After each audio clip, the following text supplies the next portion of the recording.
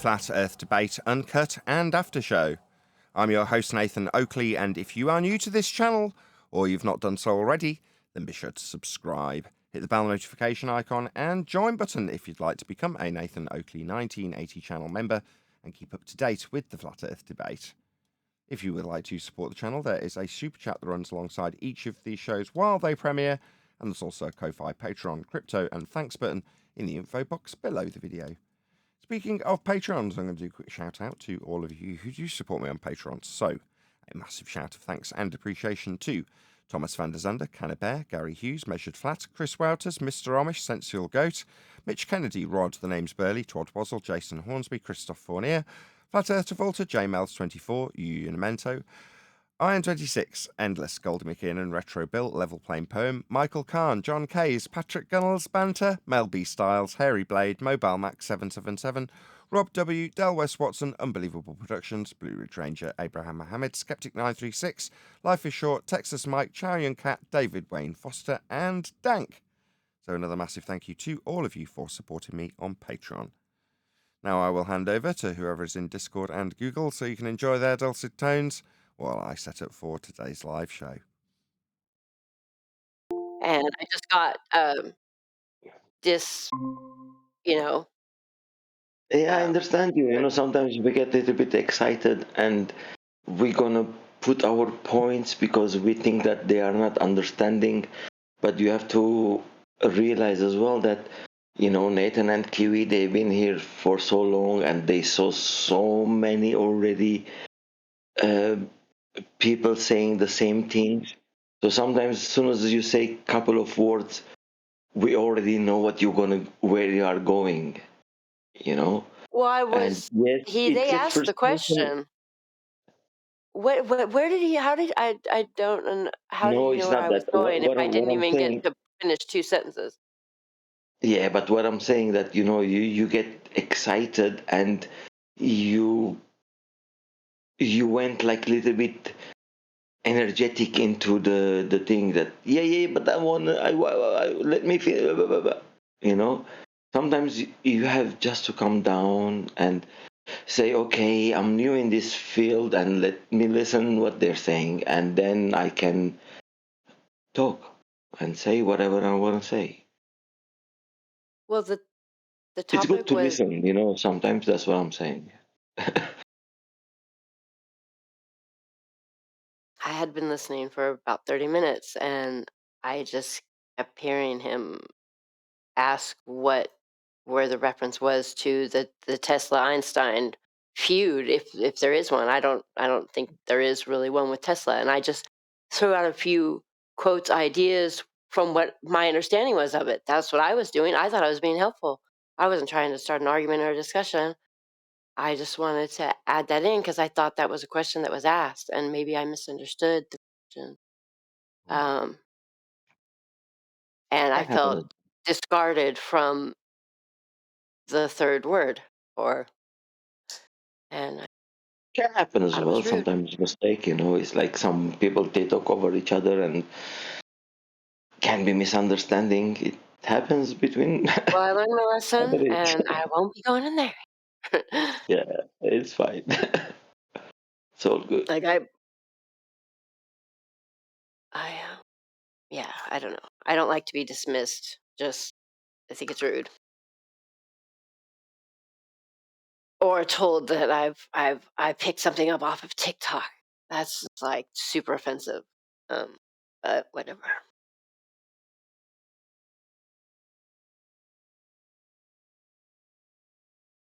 Or I felt like I was being belittled, as if I just woke up and decided, hey, I'm gonna go ruffle some feathers over here, or whatever. I admit, I do get excited. And just relax and everything will be okay. Don't worry. And I think sometimes I do sound more excited than I am. It's just it's how I am. Um, and it rubs people the wrong way. So I do realize that.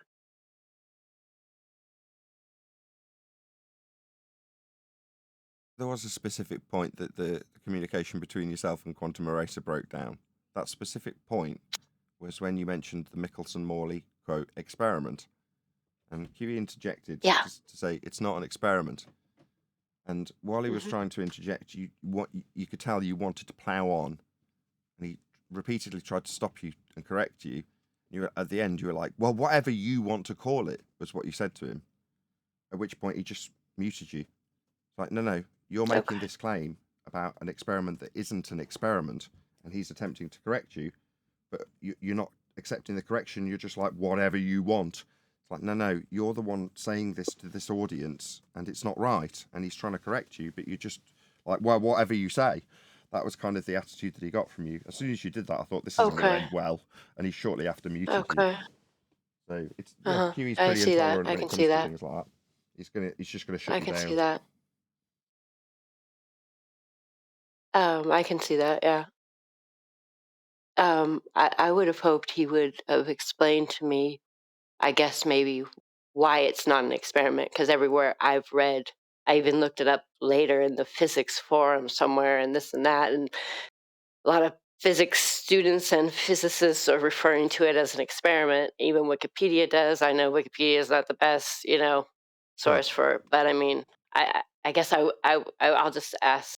I should have asked him. Then what is it if it wasn't, or why does he think it, You or just why can is ask it Nathan not? now. You Okay, why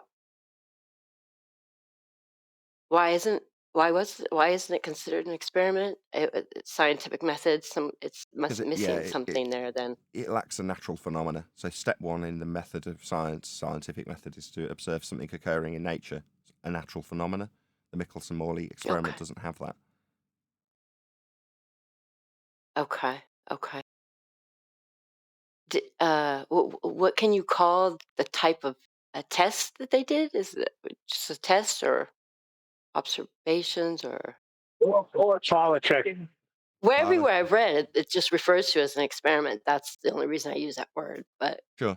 I mean, if there's a that's better word, again, that's partially why you got such a stern reaction when you did, because in hmm terms of what that represents, that statement or that question that you just asked, it represents about 2 years of QE going into this community, if you want to call it that, and re-educating them in terms of what science actually is. Again, another not a justification as far as you're concerned, because you just got cut off, right? And you're just like, why did he cut me off? Why did he tell me why it's not an experiment rather than just shutting me down? Well, he had spent a good 2 years when he first got here training the entire community on what science is. Some people rebelling against uh-huh, that and saying he's wrong. Some people understanding how powerful that is. Others who, like uh-huh. yourself, just never come across it, which is obviously fine. He can't make you know what science is when you call things an experiment, which aren't. But Okay. just to, I mean, I didn't call it. I'm not calling that an experiment. The you are. Wherever No, I've you did. read it You anywhere on did. the internet, it's No, calling it. yeah, but Well, you yeah, did. I Yeah, read it from sure. somewhere else, though. I get that, but repeating it means that you own it now. That's the problem, you see. So when you say I didn't say it, I'm just repeating it. Okay. No. Well, then When you tell say me what. okay, I'm talking. When you say things, that means that you own them. They've come out of your mouth then. So when you say I didn't call it an experiment, I just repeated it through ignorance. It's like, well, then stop talking. So he stopped you talking. If you don't know what an experiment is, he's going to stop you if you're going to use that word. Now, you obviously, based on what you've told us here today, didn't know what that word meant, and you're appealing to find out, which is great. But by the same token, when someone's running a live show who's extremely disciplined in that particular subject, and someone uses a word incorrectly, they're just going to stop you. They're not going to apologise. They're not going to sit and explain something in the middle of a live stream to you. They're just going to say, no, that word's wrong. Stop. And if you don't, and say, well, whatever you like, no, you're the one using it. It's your word now. So it's not what he likes, it's what you liked, and what you liked Okay. was wrong, so he stopped you. Okay. But that's not your fault in many ways. Most people, just to make clear what I'm saying, would also assume that something labelled as an experiment in every single reference they look at is an experiment. That's not unreasonable. But that is also simultaneously the reason we've been deceived into believing we're on a ball, because the general public is under the misapprehension that science proves we're on a ball, because science, the methodology that is, and its empirical nature, that is to say it proves things, has been hijacked to pretend that things have been proven when they haven't. Hence, it's of a high degree of importance that we get that sort of terminology right, like experiment, when it isn't. It's happening right now with Antarctica. They're calling something an experiment that isn't. Same thing. Mm-hmm.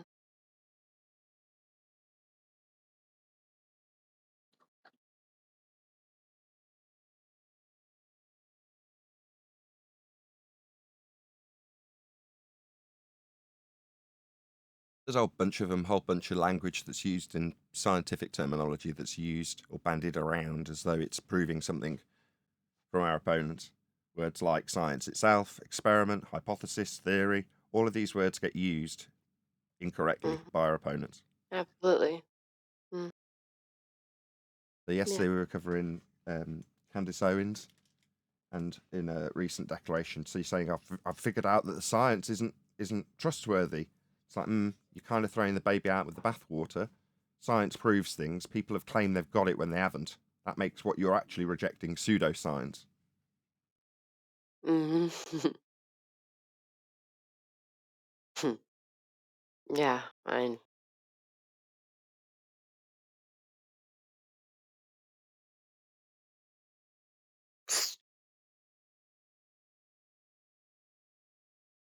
I did feel bad for you though when it happened. I've got to be honest. I don't know how to I would like to ask You would like to ask what?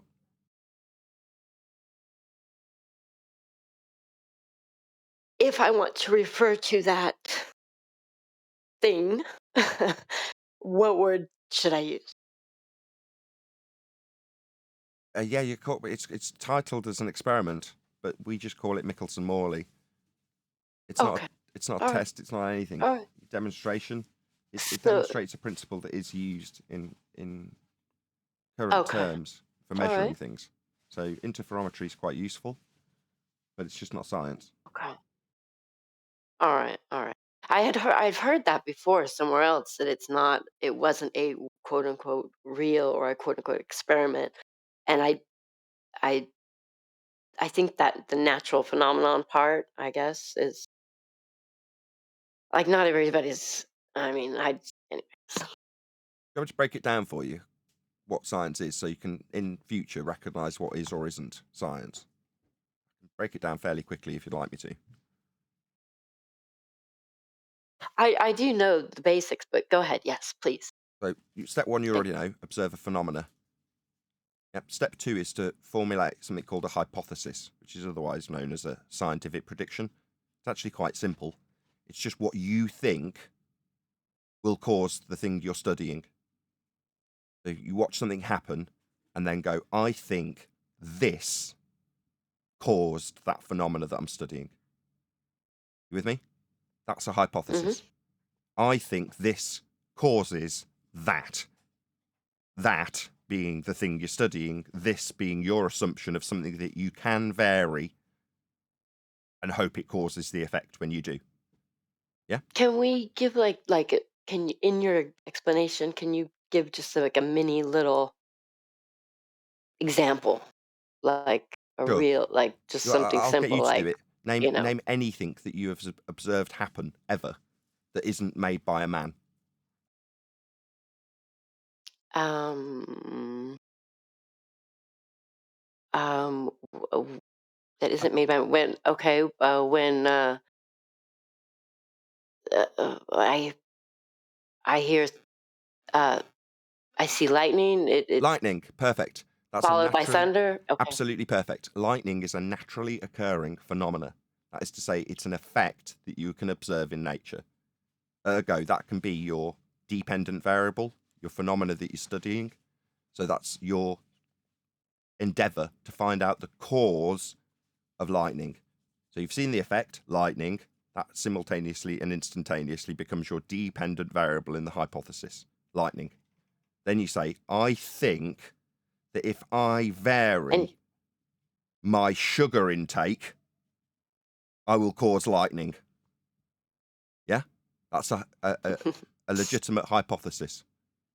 You mhm. also have another thing alongside it, which is the antithesis, which is to say that if you vary my sugar content, it won't cause lightning. That's called a null or zero difference Mm-hmm. result, and sits alongside the prediction that you're making. So once you've got those two things, you can then actualize that prediction, vary the thing in your hypothesis that you think will cause the lightning, the phenomena that you're studying. That's called an experiment. You vary your presumed cause and see if it induces the outcome that you are studying, the effect. If it does, you've proven your hypothesis. If it doesn't, you've proven your hypothesis. You prove the null. You with me? So at the end of the process, you're Mm-hmm. proving something. You're proving it did or it didn't cause the effect. That's science. So it's observe phenomena, form a hypothesis, otherwise known as presuming a cause of the effect, and then varying that presumed cause. That's an experiment. After you form a theory. So once you've proven a cause and effect relationship through experimentation, you can then build a theory with that data. Yeah, that's the entirety of the scientific method. Mm-hmm. And that's it. If it doesn't fit into that category, it isn't science.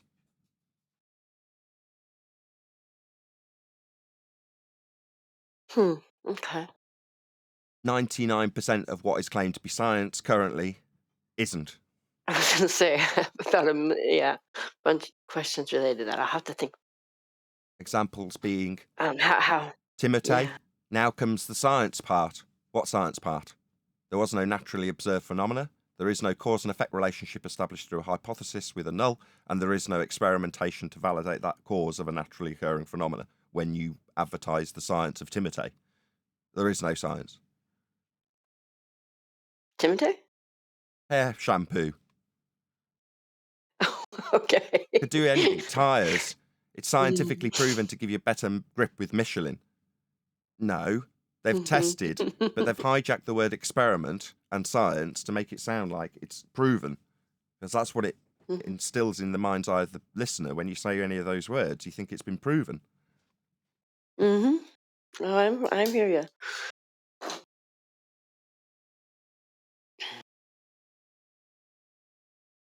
Stickler.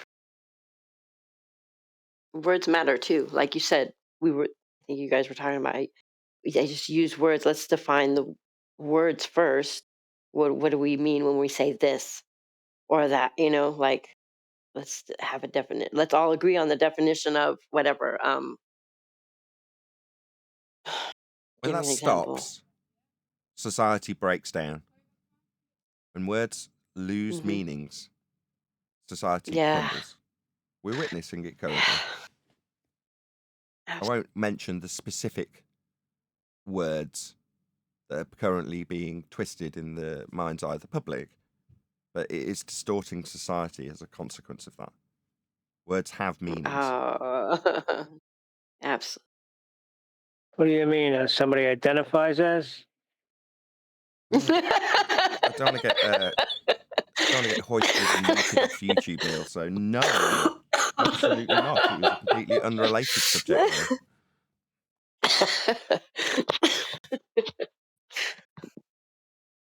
I just want to say something. Non-binary. Just hang. Hold on one second. Level. Just hang around for a while. Don't get offended, and you will learn a lot. Okay. Okay. I think I've if I been was lurking in speaking the to shadows for a long time. Go on. Sorry. I think we were speaking yesterday, weren't we, Jenny? And just Hmm. going over how what Nathan's just done there was really good. That's what we're saying. Sometimes people who are coming in or fairly new, even people like myself who've been here a while, are still trying to get to grip some things in their heads. And it's good to go over it slowly sometimes, the different arguments, like the globe calculator, how it's actually a flat Earth measurement, or how latitude is actually elevation angle measurement at sea level. It's good to go over these slowly sometimes, like go back to basics and just go over it and explain to people how this argument and descriptions work, like Nathan's just done with the scientific method. So we was talking along them lines yesterday, Nathan, because Jenny was not struggling. She was just trying to Yeah. get some things in her mind. I was trying to explain some things, but She's just trying to learn and take things in. So that's what we was talking about. And also beware the wolves. The ones that are claiming this Michelson-Morley as an experiment because they want their ether to be real. Mm-hmm. Well, oh, I thought that it disproved the ether. Didn't it? They didn't detect any? What disproved the ether? There's a number of ways you could interpret it. Its results is what I'd say. But just for the benefit of my live audience, when you're not talking, even if you're back and forth with someone else, try to stay on mute. It just causes a bit of feedback if you don't. Yep. We're talking about the parlor trick?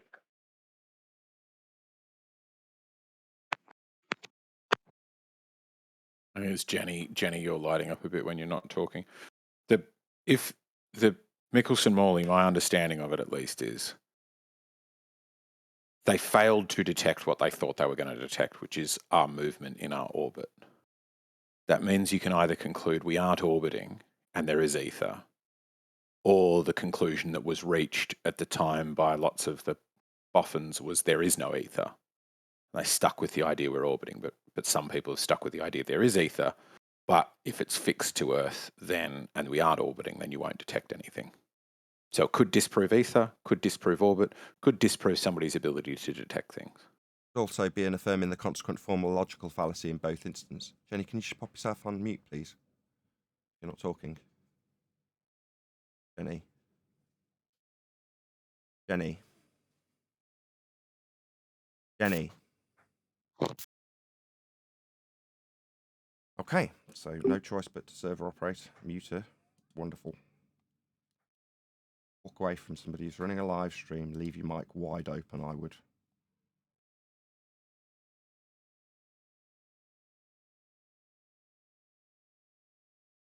Huh.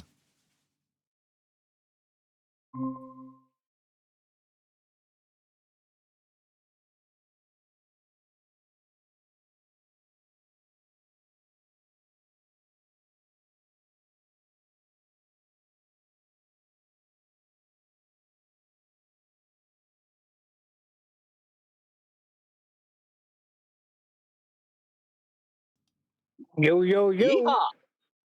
Hello. Hello. Hello. Is it eggshells? You got into something just before the live show started, which I'm going to reiterate, which was to say that the Netflix argument was put to us in the pre-show about ether, which is the affirming the consequent fallacy that if the Earth is turning, we will see deviation in a gyroscope. We see deviation in a gyroscope, therefore Earth is turning. And then the false dichotomy equivalent. My bad. Go ahead. Michelson-Morley was attempting to detect linear movement in our orbit. I was in the middle of explaining what the fallacy was. Go for it then. You interrupted me. It's, if the Earth is turning, then we'll see deviation in a gyroscope. We see deviation in a gyroscope, therefore Earth is turning. Now, you can state the contrary, which is if Earth is turning, we'll see deviation, but we don't expect we'll see it. Oh, what do you know? We did, but that's because it's ether. That's the exact same affirming the consequent fallacy.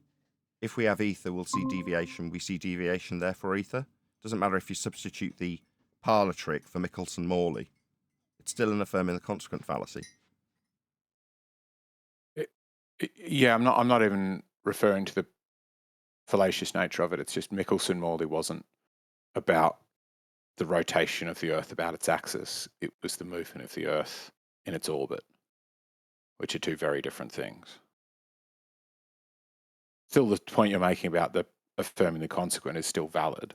If we expect to see X, like if Y, then we expect to see X, we see X, therefore Y. It's still fallacious, but you just got the wrong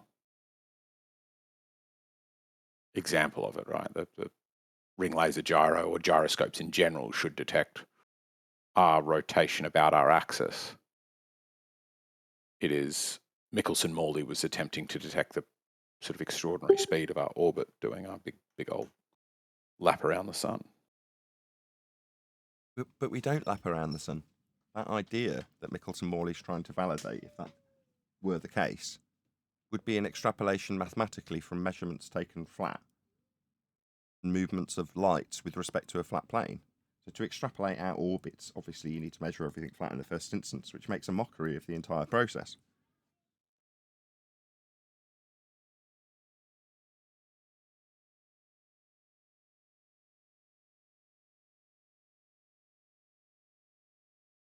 What's with the screen name? Anyway, eggshells are flat.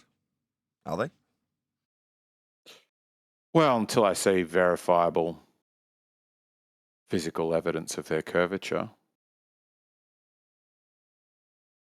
On eggs? I can hold an egg, they're very curvy. Eggshells. Even eggshells. Egg itself is a separate question. Yeah, fair enough. Do you have proof of their curvature? On the Argument contrary, from we personal measure Earth experience flat. is fallacious, right? Well, we measure Earth flat. So the claim of curvature comes from those measurements. Well, Earth could be flat and eggshells could still be curved or flat. I don't think that would solve it No, either Earth way. is. Yeah, Earth is flat. That's how it's measured. As I say, the derivation of the sphere belief comes from those measurements.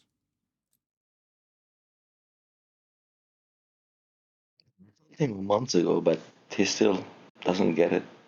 He still thinks that he can get a 90-degree angle on the curve's baseline. We can really? have a Tell us whole more. conversation about that if you can finish the thought. What's the thought?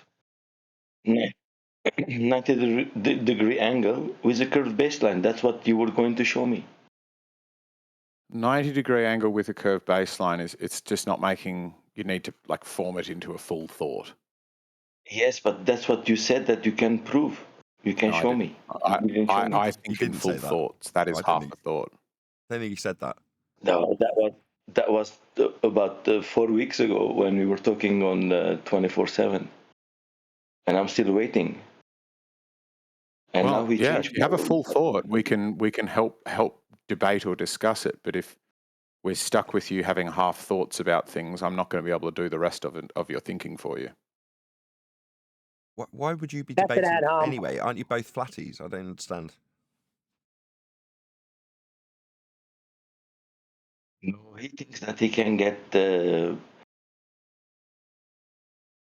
90-degree angle on the curved baseline. And I said, you cannot do it. So he wants me to go to tangent first before he proves me that he can get a 90-degree from the curved base. That was the whole argument. And he cannot show me 90-degree with a Didn't curved sound like that to baseline. me. He wants to take me always to the tangent. You sure it's the same guy? Eggshells is a glober, but he pretends to be a flat earther sometimes, don't you, Shells? Yeah, I I'll knew he argue was with a anybody troll. who's demonstrating poor reasoning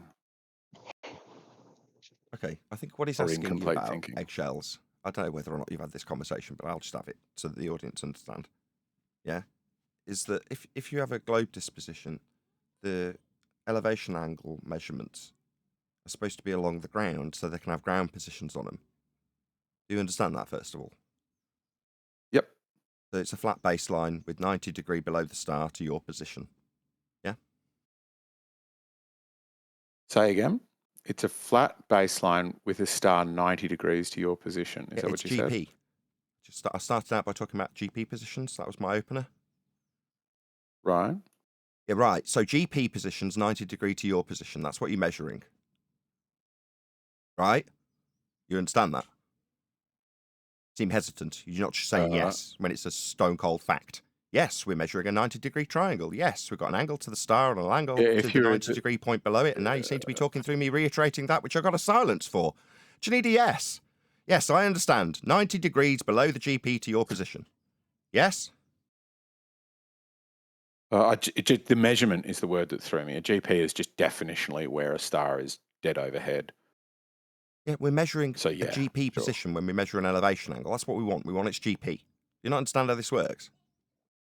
We want its GP. Yes, No, the that ground sounds position. wrong. Yes, that's what we want. But No, you we'll don't get its understand this ground process. Why am I position having this wrong. conversation with you? It Distance to seems you don't GP. understand this process, so why am I even having this conversation with you? Why am I even talking to you? Well, Don't I think understand. I Stop think you're being a talking. bit generous Stop. to yourself Stop. calling it a Stop. conversation. Stop.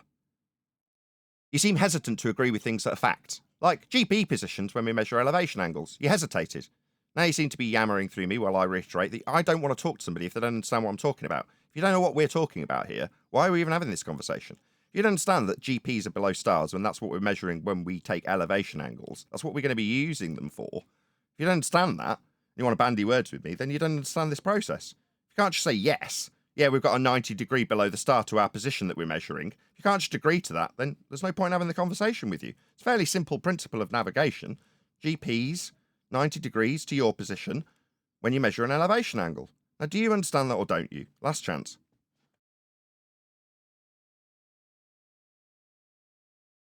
It sounds like you don't want a conversation, so I'll just. I'm let you having a keep ranting. conversation. I'm asking you if you understand something, and you're telling me I don't know how to have a conversation. Yeah, I do. I'm asking you to It confirm. sounds like you're. It sounds like you're your talking straight through the middle of me, requirement- pointing out that you haven't confirmed something that I've asked you. It seems like you're You're having just a dodging tantrum. the question and now rumpusing me as I reiterate the fact that you can't even bleed an answer. It's a yes or no question. You understand there's a 90 degree to your position at the GP of the star when you measure an elevation angle. It's the fourth time I've asked you. But it's can I answer? You at stuttering, length? globe-believing zealot. Why can't you just say yes rather than stuttering? I want to explain to you my I hesitation. don't need an explanation to a closed question. Then no is my answer. So, no, you don't understand that GPs have got 90 to your position. That's not what I was saying no to. Well, that was what I was asking. It seems like you're answering no to a question you haven't been asked then. So you're an unreasonable guy who doesn't communicate well. You don't seem to understand and comprehend questions you've been asked 4 times that are closed. You think they need explanations. Then when you give a negative answer, that's a no, it's to a question potentially that wasn't asked you 4 times. So it seems you're unreasonable, eggshells. Seems you're an unreasonable just sounds person like with a you're very globe scared belief of who's having now a talking to reasonable me, pointing out how unreasonable you are. You thought that was your opportunity to open your mouth and talk straight through me, didn't you, eggshells? Now I'm pointing out how unreasonable you are. I left a protracted silence for you to answer in the affirmative or negative when I asked you a closed question for the 4th time. You didn't answer. Now you seem to be answering while I'm talking. No, eggshells. It immediately is obvious and apparent to anybody who's listening to this that you are unreasonable. And we know why, don't we? We know why, because you're a globe believer. The guy who had an issue with you, Mogtow, whatever his name is, was pointing out that you had issues with 90s on baselines. Me, I'm asking you a direct, closed question 4 times. You stutter as an answer and then start yammering me, pointing out how unreasonable you are. No, you can't answer because Earth is flat as soon as you concede that. And then what, you think you're going to take your victory through the top of me? I haven't asked you anything. You didn't succeed in answering a closed question, Excels. That means you're now excluded from this conversation.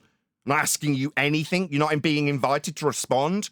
You failed. 4 attempts isn't a reasonable man having a discussion with me. Doesn't mean I want you to yammer through the top of my conclusions. You've already demonstrated your unreasonable nature. That's the end. You don't seem to understand that. You think I can just ignore a closed question 4 times, answer a different question no, suggest I need to give an explanation to a closed question, and then continue in the discussion. No, eggshells. Now I just don't want to talk to you. We've immediately established how unreasonable and globe-believing you are. Because you can't concede a fact about measuring star positions on the ground at 90 to your position. A fact that you're going to yammer through right now. You've just yammered through it like a zealot, haven't you? Yeah, I'm concluding, zealot. That is to say we have 90 on the ground. That's how it's done. He can't just say yes to that fact. He has to rumpus the crap out of it every time it comes because it undermines his globe faith.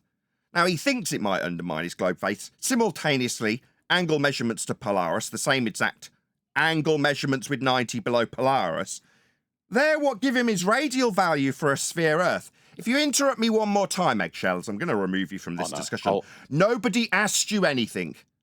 Good. Bugger off. Yeah? Run away when I've told you, get lost. Don't talk. Nobody's asking you anything. You had your chance to answer a question. It was pointed out in my MGTOW that you didn't want to answer it 3 weeks ago or however long. I asked you 4 times. What? No. What I'll do now is not answer it and then chant through the fact Earth must be flat for the 90 you won't concede. Immediate failure to concede by a zealot on a globe. That's what we've just had demonstrated. And what did he do as his opener? Pretend to be a flat earther. These people are scum. They're just deceivers. If anybody thought he was a flat earther when he came in about Michelson-Morley, then you just need to check yourselves. That's a baller all the way through. Yep. That's what I said. My conversation with him 4 weeks ago started when he said, he was talking on the 24/7 Discord, and he said latitude and GP of Polaris, and then I told him, that's when I stopped him and I told him, so GP to Polaris, so from you to the GP of Polaris is 90 degrees. He said yes. I said, how can you take it on the globe? He asked me what is the tangent. I said no, I just want you to tell me what is the 90 degree. And that's where he went. He never answered to me. He keeps telling me, oh, you don't know, you don't answer me what is tangent, I don't want to answer you, blah, blah, blah, blah, blah, blah. Tangent won't have a GP on it. It was the first thing I told him as my opener. That's why he couldn't answer me. Yeah. Because I already phrased it such that GPs won't have tangents on them. They won't have, tangents won't have GPs on them. You've got 1 point touching their dingling-dangleberry Earth below a tangent that they claim. Why? Because they need a flat plane to measure an angle. That's why they're invoking a tangent.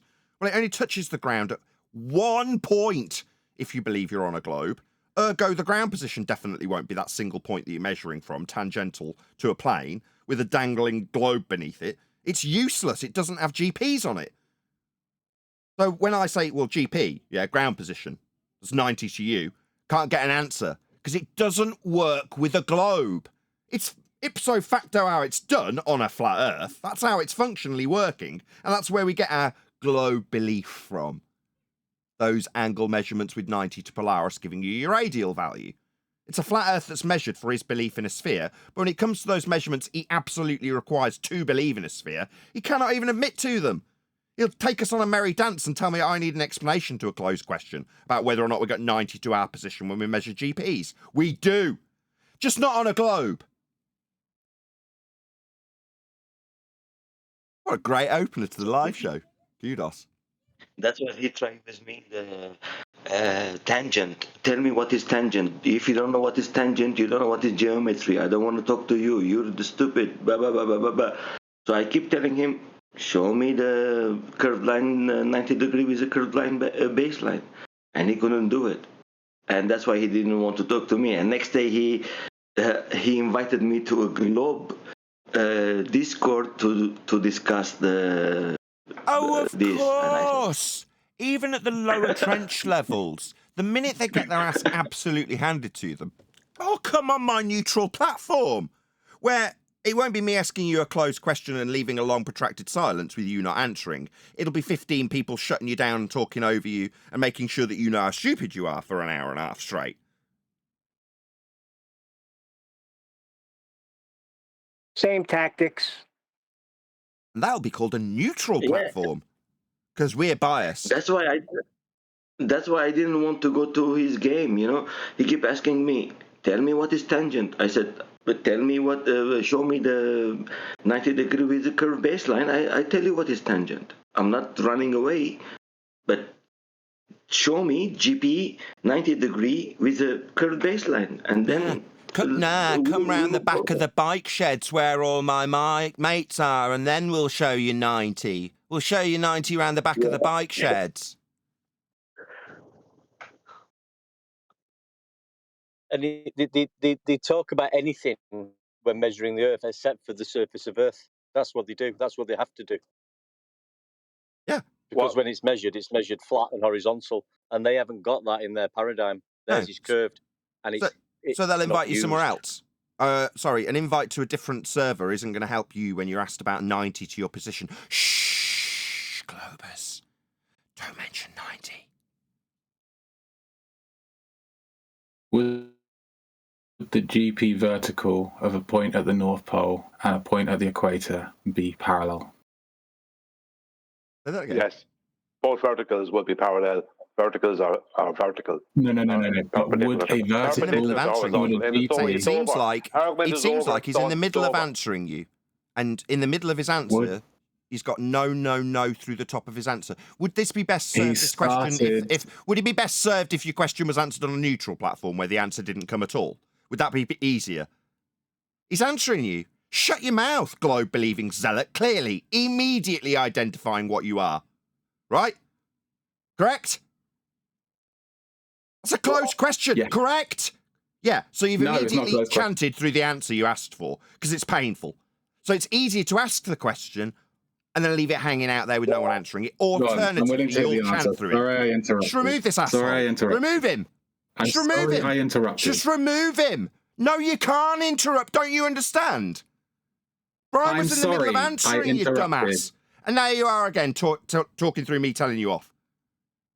Yeah, he's going to get his chance to answer you. That doesn't mean, oh no, this painful answer destroys the globe, therefore I better start talking through it. Yeah, that's what you need your neutral platforms for, zealot. So when Brian starts delivering an answer, 5 people can start talking straight through it. On a neutral platform that absolutely won't leave anybody getting any flat earth questions delivered to them in their full entirety. No, on a neutral platform, that would be tolerated, wouldn't it? Illness. No, you'll get the answer to your question. You'll shut your bleeding mouth while you get it. Go ahead, Brian. Thank you, Nathan. Yes, a vertical, as you said, at the North Pole and a vertical at the equator will be parallel to each other because all verticals and all horizontals are parallel to each other. And all verticals create horizontal. All the horizontal creates vertical. Because 90 degrees to a horizontal is always a vertical. 90 degrees to a vertical is always horizontal. You can't have one vertical not be parallel to another vertical. Now, maybe you wanted to change your question to zenith, as if that's going to change anything. It's not. There is no globe. The measurements are flat. That's the end of that. Thanks, Nathan.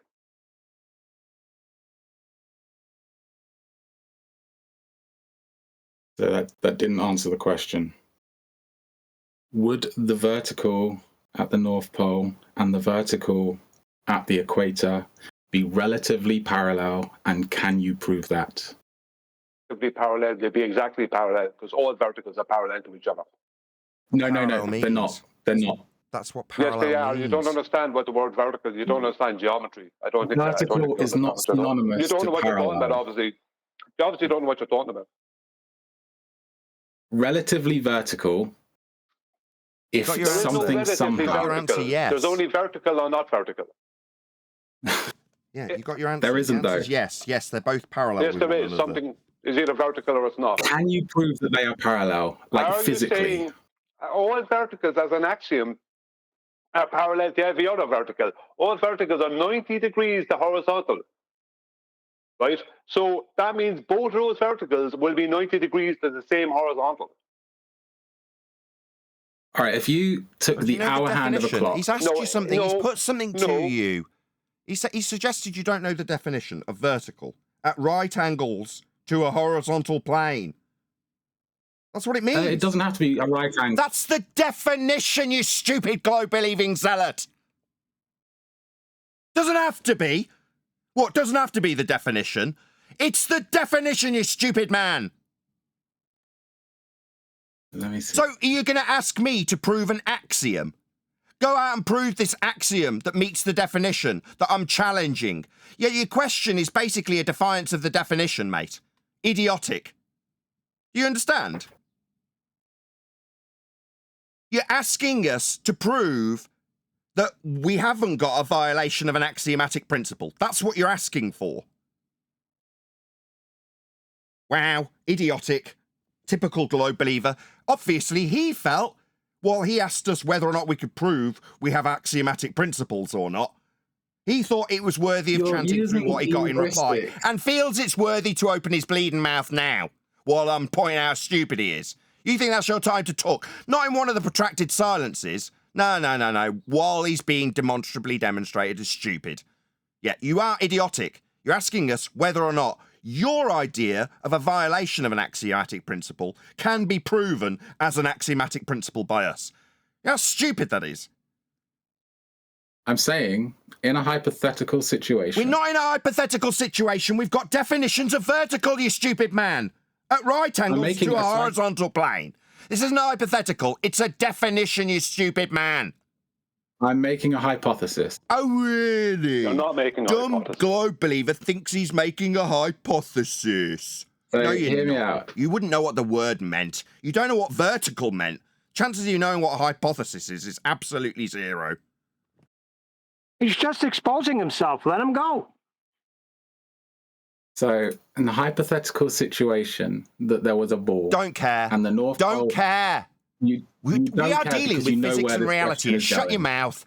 We're not dealing with hypothetical scenarios here. We deal with physics and the nature of reality, not ballers and their stupid hypothetical scenarios. I'm not interested. Go to some Imagination Land forum where you can imagine hypothetical scenarios and argue about them. We deal with physics Do you not here. want to go through Shut up! You're being told to stop based on your inability to read the room. You're in a physics forum, not an imagination forum. Physics forum. Nathan, his first question was, would a vertical at the North Pole be parallel to a vertical at the equator? Now, they are two geographical positions, right? I didn't say the equator and the North Pole. I was asking... Shut your mouth. Can someone serve me this complete arsehole who has decided that he's going to destroy what Brian is saying? Because obviously it's his turn to talk through the top of Brian with his stupid questions. He's mischaracterizing what I said. That means shut up. It doesn't mean chant through me telling you to shut up. It means shut up. Yeah. He spoke about, he said, if we had a vertical at the North Pole and another vertical at the equator, would they be parallel? Then he tried to change history by changing that around to a relative vertical, whatever the hell that is. He'd have to cite that one. And then it was for us to prove whether these two verticals could be parallel, right, to each other, even though it's an axiom of geometry. Now he wants to move into some hypothetical situation. It's like he started off asking us about reality, then he realised he had nowhere to go with that, and he wants to bring us into some heap of nonsense fantasy world that he has absolutely zero validity for. And we're the conjecture. Excuse me, what was that? Yeah, see, he said something. Then when he's asked what was it, he doesn't say anything. This is the usual stuff with them. I said conjecture. Now it's okay. Now it's cause audio issues. That's what we're at now.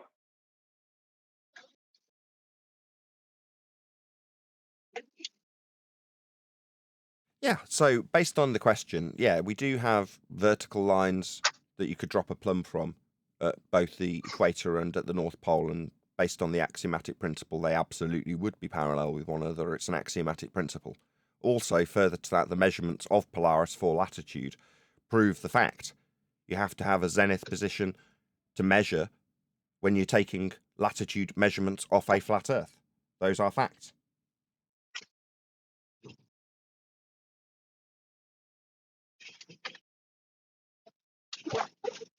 Parallel zeniths are used all the time in aerospace, surveying, celestial navigation. Right? Zeniths are always vertical, they're always 90 degrees to horizontal, to the same horizontal plane, and they're used as parallel, because that's what two verticals are. Always parallel to each other, and any two horizontals are parallel to each other. He's asking us to prove that those verticals are parallel to each other.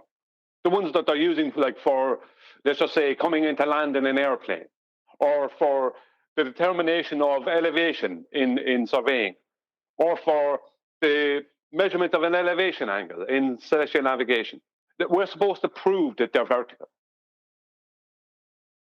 The only way for us to prove they were vertical would be the horizontal baseline that's connecting the two of them to not be horizontal and to be an arc length. Now, do you think you could do that, Nathan? Could you prove horizontals are arc lengths and not horizontals? They're not. Could you, yeah. Oh, wasn't that fun?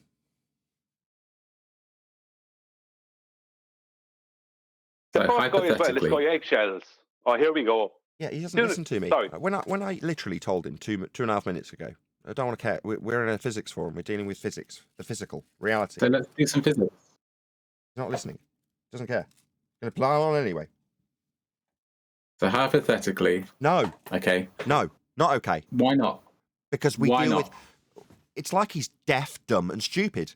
I've already explained Go to on, you why not? 3 times, and now you're talking through me going, why not, while Well, I it's not explain that your I've already freaking told you 3 show. times. Neil's been triggered to do the same thing, of course. Because we're in a physics forum. We deal with physics and reality. Physics. The So let's do that. study of the...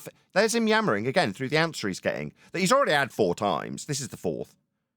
We're Just keep 8. saying Physics, nothing, there's the though. 5th attempt You with just him talking keep straight through the saying top of it. nothing. There's him talking, because obviously I'd him like to asking a have the direct question discussion, but that you he's just had the keep answer saying to 4 nothing. Doesn't times matter. requires a couple of people talking straight through the middle of the actual answer. On a neutral globe forum, this would be perfectly acceptable. Maybe the host would step in to say that there's been chaos that I've caused. Now, I'm answering you. It's the same answer you had the 3 times, no, 4 previously, no, 5 previously that you've interrupted the last 3 in the last 30 seconds. Why won't I accept a hypothetical? Because we deal with reality, not hypothetical Science scenario. starts There's with the 6th attempt. hypotheticals. 6th attempt to say it. You with a said it zealot earlier. You globe believer literally said chanting it at the through me. beginning of the 6th show. attempt with a Science starts zealot with chanting through me. hypotheticals. No, you're no longer You taking part literally in this said discussion. Can one of the server moderators permanently remove this person from the discussion? Just take him off the line. I don't Oh, want you're to hear such a him ever pussy, again. man. One of the server moderators remove this Bye-bye. person that is still literally, Bye-bye. in me appealing for him to be removed, deciding that the best way to deal with that is to continue the behaviour he's being removed for. No, you are intolerable, like every single globe believer we ever have come to us. They simply don't want the answer. We give him the first time, the first rendition of why I won't accept a hypothetical, because we're a physics forum. After the 4th and 5th and 6th and 7th rendition, what are we getting? We're getting him chanting through the justification for stopping him, because if he does that, in his mind, it won't have come and he can carry on giving his hypothetical. Yeah? Because he hasn't heard it, therefore it wasn't delivered to him 8 times. These people are unreasonable. We're dealing with unreasonable people.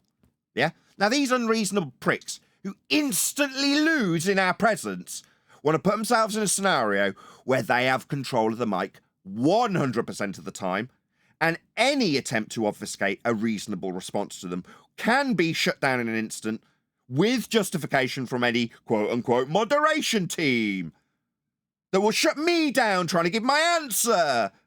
That's what they need to have a perceived win, because they can't win. That's the only way to get a perceived win. It's to chant through anything that comes back at them. Anything, literally. Literally, we haven't had a single response today. We've been on air for over half an hour, and not one response from a globe questioner has been tolerated. Not one. Well, what's funny, the first guy down, Nathan, this guy Eggshells, and he asking you, how would you prove that eggshells are curved? It's like, that was like, what he was trying to say there is, they produce a load of evidence of curvature for us, and we ask them for the evidence of curvature that we supposedly have, denied their evidence. There is no curvature. You can't have evidence for something that isn't there. That guy was trying to insinuate, like, in some kind of a smart ass way that, we deny the evidence for curvature. There is none. There is none. It's been almost a decade. No evidence. Sorry. I thought it was too big. Yeah. Too big to measure the curvature? What's wrong with you guys? Maybe you guys should debate each other. Like the guys who think it's too big to measure curvature and the guys who think it's curved. Maybe you guys should debate each other first before checking us out. To Flat Out Truth, he said, Eggshell's argument was thin like one. Thank you for the super chat.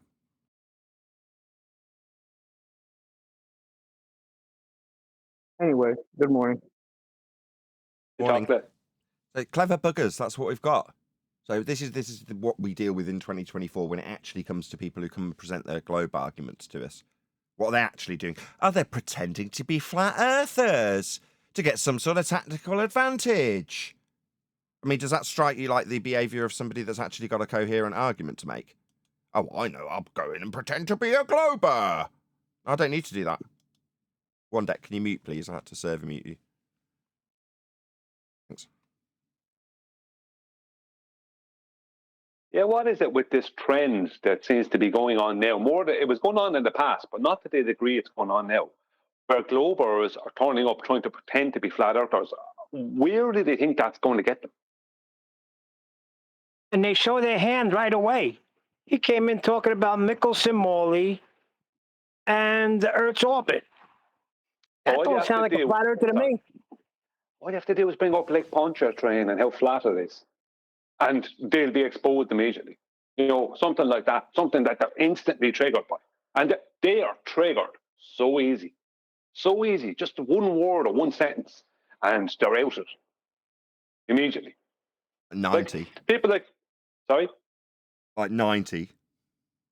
Yeah, like 90 degrees. Although not as much, because they're all... See, this is the other thing I wanted to say, but I couldn't talk. And you got into it with the guy anyway, so I didn't want to get involved. They want to have an argument about how you can have 90 degrees to a curved surface with a tangent. See, as long as you're arguing with that with them, you're technically moving away from the actual argument, which is the surface of Earth. Because they're going into a geometric argument that you could solve on GeoGebra, right? But we're talking about Earth itself and the surface of it and the use of that surface and what that surface has to be for us to do what we do. Or, well, not what we do, but what celestial navigation do and others. So that's where they'd rather have an argument about how you can geometrically get using a tangent plane, blah, blah, blah, moving it away, just like this guy with his hypothetical fantasy, moving it away from reality. That's all they want to do. Let's bring it back to the actual surface, the real physical, tangible surface, right?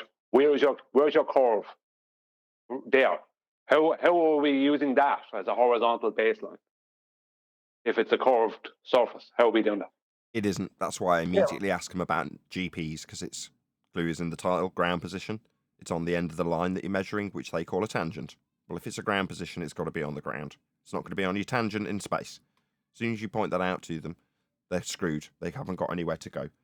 They won't then concede to 90, because if you haven't got them to concede that off the bat, they'll say, oh yeah, you can have 90 to my tangent.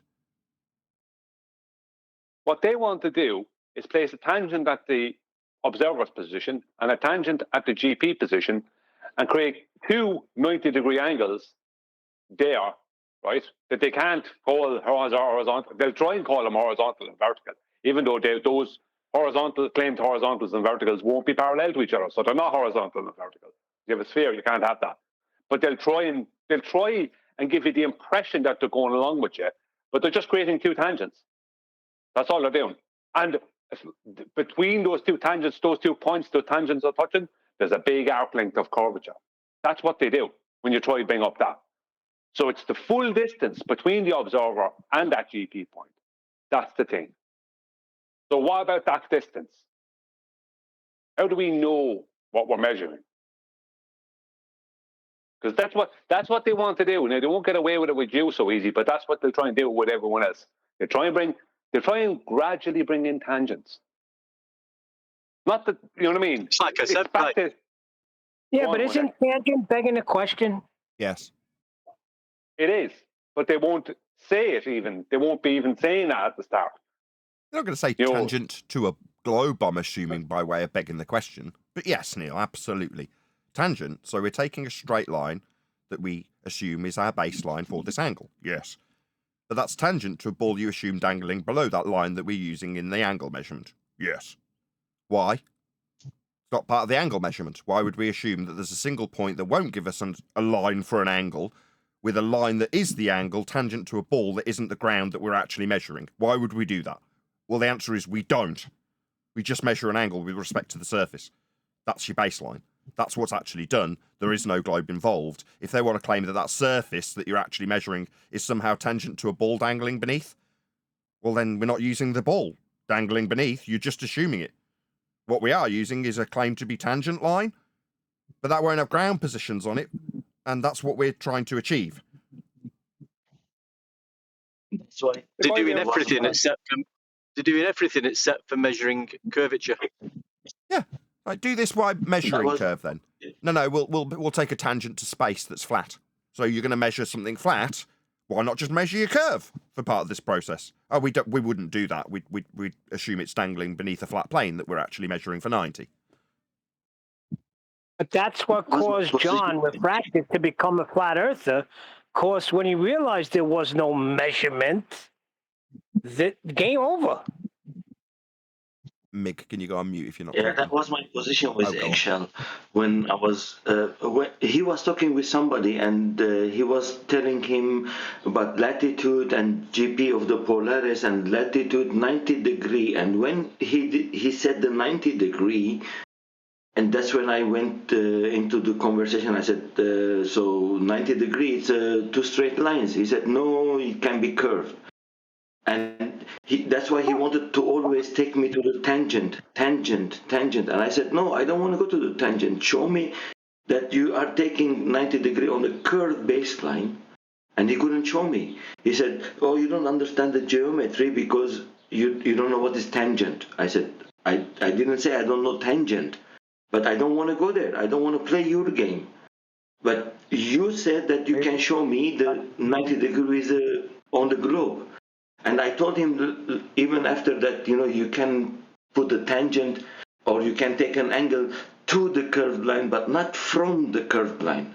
You put a tangent, but not from it, to it.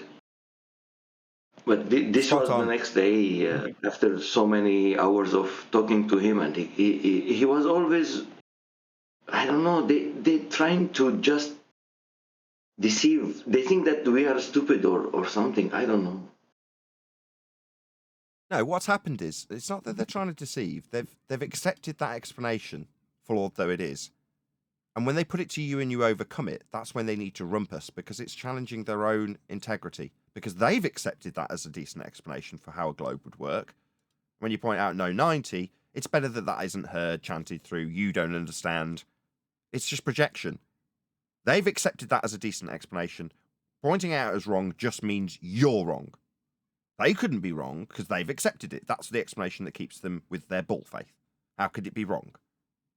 Earth is obviously a ball, and when I state this and you challenge it, that's not fair. I'm going to chant through you. I'm going to interrupt this. That's their attitude. It's just projection. Exactly. It's like they show what they are. It's like they're not honest. They just want to attack you. Yeah, we're measuring from the surface. They want tangency to a ball, they assume. When you highlighted the from and to, it's immediately that tells me, Mig, that you know exactly what you're talking about in this argument.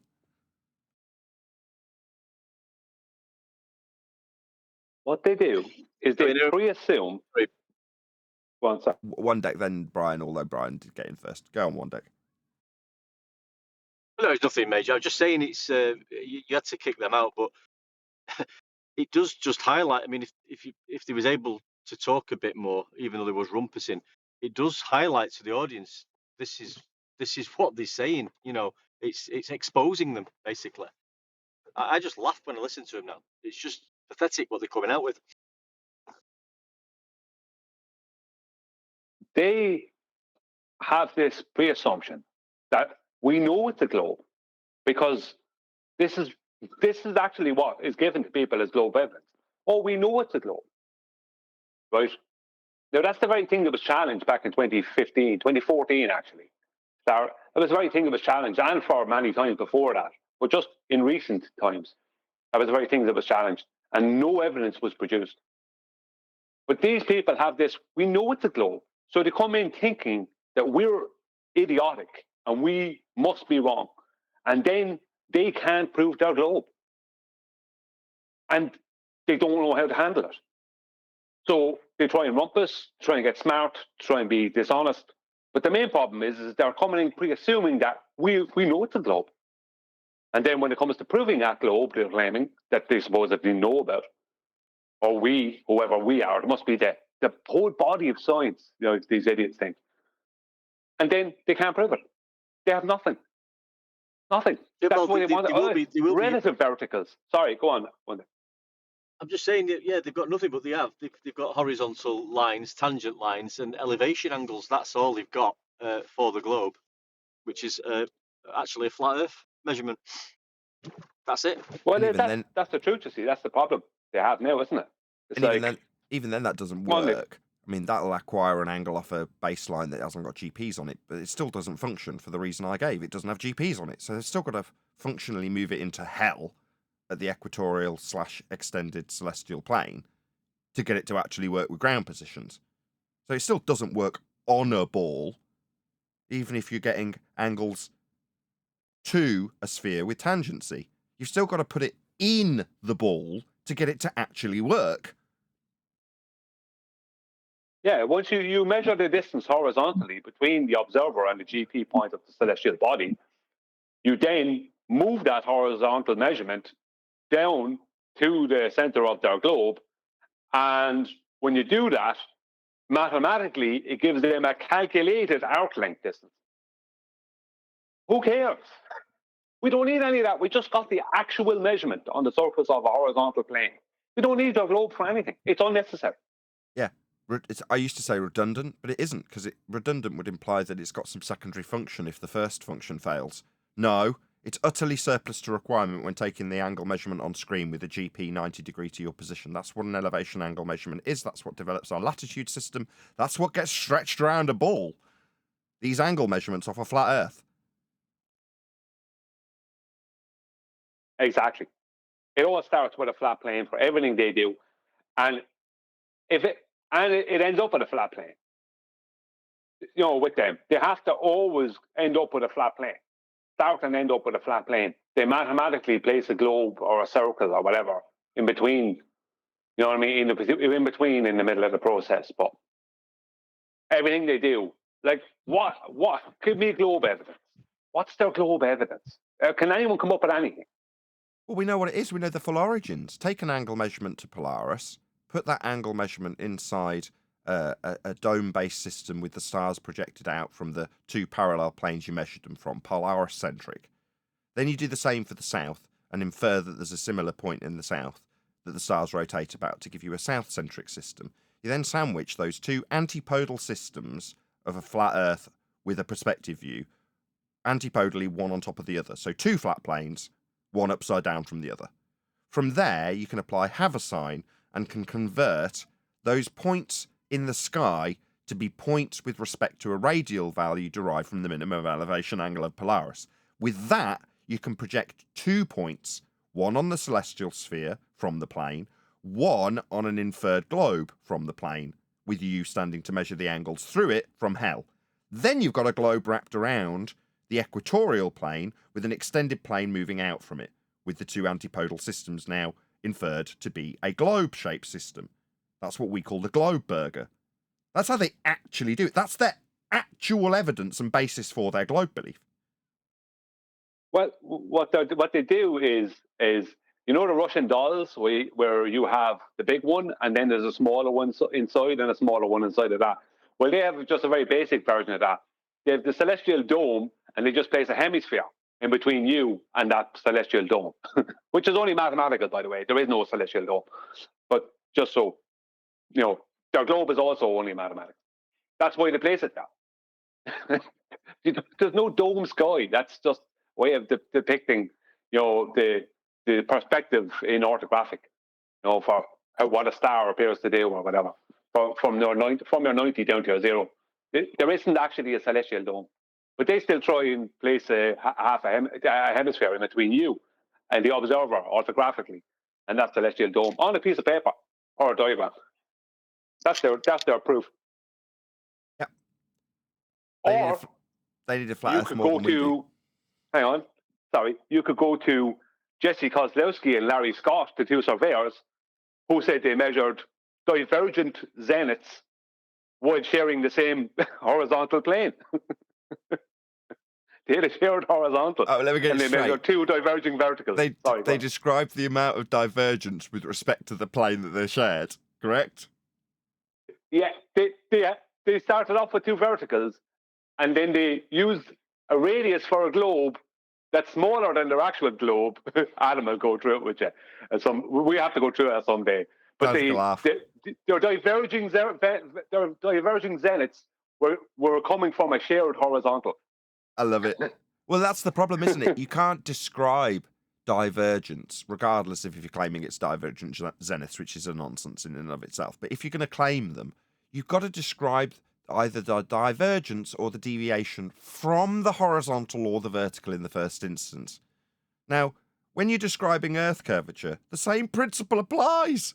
To describe Earth curve, it's a deviation from the horizontal plane of reference. That means you must have a horizontal plane of reference to describe it deviating from. Earth curve requires a plane to describe it from. Absolutely. This is exactly what that guy told Terrence Howard on that show on Joe Rogan the other day, when he said like everything in known existence curves somehow, but then he doesn't understand that you need the linear to describe how things deviate from that. Exactly. Now, typically I wouldn't take recommendations for videos from the chat, but when it's Paula, it's a different story. I know how well she vets things. So from the chat, thank you very much, Paula, or Bible U. Subscribe today. She does have a YouTube channel. She produces a lot of content, so check her out. She's in the chat. I'm sure she'll spam a link to her own channel, so you can check out hers. But she has recommended this that came out a couple of days ago. Now, we actually covered Level Earth Observer on this exact same subject about 2 weeks ago, so I can only assume this is different to what we've already covered. But I'll do again what I did 10 minutes ago when I thought we were going to start covering this, which is to say, send him a nice message. It's nice to be doing a friendly. Been a couple recently, Eric DeBay and now this guy again, which is great. It's nice to be sending people to people on our own side with positive, genuine comments where I can encourage you to legitimately subscribe to this person and leave him a like, as I will do now. Also, leave him a comment. It helps him in the YouTube algorithm. This is obviously a hot topic at the moment. This video's had almost 3,000 views from a 13,000 subscriber-based channel. So this is a really good video in terms of its pickup. So yeah, definitely help it along in the algorithm. Leave it more comments. Leave it some replies to other comments. I've dragged out this call to action so that people who are in the live stream chat right now actually do this right now. And there's well over 100 people watching, 107. So please toddle along to Level Earth Observer's video and let him know at Nathan Oakley 1980 sent me. The video we're going to be covering is the final experiment just lost all credibility. And as I say, this was recommended by Bible U from the YouTube live stream chat. So, without further ado, that's Can I just say something about Level Earth Observer? He's a terraplane operator, and that's when he got into this. What absolutely changed his mind completely is that there's no way he could use that terraplane on a rotating globe. It would be impossible. He said, and the terracranes that are close to him or on other construction sites must be parallel to his terracrane. Is that the contents of this video? Because I have no idea what you're talking about. No, I'm just saying Level Earth Observer. That's who he is. He's a terraplane operator. I said that at the very start.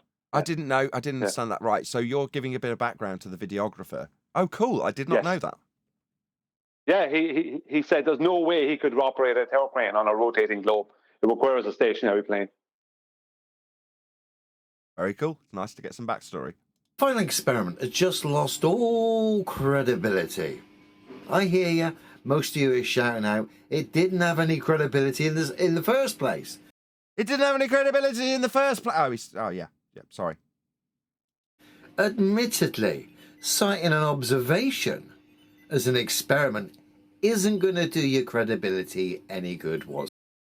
Bob on. Absolutely spot on. Right. If we see this... Yeah, go. I just said I like this guy already. Yeah, Level Earth Observer's great. Whatsoever, particularly the angle Will Duffy was going. But what I'm about to show you now Angle? Was that some reference to the angle above the horizon? Maybe not. Yeah, isn't too great, to put it mildly. Bear with me. I'm quickly over at Will's channel, The Final Experiment. I just wanted to show you the very first video he made, The Final Experiment of a History, part 1 of 6. The very first video he made was 4 months ago, just over 4 months ago, okay? So we've got that as a timeline. Okay.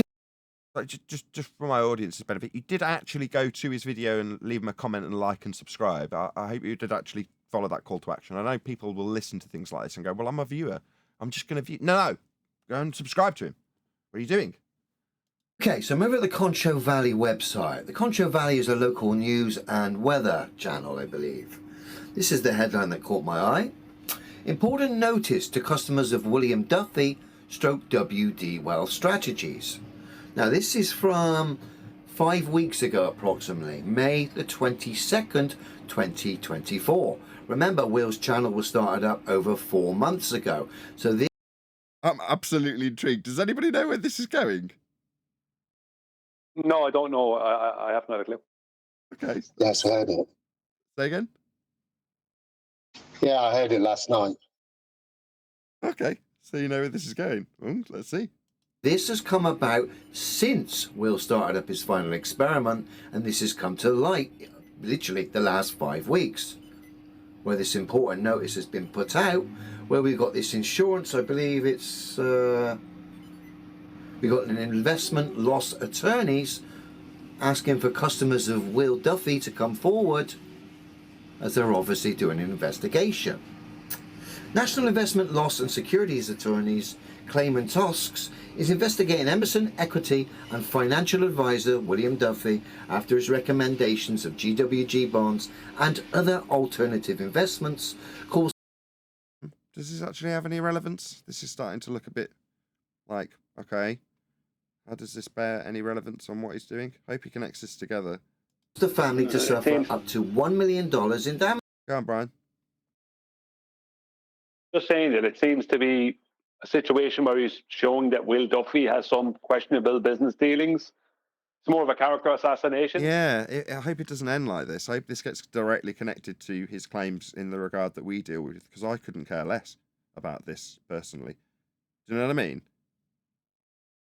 Yeah, for me, character assassination doesn't matter. Sorry, okay, computer.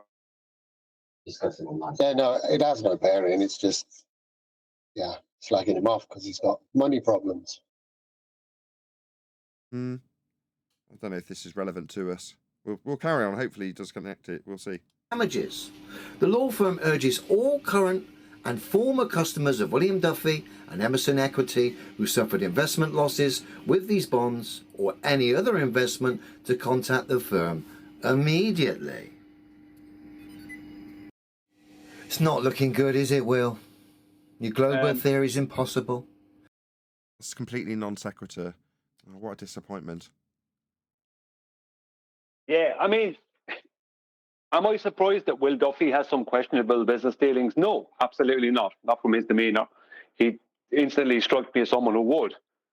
But that doesn't, like, maybe the implication is that he's going to try and rip people off of money with this whole thing, or the fact that he's a con man in this way, or possibly, I can't say he's a con man legally, but the fact that he's being investigated this way means that he's not trustworthy in another way. Fair enough, I would say that. But that doesn't mean that he's not going to go and bring people with him to whatever Antarctica is to try and see whatever they're looking to see. One doesn't follow the other. Yeah, it's non sequitur.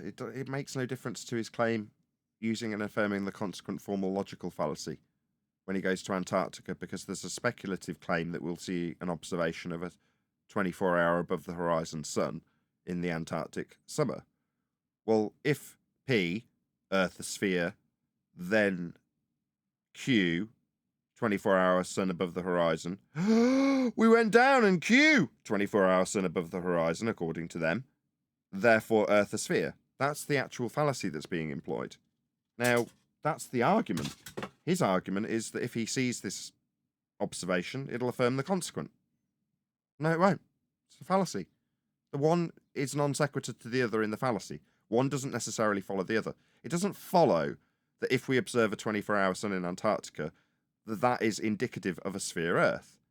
They say, if we assume that when we travel south we are antipodal from our original position, therefore the observation of a 24-hour sun affirms our antipodal assumption of a sphere. That's how they phrase it to make themselves believe that this is proving sphericity. It doesn't. If it did, the 24-hour sun, prove a globe, then you just go to the north, because there's easily attainable documented proof that that occurs. I've got some of it. It's really easy to get, because it really does happen. Therefore, lots of people see it happening. Now, why aren't we using the north sun above the horizon in a 24-hour period? That is to say, midnight sun, when it's supposed to be dark, nighttime. We've still got the sun up. Why don't we use the north? Well, because we haven't got the insertion of assuming that we're antipodal on a globe when we observe it. So we've got to go south so we can assume we're upside down from where we began. Then when we see the 24-hour sun, we affirm our assumption of antipodal positioning, of course. Now, if the guy who says that is a convicted fraudster and spent 20 years in jail, came out and then took up this particular line of work, would it be in any way relatable? This guy just got out of jail and now he says, if P then Q, Q therefore P. The jail bit's irrelevant. Doesn't matter. I mean, I'm not suggesting this guy's been to jail for anyone who's about to sue me. I'm not suggesting that. But by comparison that's more extreme, it wouldn't matter if he'd served time for something in the past that had been shown to be absolutely fraudulent. Who cares? His claim is that we see 24-hour sun with an antipodal assumption. That's it. That's all we've got to deal with. There might be a connection. Can I just say... There is a bit more to this video. We're only 2/3 of the way through, by the way. Go ahead, Brian. Well, can I just say that flat earthers are in danger of doing to the ballers what the ballers do to them, which is character assassinate them. All that should matter is actual evidence. Now, would I put my money in the hands of this Will Duffy guy? I personally wouldn't, but that's not financial advice. That's you make your own choices on that. But whether he did or didn't do business correctly in other ways or with other people has no bearing on whether he's going to show us a 24-hour sun or not. That's all I'm interested in. He's claiming that he's going to show us this thing and it's going to prove a globe. Well, I want to see him first show it, then I want to see him prove a globe with it.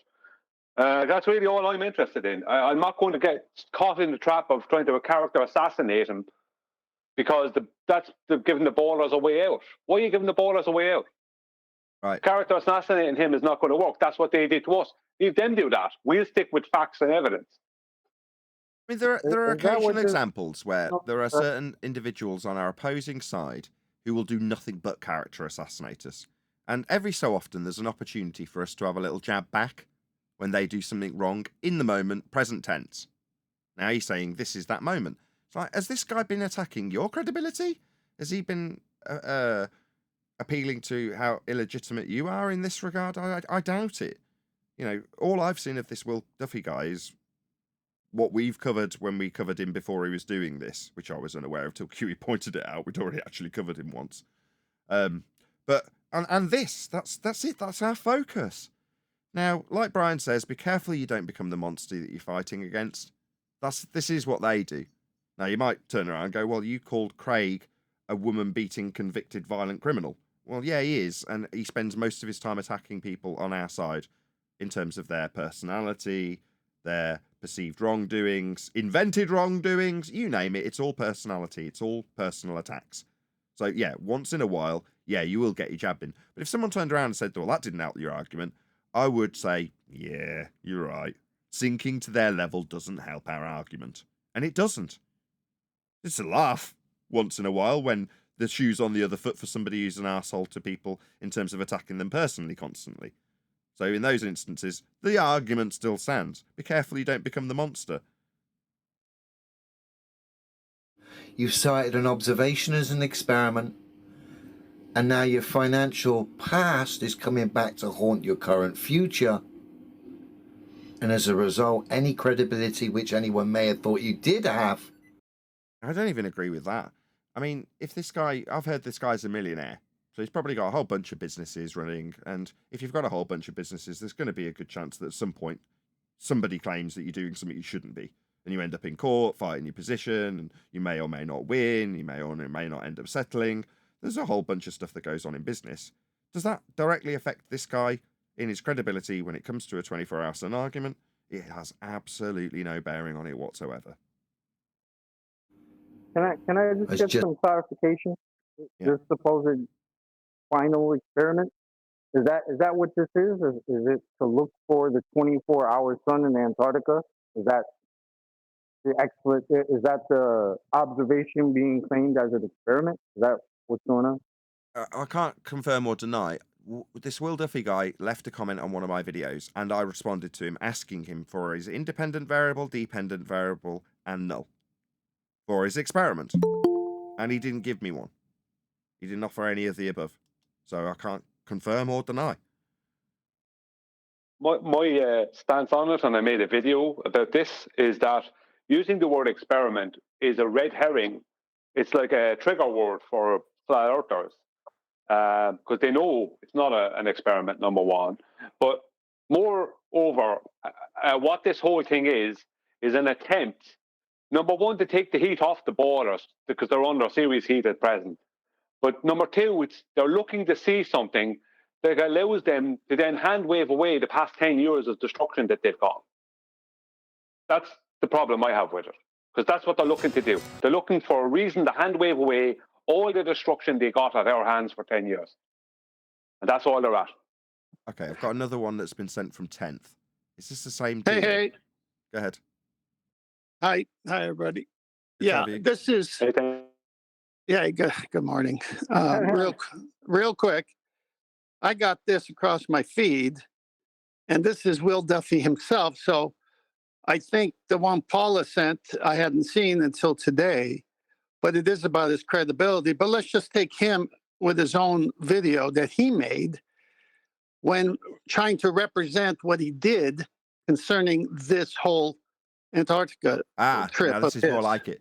So this is about specifically him in regards to what he's doing in Antarctica and being caught out credibility-wise in that example explicitly, right? Yes, it's a very short video, played in full, and basically it falls apart because his defense is so weak that the only thing logically you can ascertain is that he knew exactly what he was doing and he had to lie about the lie. That's the way it seems to me. But go ahead and make your own mind. Okay, well, I've got to do a bit of a call to action first. So this YouTube videographer is called Robot Polisher. The video is called Pastor Will Duffy. Pastor's in quotes. He is a pastor. Okay, well, it's in quotes. Pastor, in quotes, Will Duffy of the, quote, final experiment, end quote, lies during apology for lying. What a tile. Anyway, before I do press play, I've just posted a link to this videographer. As always is the case, please let this videographer know. At Nathan Oakley 1980 sent me. Leave him a positive comment.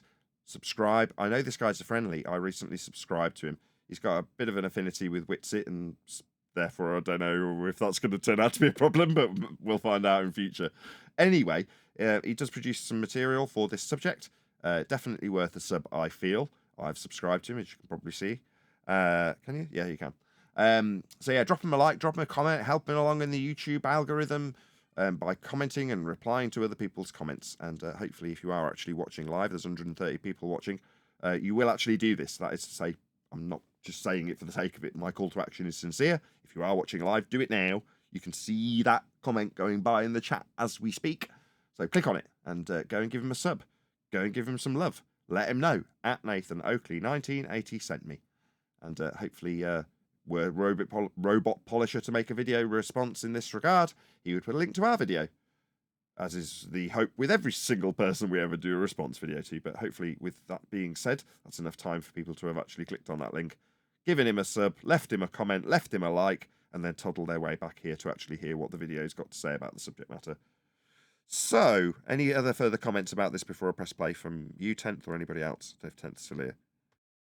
No, I think it's pretty self-explanatory. Okay, we'll crack on then. I'll check the levels first. Let's just see if it sounds okay. This video is a public apology to Sean Griffin. I was on his program being interviewed by him, and he completely caught me off guard. And I wasn't expecting this, but he asked me during that interview if I knew who was behind the final experiment. By the way, I don't want to forget something. You just mentioned you liked science growing up.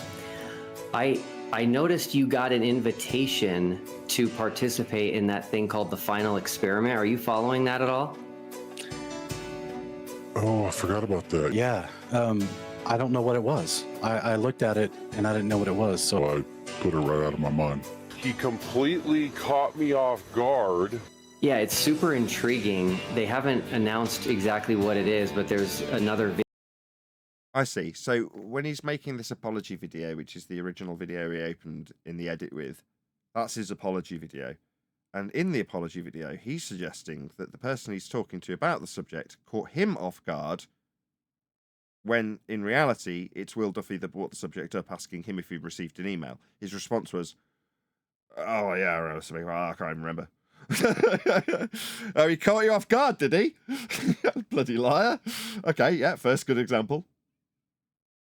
Video they're releasing this Sunday, but you're one of the official invitees, so congratulations on that. I don't know what that means, so okay.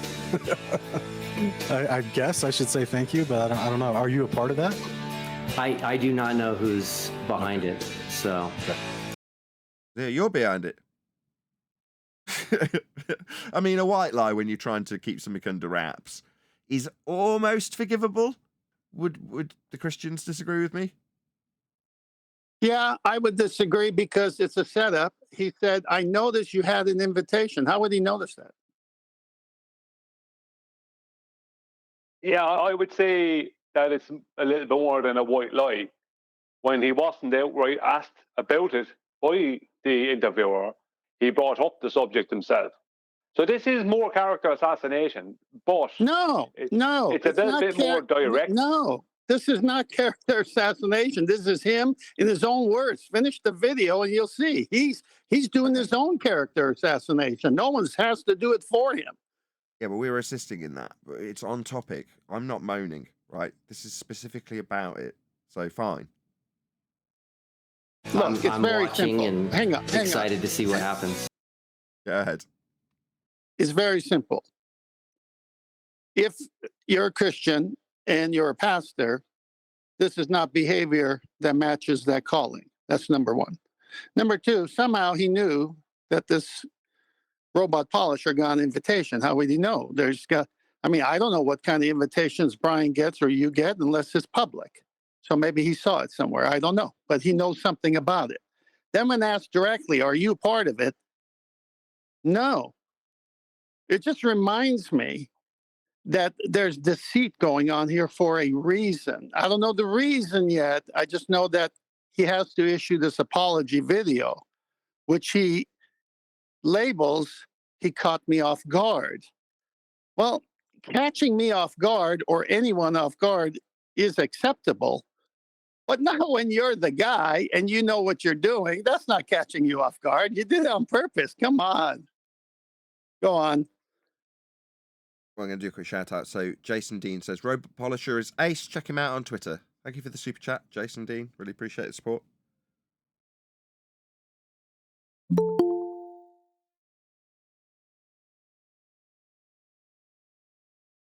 So we've got Bible U because I've presumably been very detrimental, or whatever the word is, to the video that you suggested. And I've gone, oh dear.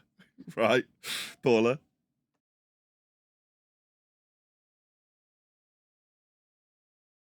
While Paula figures out how to get herself off mute, I think she's come to defend why that video was shared, because we didn't get to the end of it. It might have been all connected together at the end of the video from Level Earth Observer. Sorry, can't hear. We'll try and fix. No worries. Told him in the moment that I did not know who was behind the final experiment, which of course was not true.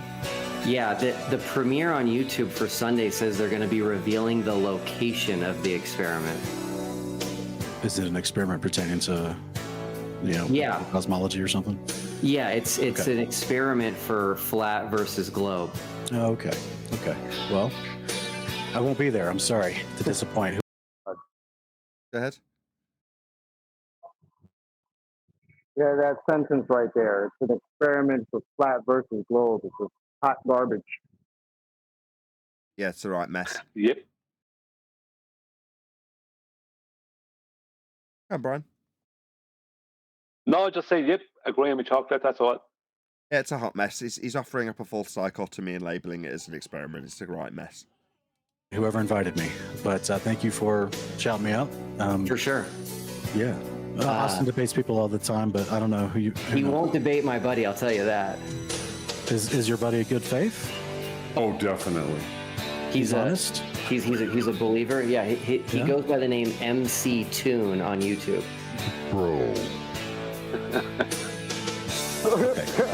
A believer. He's very sharp. Yeah, a believer. Yeah.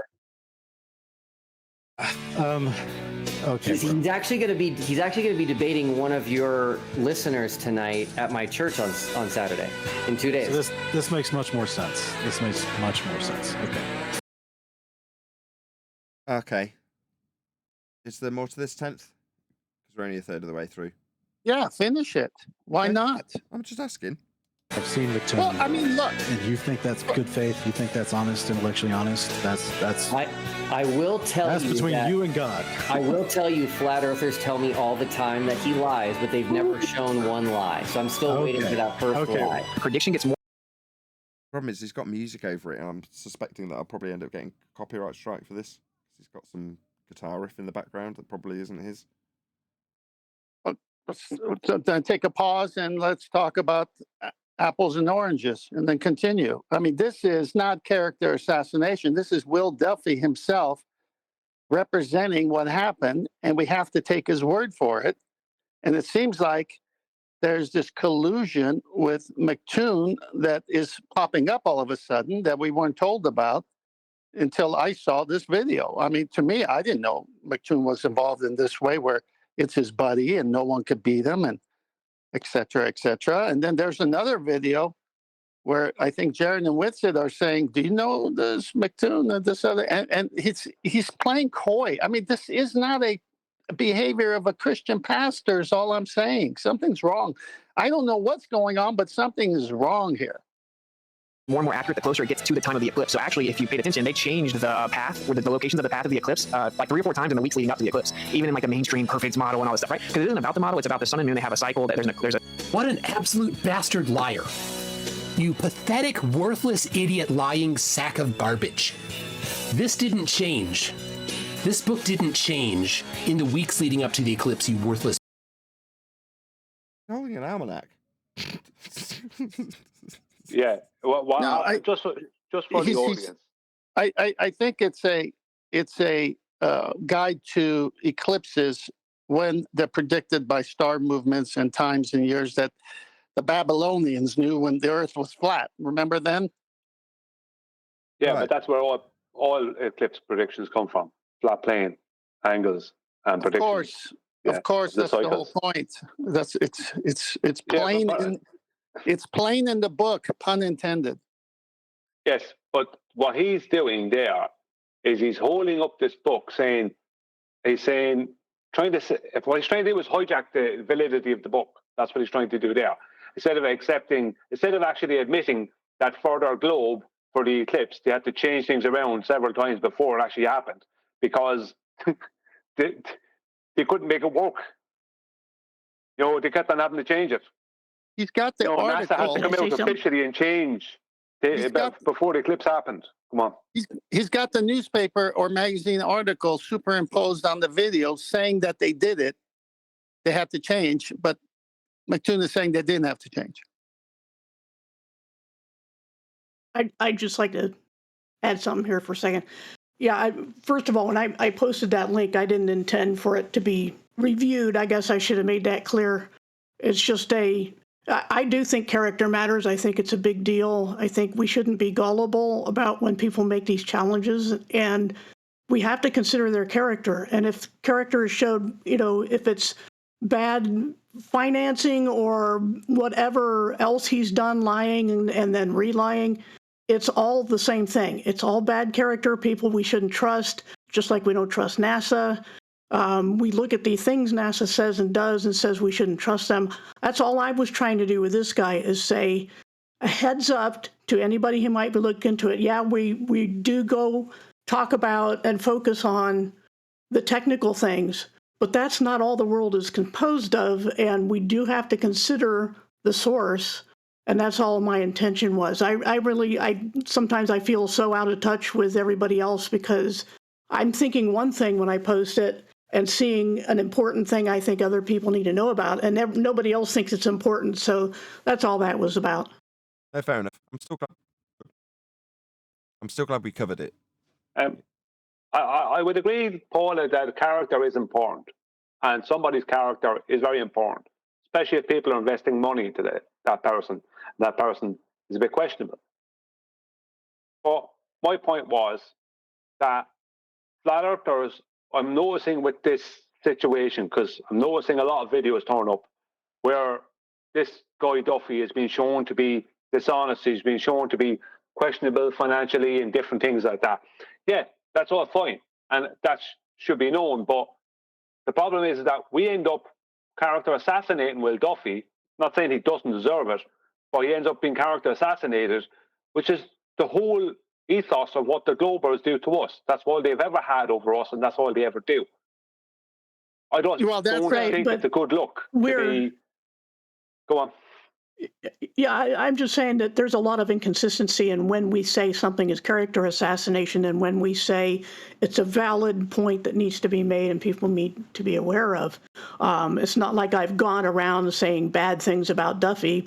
And there's plenty of people in the Flat Earth community who've gone around saying bad things about me, and nobody said they were character assassinating. So, like I said, I don't understand. I don't seem to have the same meanings of words that everybody else does, which is pretty much why I don't come on often.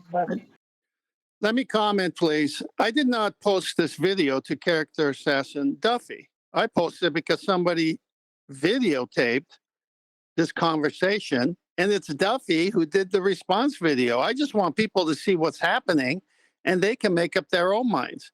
I don't know Will Duffy. When I first saw it, I go, well, that's inconsistent. I thought he was neutral and he just wanted to find out if the Earth was flat or a ball, and he was going to do the affirming the consequent, obviously, with the sun 24 hours in the south, and just that surface stuff. But then this stuff starts coming out. You say, wait a minute, this is a bit more intriguing because it sounds like this goes deeper, and he's pally-pally with McToon, it sounds like. So it's like, let the audience decide. It's not character assassination from my point of view. It's his own words.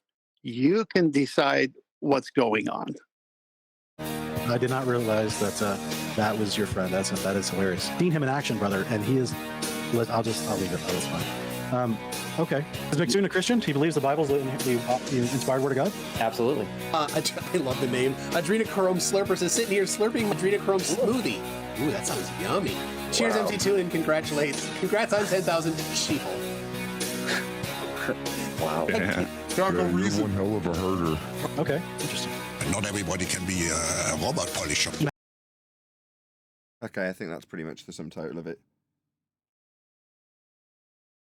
Hopefully that doesn't get this live stream flagged. Any more comments on this? I'll be honest with you. I think that they were already taken apart by Flat Earth Banjo, because he used Robert Shortman's testimony and video from Antarctica on the 31st of December and on the 21st of December and the 21st of June. And he showed on the 21st of December the sun, or not the sun, but light from the sun being off in the distance, and behind the person, complete darkness. I mean, dark, right? Pitch darkness. And this guy was shown that this is Antarctica on the 21st of December. Then he compared what Robert Shortman showed described and compared what the videos showed, and he showed what, for someone standing in Antarctica, what they would see concerning the sun on both those different dates. And he showed it as two diagrams, one above the other. It was perfect. I mean, I mean, I don't see. I'm only interested in, okay, go there then and get this 24-hour sun. That's really all I'm interested in, to be quite honest with you. Can I give a better argument for us to consider? And this is Bible. You and I discussed this. Is the analemma, the sun's path north of the equator and the sun's path south of the equator. Now, Neil deGrasse Tyson and others say the Earth is an oblate spheroid, and when you look into it, it's the fatness at the bottom is about 32 miles, I believe. It's not much. You know, maybe Earth needs to go on a little diet, but not a big diet. But if you look at the claim, since the sun does only go 23.4 degrees north and south of the equator, you need to be symmetrical, but it's asymmetrical in the south. It takes a wider arc over the same 6 months, minus the 2 times on the equinoxes, and the same 6 months above the equator for the north. That is not symmetrical with a semicircle at the bottom and a semicircle at the top. Something's going on in the sky that tells you the sun isn't doing the same thing south of the equator as it does north of the equator. Now, that to me is intriguing more than anything else, if you see where I'm going with it. I brought up that very point when I detailed the analemma back in 2016 or 17 on Ranty's, I think it was his first or second show. And when I did my presentation on it, right, that was one of my main points, that the sun is shown through the analemma to have a completely different, bigger or wider path and a path that seemed, as I could say, seemed to be closer to the surface of Earth during the southern summer than in the northern summer. What I would say is when they come up with this oblate spheroid thing, that's actually what he said was wrong. Well, deGrasse Tyson, it's actually at their equator, and it's not geometric. It's purely based off the pre-assumption that they're on that the globe Earth is a perfect geometric sphere that has widened at the equator because they pre-assume that they're rotating, so centrifugal force will cause it to do that. Right. Exactly. But the verbiage is there, but the sun's path doesn't match 2 semicircles identically, so it's asymmetrical in the south. And like you said, it takes a wider path. Interesting, that's the same 6 months on both ends, north and south, and it's the same 24-hour day, 15 degrees an hour. Go figure. I mean, are you saying that the globe is not pear-shaped? Shouldn't I take the word of an astrophysicist? No, it's pear-shaped. You know, if you imagine what they're actually extracting, right? I mean, it's a bit of a tell in terms of suggestion that you've got a greater amount of land in the Southern Territories, which would make sense, but that would be speculation on my part also to suggest that it's a hint at that. So I've dropped it in, but I won't affirm it. Meanwhile, what do they actually measure? Well, they measure the angles to the stars. What do we observe them do as they reach the horizon? Slow down. Okay, so what would that translate to if you were to convert it into a perspective view dome-shaped model? You'd end up with a chubbier equator. So in other words, it directly translates to the observations that we take off the stars. That's all it is. That's all it does. When they infer that your globe's got a certain aspect to it, in this case a chubbier central part or slightly bigger on the bottom, pear-shaped as Tyson describes, that's as a consequence of how they've measured the stars. When you describe the widening of the analemma, this is the same principle. Now, the only thing I don't like about that, gentleman, is that you are inviting a false dichotomy by doing so. I just wanted to drop that in there. No, not doing that. Let me take it to the next level of the statement. I just wanted to get that out first. All of the reference frames are 180-degree straight-angle planes. The rational horizon is the Earth cut in half, which would make, in their model, a huge disk that's flat. it meets up with the celestial equator as one large disk. And any stars underneath this imaginary disk cannot be seen. Only stars that are above it from 0 degrees to 90 back to 180. That's it. Okay, that's their model. That's what they show. And then they say, we're going to draw a tangent plane on top of a circle that represents this same globe. And that's got to be an infinite, unbounded tangent plane touching this circle at one point of tangency. Then they say, in an airplane, you can't use the horizon because the clouds and so forth. So we're going to use another device that will give you the same reference. We'll use a bubble sextant. So it creates a horizontal, which is infinite in the air, 30,000 feet or whatever the plane is at, which gives you your vertical because you already got a horizontal. So there's your perpendicular. So all three of those reference frames are flat, and you get a vertical to make it perpendicular. This is all in their books. This is how they do it. So when they say, when you see that analemma doing that wider arc, the reference frame for that is the equatorial plane. That's their verbiage. Any more for any more?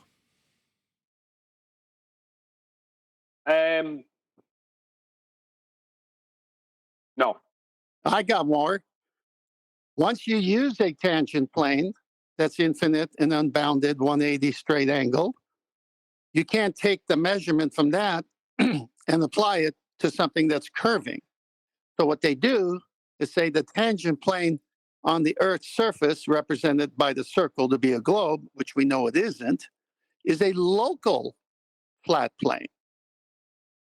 But the one at the equatorial is not local, it's the full distance of the circumference. It's a great circle. And the one in the air goes for infinite. Well, what if you're 12 feet above the sea level when you take your angle measurement on this so-called local level, the horizon? It's about 4 miles, 4.5 miles away, and then Earth curve is supposed to start. This is before height of eye correction and all this kind of stuff. Okay. So the whole point is, when your eyes are on the water, there is no height of eye correction because you're on the plane that goes until the GP of the star. And usually, if something is 4.5 miles away, you don't need to pull out your sextant, you see it. So you're sighting stars and their 90-degree ground position beyond the 4.5 mile visual local flat that the tangent plane, they like to admit, is, but they're not going beyond it. And if the star is beyond it, it's got to reside on that same plane. The Globerger is never used. The argument is so deadly to the globe, it's amazing.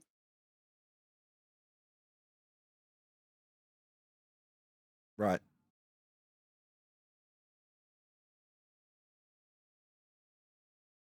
Ruhif told me, and the rest of the boarders told me when I made a video about it, said, what is the maximum size of a tangent plane? And Ruhif fled out with, it can be infinite. And they all agreed. So they need a flat plane more than we do. Yeah. I want to reiterate before we round out this live stream a couple of things. I'll do a little call to action first.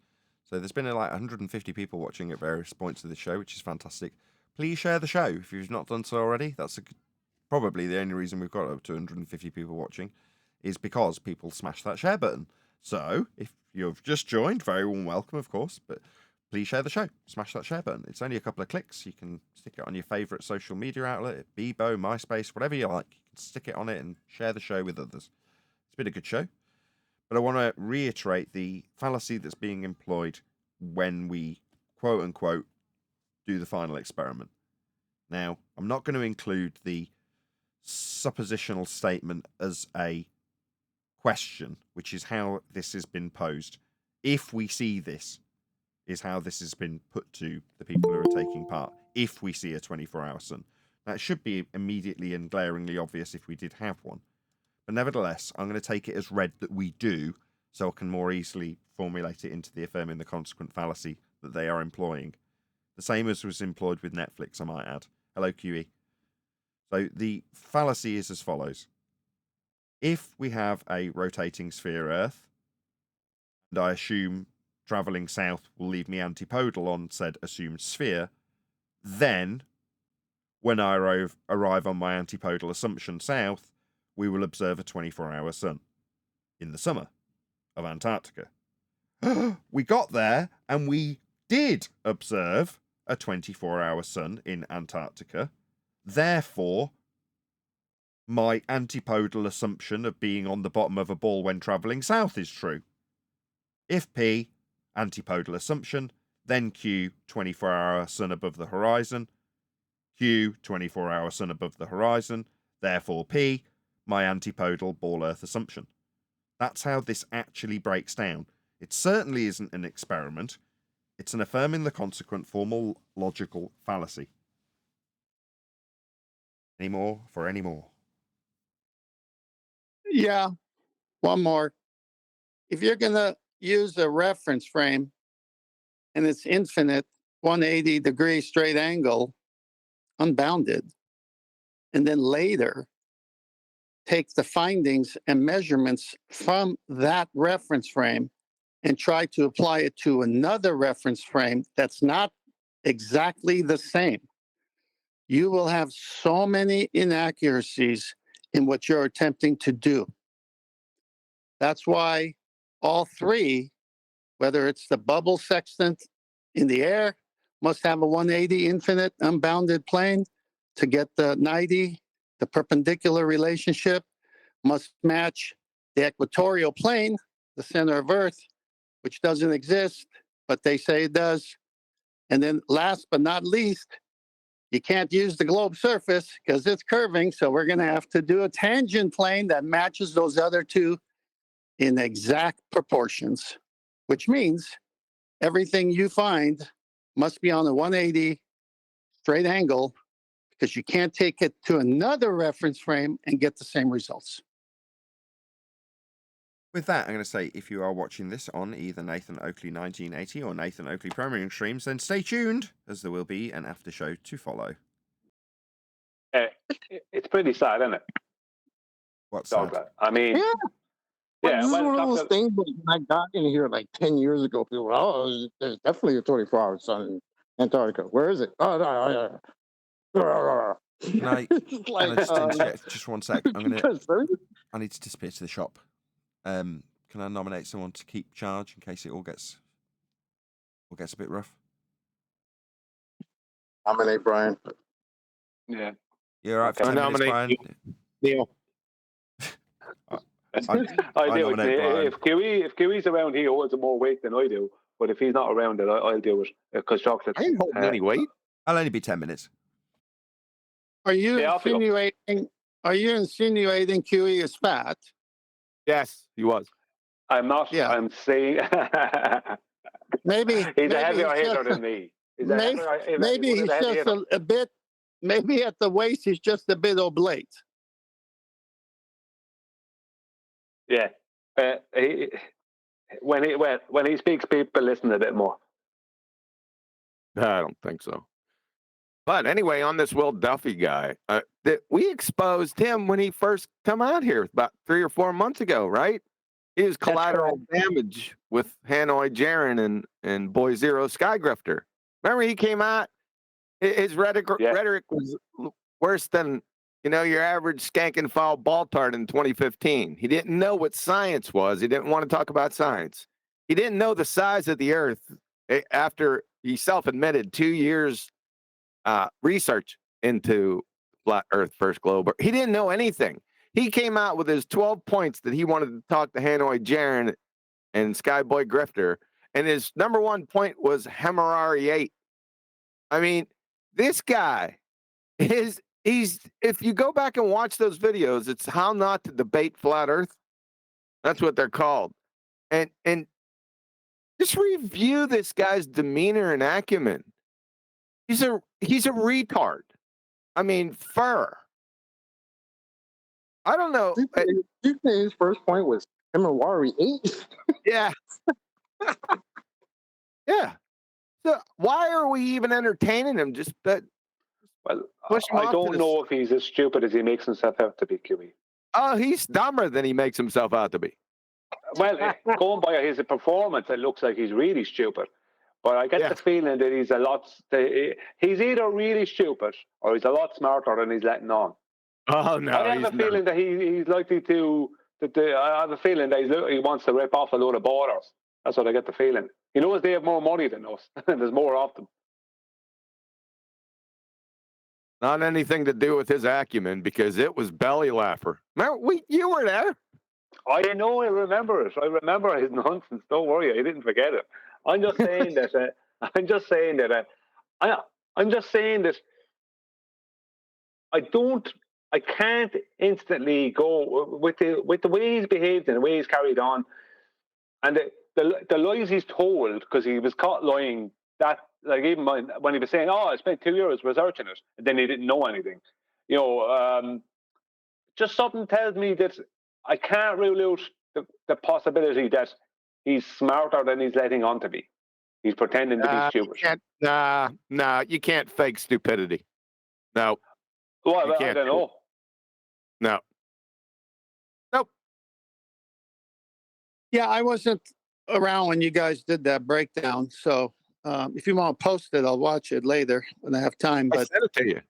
Oh, okay, great. I'll look for it then. I sent two. It was 2 parts, not 3 parts. It was 2 parts with him. Got it. All right. I just have to go back and look then. However, the only reason I even posted that thing to everybody is because it just came across my feed, and I'm saying, "Wow, this is interesting." I mean, he's live. He's issuing an apology for not telling the truth by saying he caught me off guard. Well, you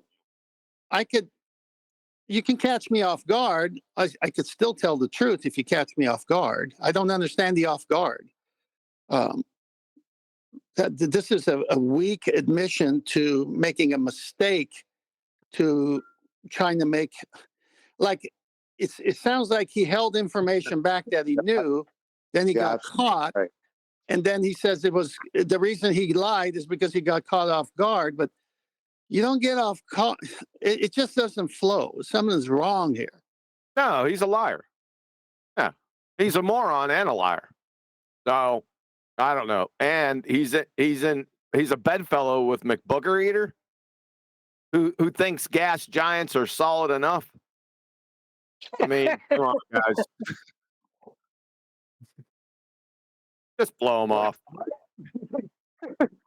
What was that line? Gas giants are solid enough. All right. Thank you.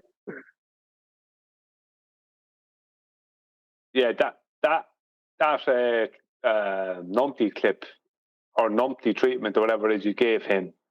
I mean, out of all of the people that got that treatment, he was the one that deserved it the most. And you absolutely showed him to be a complete nincompoop. Yeah, that's the only word I could come up with. He hadn't got a clue about what he was talking about. He really fools a lot of people, MC Town. He gives people the impression that he's this kind of heavyweight intellectual. The guy is a bozo, but he's a sneaky bozo. That's all. You know what I mean? He's sneaky. You remember the one video where he's live and it's his own show, and he's trying to describe celestial navigation, and then he said, "It isn't. Well, it is a triangle." It is triangulation. Well, it's not triangulation. Yeah, I got that too. That's like the best gas there ever was. He's in the league with Joe Biden right now. That's an insult to Biden. Nobody's in the league with Joe Biden. Yeah, he's well below Biden. Listen, are you saying he's antipodal to Biden? Yes. There's another person that's Biden. I don't trust that he's stupid at all. I won't go into it now, though. Remember, Brian, You can't fake stupid. You can if your audience are stupid.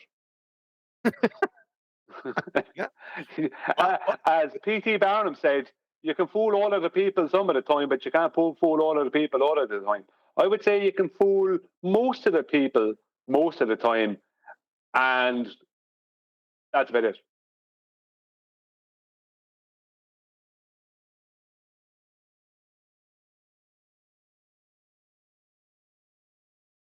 Play that McBooger Eater Numpty clip at some point. Yes. Tell Nathan to go ahead and play it. Yeah, we will when he comes back. We get him to play it because he's directly connected to Duffy, so why not? Remember, we were laughing at Duffy. Like, what? Yeah. We were wondering why Jaron and Whitsitt was even there. Well, let me throw this out there, because I was thinking about this. What about if Will Duffy, right, had already been to Antarctica and saw that there was no 24-hour sun in their summer? And what about if he's looking to bring a load of ballers there and have them film the 24-hour sun that isn't there? What about if he's secretly on our side? Why would he do what he did on this video with his formal apology that he was caught off guard when actually he knew it all along? Well, why not? Why not go play the part right down to the T? Like, why not play the character? Be the baller we're expecting him to be. None of us will trust him then. Everyone's expecting him to do something bad, or some sneakiness. When the actual sneakiness is what he's going to do with the baller. It's kind of like, remember Superman 2? Where he went into the chamber and he turned everyone else into mortals while he stayed being super.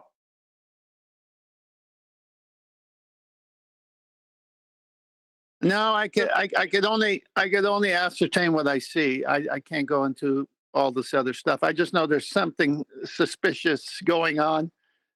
Too many mistakes are being made that are, you're saying, could be planned. I don't think so. I just think the light is shining on some of the things that are happening.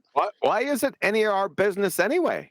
He's already demonstrated himself to be a moron and a liar about 3 months ago when he first come out here, number one. Number two, this is a ball tart proof. So ball tarts, carry your dumbasses down there to Antarctica and get the proof and bring it back. This has nothing to do with flat earthers. Nothing. Agreed. It's just that this thing's been coming across and I didn't know who this guy was. And then I saw this video and it doesn't make him look honest. No, we already knew that. You knew that. I didn't know that. Oh, okay. Fair enough. Another thing is, people have a habit of saying going down to Antarctica. You're not going down to anywhere. People are constantly saying this. People on our side are constantly saying, just down, but you're not. There's no down. You're not going down anywhere. What if I'm going down the street? Am I going down? Yeah, but that's only if the gradient is downward towards sea level. What I meant is, I think it's a figure of speech. Yeah, but not when it comes to the Antarctica. Figure of speech, yeah, locally. No, Righteous is on the ball right now.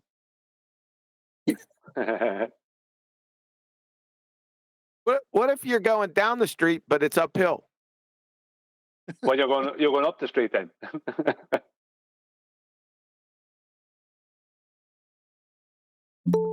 Who's getting involved in this fiasco, this Duffy fiasco to begin with? What are flat earthers getting involved? Jaron and Whitsitt, of course. Jaron, they're not flat earthers. They're not flat earthers. Exactly. Yeah. You have Duffy and MacDuff, I always call him. Duffy and MacToon and Jaron and Whitsitt. That's the drama. It's like we're watching some kind of a drama on TV. It's like, what a heap of nothing. But unfortunately, a lot of people are getting, a lot of flat earthers are getting, they're jumping on this thing and there's all this drama around it. I don't care. Show me what it is you're supposed to show me. Or shut up. It's that simple. They can't.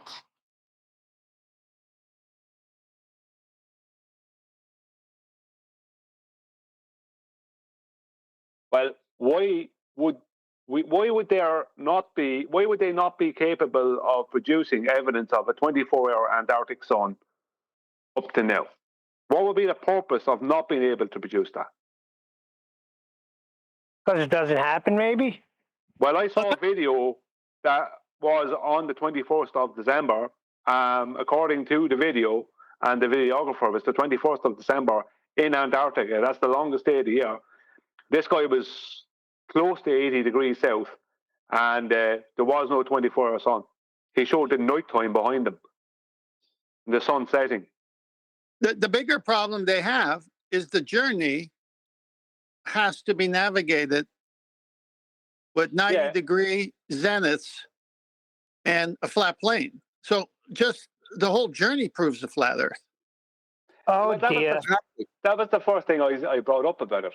Will the plane they're flying in be using the lift effect? It's over. You know what I mean? It's over. That requires a horizontal plane. It's over.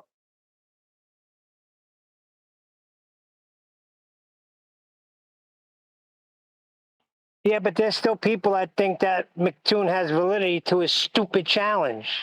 So this is what you're dealing with.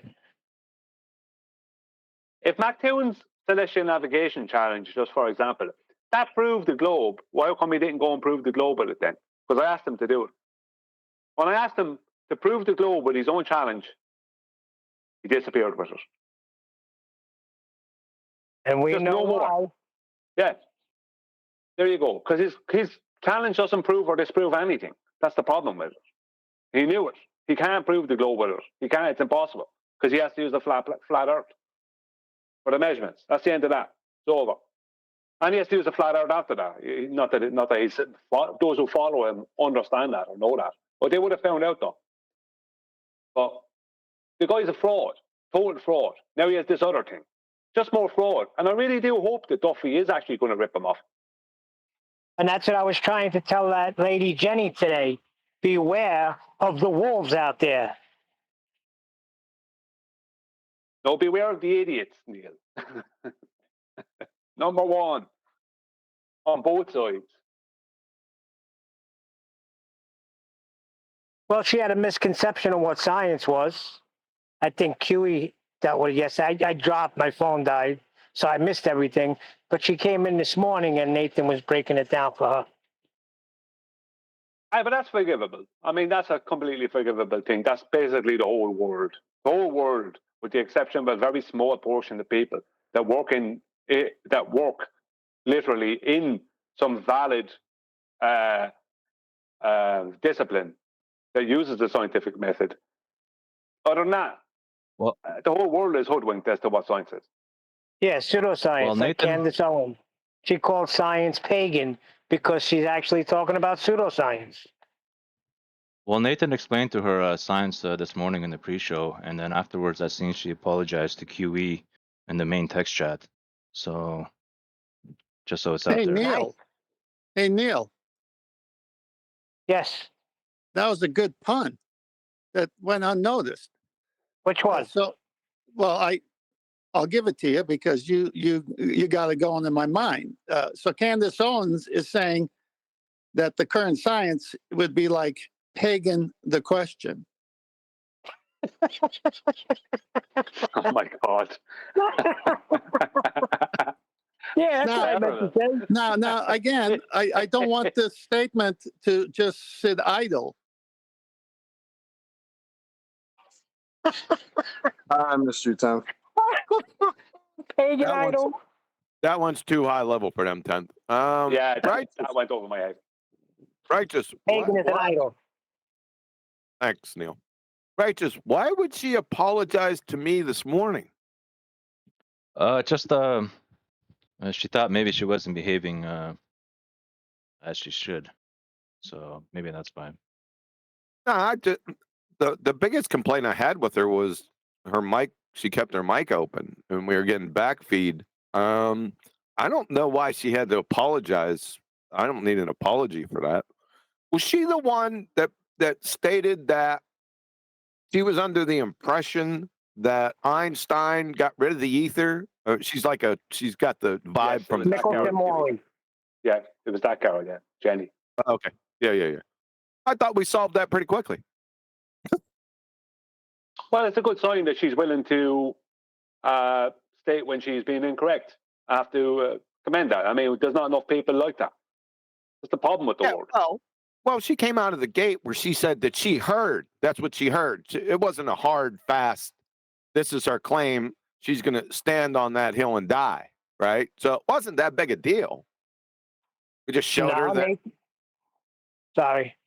Now, this was a different topic this morning because we didn't go into what natural science was. We didn't talk to her about that yesterday, right?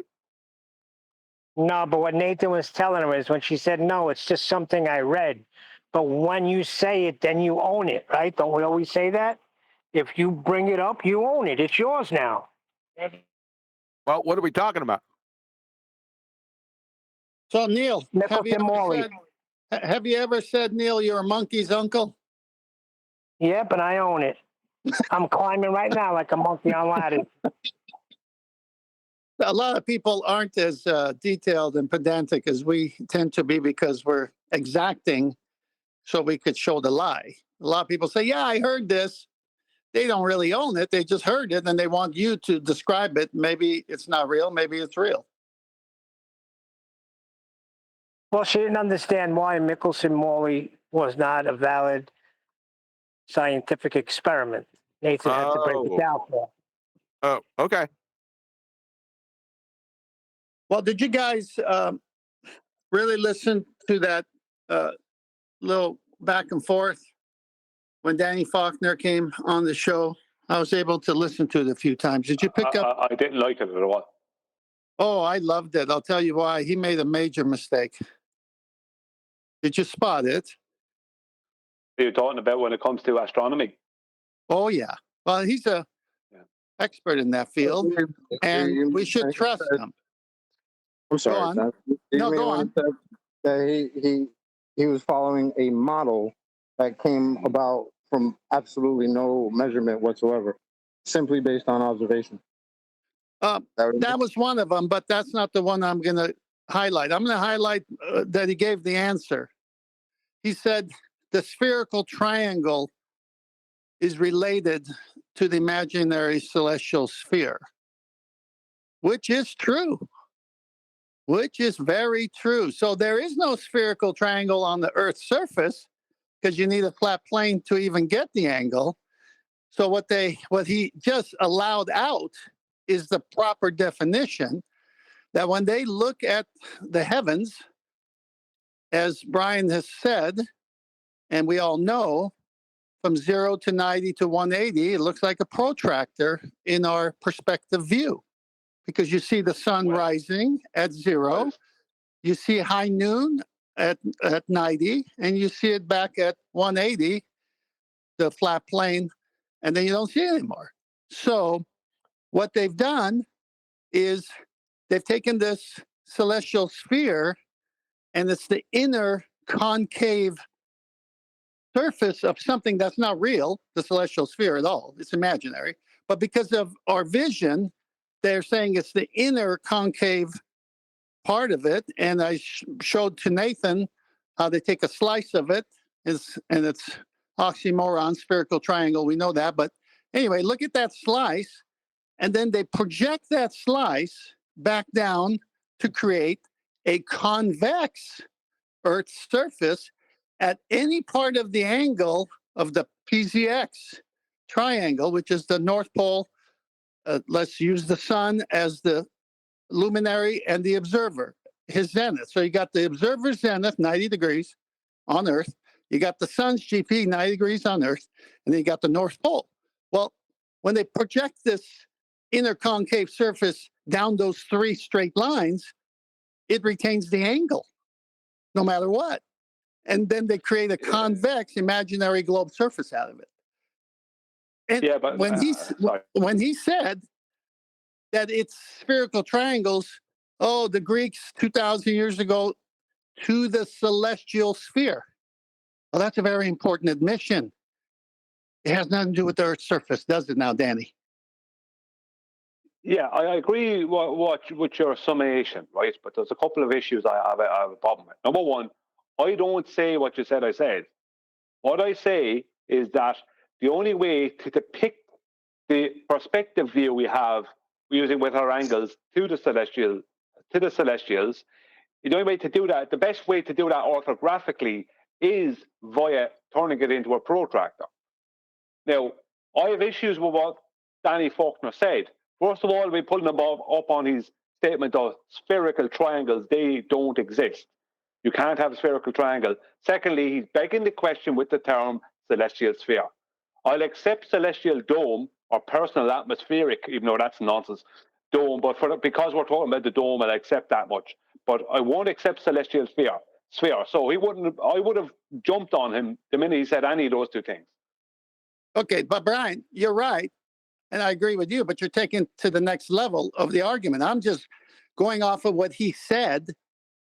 And he admitted that this false spherical triangle, we know it's an oxymoron, but it is your dome of vision to the person, no matter where you are on Earth. Because if you right now look at something on your wall straight on, and if you kind of look to the left peripherally and to the right while not moving your head, it's a protractor view we have. We can't help it. And so when you look at the heavens, it's the same thing. And he admitted that this Haversine formula that is, hang on, the PZX. No. Go ahead. Let me finish. Let me finish. Finish up real quick. This so-called Haversine formula is hand in hand with the PZX triangle. Now, he didn't say Haversine formula. He said it was invented for the celestial sphere 2,000 years plus ago. Okay. Well, spherical triangles, celestial sphere, nonsense. But then in order to have all that work, you got to do a transformative equation, the Haversine formula. And the reason I say that is because that's what they say. Now, you say, how come the almanacs are so confusing and have so many numbers when it's such a simple thing as an elevation angle? Well, because they have to go through changing it so that it could go through this process so that people think they live on the sphere. So they have to do this alternative math that's not math and reify the inner concave surface of your view perspective back down those three lines as the convex surface of the Earth. And it takes the Haversine formula to do that with the PZX triangle. All made up, nothing real. Okay, let's end it. You don't need all that. As soon as a grown adult, an alleged professional says spherical triangle, then it's over. Then you stop right there. No need to go any further. Okay? True. What do you do when he says that? True, but what I'm doing by reading the books I bought is how can I put it? Unpacking. Hang on. I'm unpacking the trick for our ears. Yeah. Okay. Yeah, but you're starting off with a spherical something that doesn't exist. Which I said doesn't exist. When I said it, I already claimed it doesn't exist, but I have to use their language and show how I'm unpacking it. You don't. You don't have to use their language. Gosh, here we go again. They get you on this thing and have you. They don't have me on anything, Huey. They don't have me on anything. I am unpacking the trick using their false language. And I already stated that. So it's not like I'm reifying the celestial sphere to anybody. I don't believe in it. And do you know where they get their incorrectly claimed spherical triangles from in surveying? You know, have you ever heard the term spherical excess? Yeah, I've heard you use it, yes. Yeah. What they But do. you can't use it, Brian, because we're not. Hang on. 1 second. This is relating directly to what you're talking about. I know, but I'm going to do to you what. Well, you're not going to allow me say it then. No, that's right, because I'm going to demonstrate what just happened to me. You can't use the word spherical when you explain this because we're not on a sphere. Now that's what Kiwi did. I already proclaimed. No, I didn't do that to you. I didn't do that at all. Yeah, Spherical you did. Triangle. Which I gave a disclaimer was false. Then I proceeded to use baller language. Well, And you just stop right there. Well, you can do whatever you want. You can go chase that tail all day long. I'm not chasing any tail. I'm telling you where I am. You're not understanding by describing the origins of the tail as a lie is important. I'm just telling you the origin of the lie. That's all. I'm not chasing it. And I agree with Brian. He can use that word with me. I'm not going to, but I had to take advantage of it because you did it to me. So go on. Tell me about I don't use the word. What I said, Tent, was that there are incorrectly claimed spherical triangles. That's what I said to get started. Right. So did I. Right. So did I. Well, there's no such thing as a spherical triangle. There can't be. Triangle can't have more than 180 degrees. Every one that are incorrectly claimed spherical triangles has more than 180 degrees in curved lines. It's not a triangle. And I was just about to point out where this is something I was trying to, give me a moment. In surveying between three mountains at a distance, geodetic surveyors will take angles to these three mountains, from one mountain to the other two, and do it 3 times or whatever. And each time they'll be using trigonometry, 180 degrees.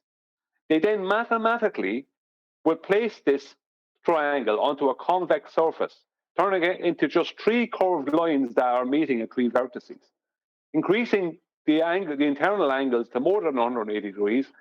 And because they're taking actual measured land using a triangle and then placing this onto a convex surface, which basically is like an egg, right? What happens is that it creates an increased area in the center of those 3 that not triangle out, those 3 curved lines, right? That doesn't exist in reality. That's called spherical excess.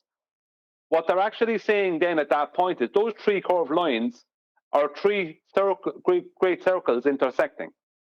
That's what they will try and claim they are then at that point. They're doing the same thing in celestial navigation and in astronomy, but the problem is that they're trying to say they're great circles. They're not.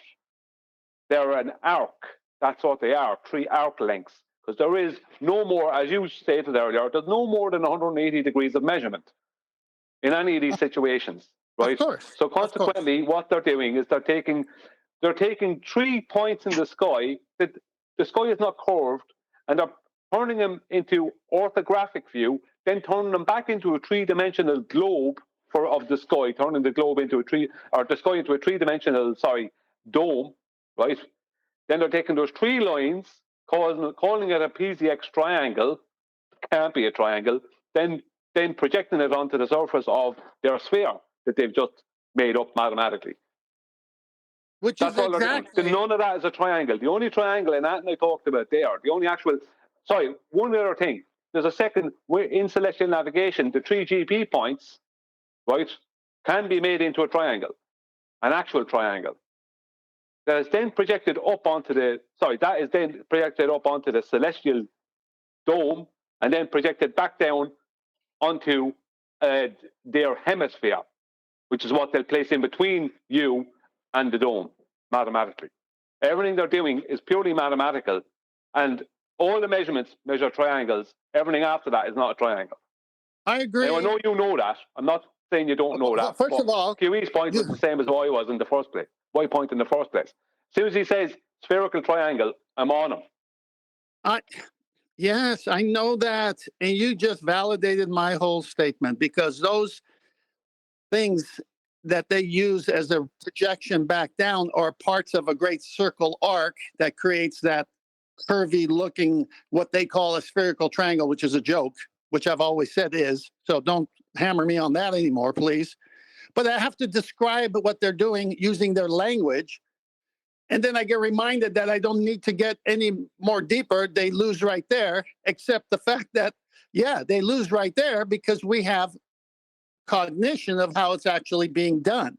So as I investigate what they're doing and how they're fooling the rest of the world, and when Danny Faulkner said that this celestial, this spherical triangle relates to the celestial sphere, guess what? Yeah, fine. Perspective view. You want to use funky math. You want to pretend there's such a thing as spherical triangles, and you do this magic trick, but you can't say it relates to the surface of Earth because you need an angle measurement. So this is all I'm trying to say is how they trick people. You go on mute, one deck.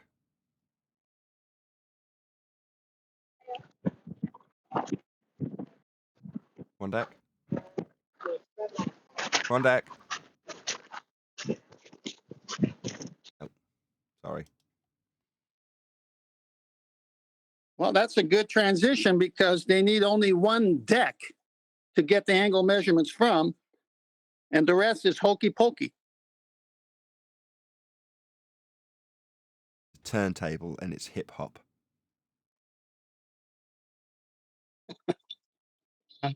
Well, now you're going to record players. That's a non sequitur. Just on that Danny Faulkner thing, I was pulling my hair out listening to it. I'll be honest. I couldn't listen to it a second time. I'm telling the first time. I loved it. It drove me up the wall. I loved it. You know why? Because when you find out exactly what they did and you could share it, I could sit down with someone with 20 zillion degrees and show them exactly how you got fooled, how exactly they hijack perspective, make an imaginary celestial sphere pass down the inner concave that looks like a convex and made that the surface of the Earth when it's not, because just because the angles at any point retain their accuracy. You need a flat plane to get the angle in the first place.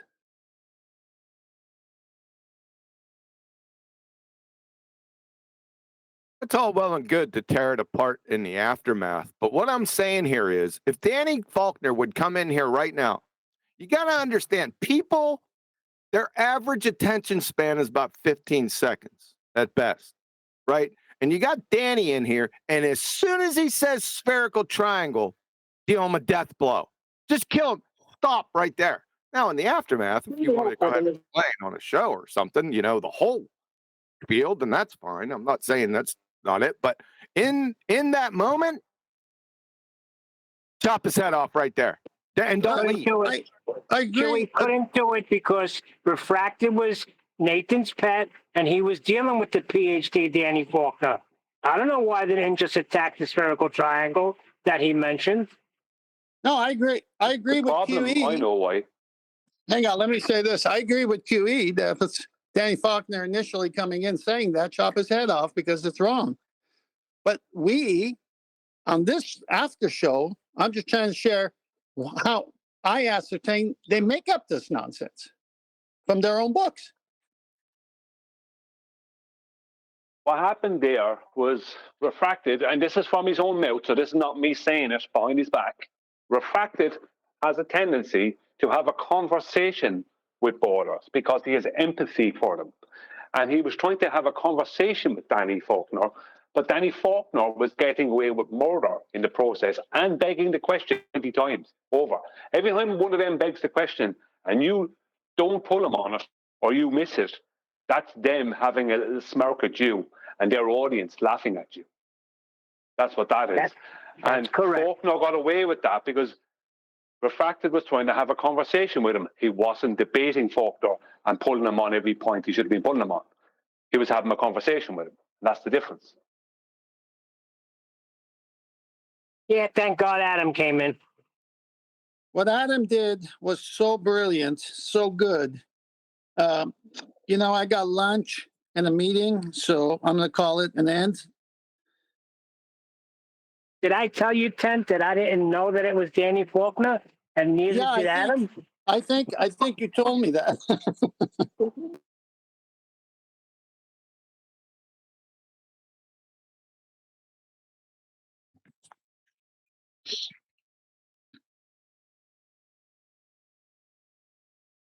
Was everything okay in my absence? I got back a while ago, but you were deep into it.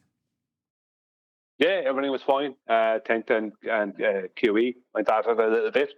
A bit of a disagreement. I disagreed a little bit with Tent, but It wasn't. Hang on. It wasn't a wasn't that bad. disagreement. I agree with what he said. I was going on a whole different tact in the after show, explaining how they got this lie.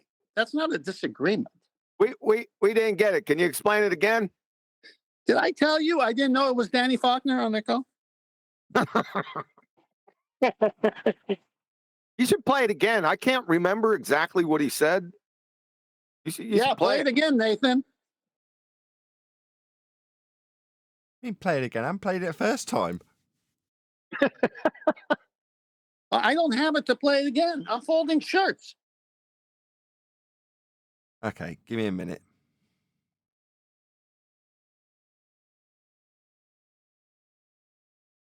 Is this going to be a review? Is this going to be a review of refracted curvatures performance? Is that what this is going to? If it's going to turn out like that, then I don't want to do it. No, it's Danny Faulkner's own words, I thought.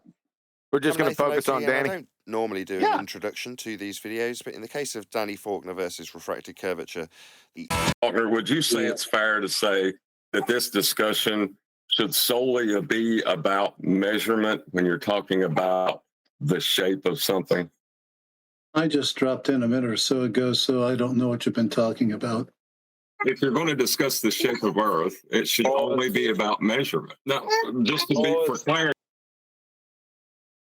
Sorry, I thought you didn't hear me the first time, or you were intentionally not pausing,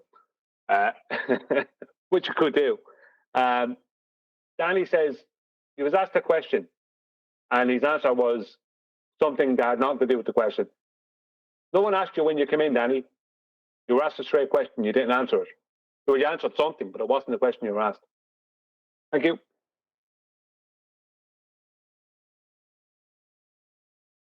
It was a direct if you're going question. to talk about the nature of reality. Sorry about that, Nathan. I paused too long. It was a direct question. He didn't have to be in here 1,000 years before the conversation started. It was just a simple question. Right? Had nothing to do with it's just a delay tactic.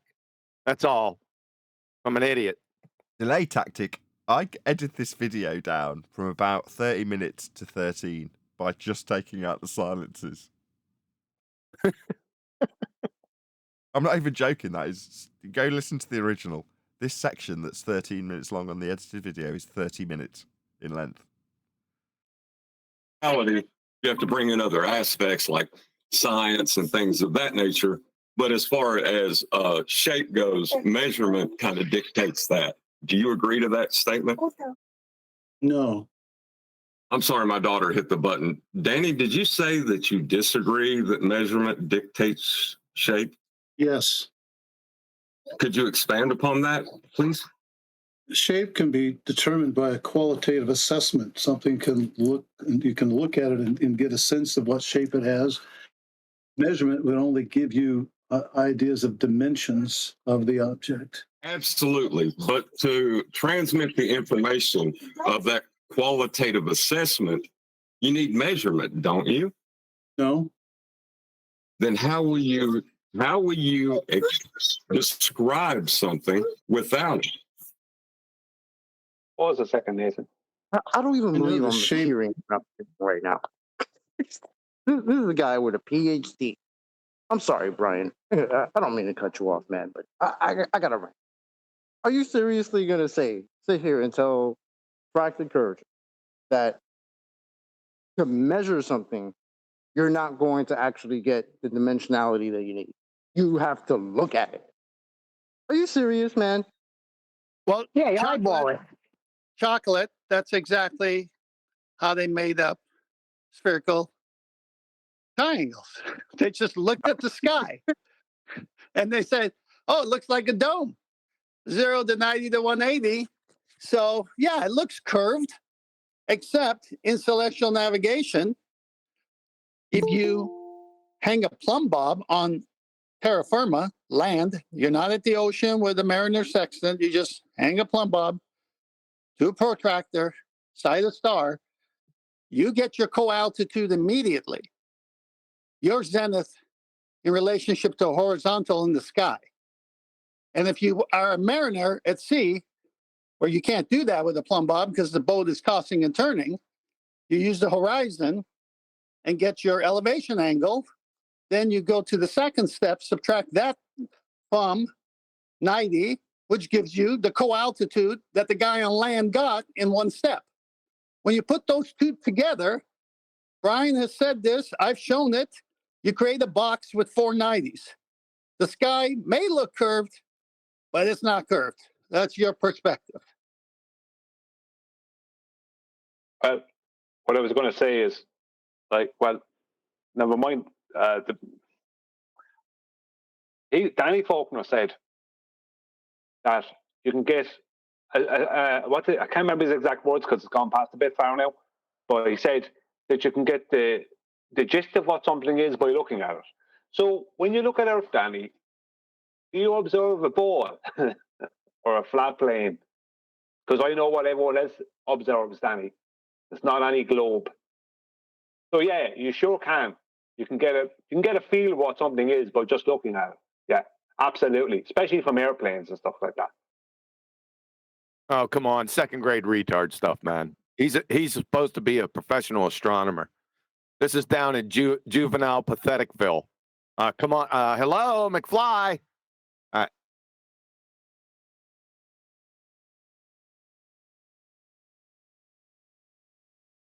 Play.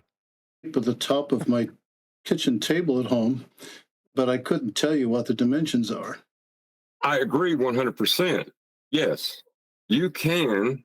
But if you're going to talk about the top of the table and how flat or bumpy it is, you would need measurement, right? Then you would be quantifying something. I was referring just to the general shape, though. The table can be square, top can be square, it can be rectangular, it can be circular, it can be oval. In fact, I have 3 kitchen tables in my house. One is rectangular. That's what we want to hear. Your tables in your house, Danny. You're a professional astronomer, for God's sake. Get it off the analogy. Get it on the Earth. So how do you observe the Earth, Danny? You're going to go out to that second law of thermodynamics violation. See, we're out there waiting with a flamethrower. That's the little clown. Oh, so you come in. Don't come in here again. You're not going to want my list of vintage lamps that I've got then? No.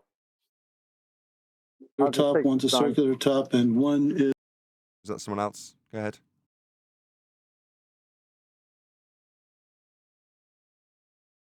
Nah, go ahead. I'm sorry. Yeah, chocolate interrupted. Is an oval top. I'm not disagreeing. I'm just saying that you can't see all of Earth while you're standing on the Earth. How else will you communicate the information then if you can't see the entirety of it? Measurements giving you a quantitative result is one way to do it, but it's not the only way to do it. But with the Earth, how else would you do it since you can't see the entire thing to give the description of it? You're not going to like my answer. Still live? Say again, was that I'm Eli? trying to get in for 40 minutes. Say again, Eli. I said, you guys are still around. I've been trying to get in for like 20 minutes. Oh, I disappeared Nathan was temporarily gone when off you to the shop. were trying to get in. I probably wasn't sat at the computer. I just went at the shop. You want to jump in again? Go to the meet now. Seven.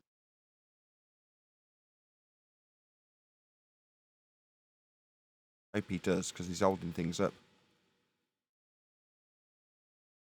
Come on, Eli. No. What are you messing around at? There he is. No. Right, you're in. Make sure you don't open your line on the Discord server or drop one or the other. Reminds me of 3 Dog Night. Eli's coming. I don't speak. He's a PhD. Give him that.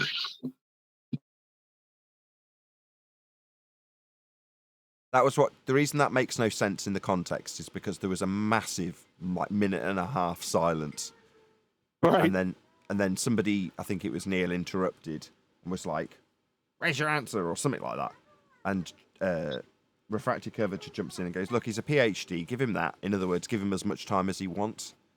But I had to draw all the silences out because it just wasn't conducive to a nice video. What I said was any day now. But did I tell you I did not know it was Danny Faulkner? Would that have mattered? No. Yes, it would have. I wouldn't have said that if it was Danny. And I heard him in refracted go, and I stood silent the rest of the time. What you can hear in Refracted's voice is a level of measuredness that he doesn't normally have. I'm not saying he's not a measured character. I'm just saying he's, a bit more laid back and a bit more flowing. And because he does know it's Danny Faulkner, you can hear in his voice that he's overly measured, right? Yes.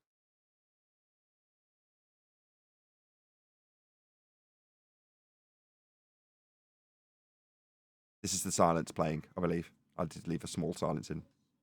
Or I've muted it. Mr. Faulkner, would you tell me what answer I wouldn't like to hear? I actually do want to hear it.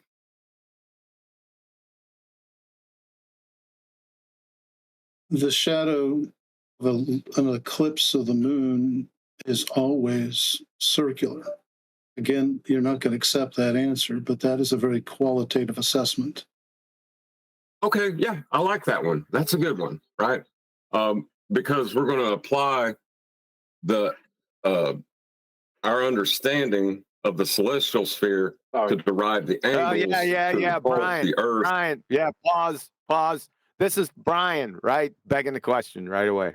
No, it's Danny Faulkner. And no, Brian didn't beg any question. What are you talking about? He didn't even ask the question. I'm not. I know Brian didn't beg the question. For God's sake, he's not in the conversation. Brian's going to stop it and say, this is one of the occasions where he let Danny beg the question. Correct, Brian? That's exactly what I was going to say. As he came up with the moon and the curved shadow nonsense. The shadow being a shadow being claimed and a curved one. That's it. I'm on him straight away.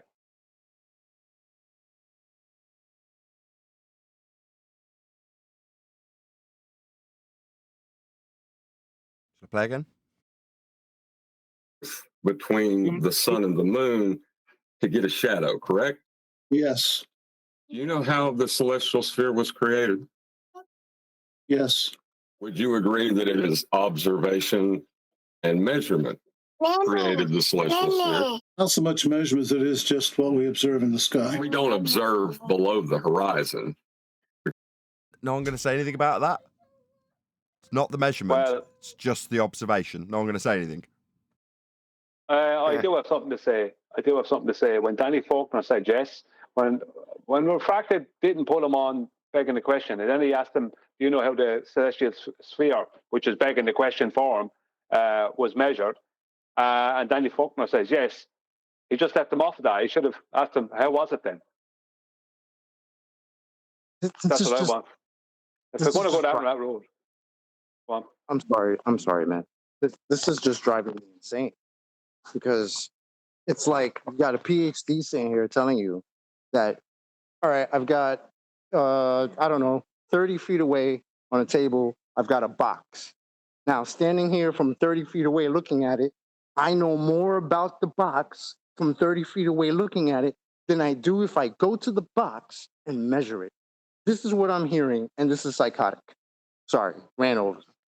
I'm with you. I want to rant now, Chuck. So what I heard was PhD Danny Faulkner tell me that to produce a star map, sometimes known as a celestial sphere, you don't need to make any measurements, just observe it and just draw it randomly how you want. That's how they made them. No measurements were made. Really, Danny? Really? That's what he's got to do. That's his grift. So he's not got to face up because he can't deal with that term measurement, can he? Exactly. Cannot deal with it. Exactly. You can make a map without measurements, Danny, just by observing. Exactly. He contradicted himself too. Go on, Nathan. Yeah, that was what I was fishing for. Exactly, Adam. So that's the point of swindle, right, Adam? Yeah, that's the grift. Well, it's the point that he won't deal with. He has to avoid. It was the point that we brought him up with before when he was on. Yeah, because it's the point that means he loses the argument. So he has to ignore it or lie about it. Well, he also contradicted himself because when Refracted asked him, do you know how the celestial, as Refracted used it, sphere was measured? Danny Faulkner said yes. Then he went on to state that there was no measurement. That's a contradiction. He denied the measurement after saying he knows how it was measured. How can you know how something was measured and then turn around and say there was no measurement?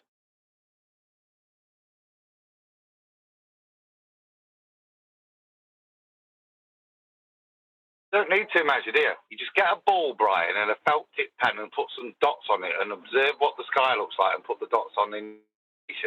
No measurement between these dots would be required. All you need to do, look at the sky and then draw it out. And you've got a celestial sphere, according to Danny. Well, you might say it was a measured response, though. Well, no, it's in line with what we were doing 5 years ago with them, which is pointing out that what they actually do is observe and declare. But we had a very limited nuance to our arguments back then. Now, with a more sufficient argument base, we can just point out that in this case, the reason he's trying to veer away from measurements is because he knows as soon as he gets to them, he's got what you guys and the audience have got on screen. 90s to baselines. Go on. Wow. Now, you hear how you said all he's doing is observing and declaring? Well, this is what's wrong with Flat Earthers saying we see too far, because their response is we're observing and declaring. Maybe. Yeah, because they say, oh, so what you're saying is you see a flat Earth.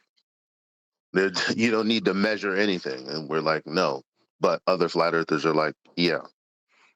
I don't even like that statement because it's like it's like an unfinished statement. We see too far. No, you don't see too far. See as far as you can see on any given time and every given day. You can't just say that and just leave it like that. Are flat earthers still running around saying that? Yeah. Yeah. Yes. Yeah. Oh wow. Okay. See Witsit. See Jaron. See David Weiss. Witsit. Yeah, the two of us. Because that is the demarcation point. So we're going to apply measurement at some point, correct, to get the rest of the celestial sphere, right?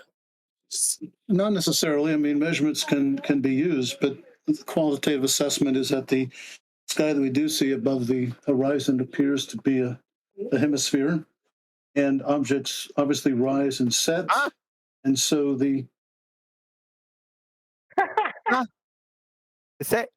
Come again? The stars near the horizon appear to be a hemisphere? Are you retarded? This is reprobate retardness. That's all this is. He's a clown. I would view it more of a urinating down your back and telling you it was raining.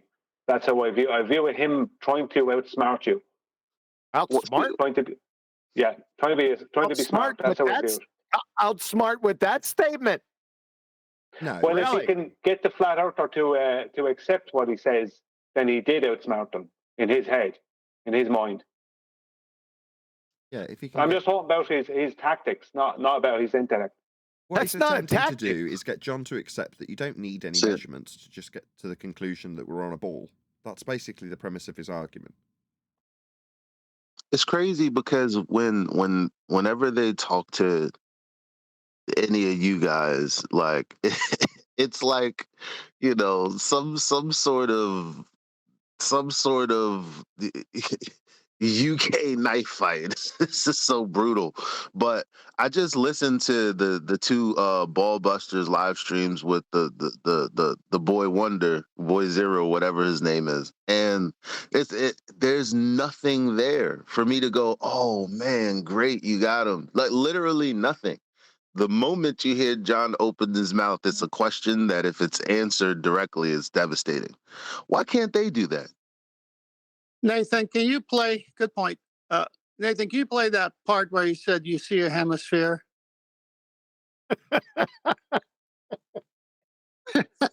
I think Huey knows where I'm going.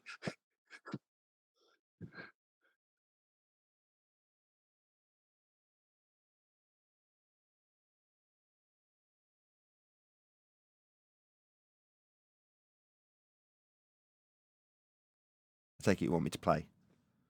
Yeah, just rewind the implication is that objects pass below. Right.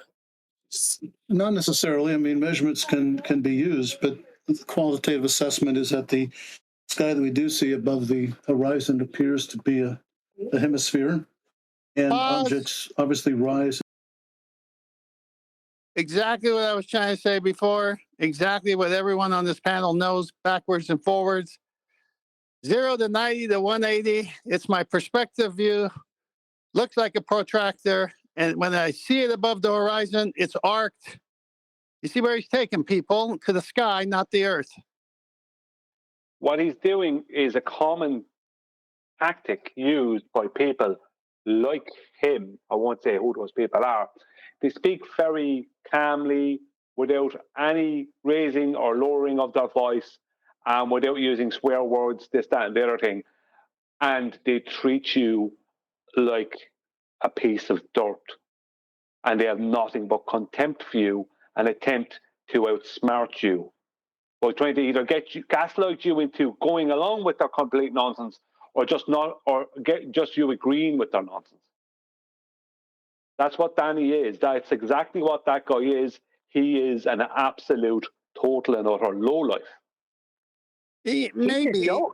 Maybe, but at the same time, 20 years of university teaching astronomy, 40 years on the subject matter, position that answers in Genesis, and all of a sudden, a simple elevation angle measurement destroys his whole career.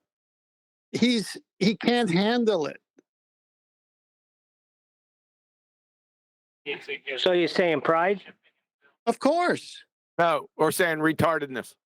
Of course. No, I'm saying worse than that. I'm saying, of course, even nasty intent. Of course, it all is there because you have cogged this at this moment because you know what an angle measurement is. He must know that. He's got tables, 3 of them. My goodness. Hold on, you said it right there. He's got his money to protect, 10th man. Well, then he goes and switches it around with no proper hermeneutics or exegeting, but eisegeting, putting his own heliocentric spinning ball view into scripture, and changes Joshua chapter 10 and says, where it says clearly the sun and moon stopped, and he says, no, the earth stopped rotating. This is his problem. Yeah, Chewy, what'd you say he treats the Bible as his personal playground? Huh? What? Yes, he does. Go on, Chocolate. I'm just curious. The tables that he described in his house, even the house itself. I'm wondering, were they built using measurements, or did the construction guys just eyeball it? Is this house even flat, or is it just all over the place? Because it's better to eyeball it than to actually get measurements for your house. Yeah. You still can't get past the tables. Deal with what he just said. It was remedial retard. It was pathetically feeble non sequitur. Can we move on? And set, and so the implication is that objects pass below that horizon, giving you the other hemisphere below you. I'm trying to figure out if I actually disagree with you up to this point. I don't know if I do. I do know that the celestial sphere, it has a celestial refraction applied at a certain point above the horizon. So we have to be talking about measurement at some point with the celestial sphere. You realize that, right? Sorry,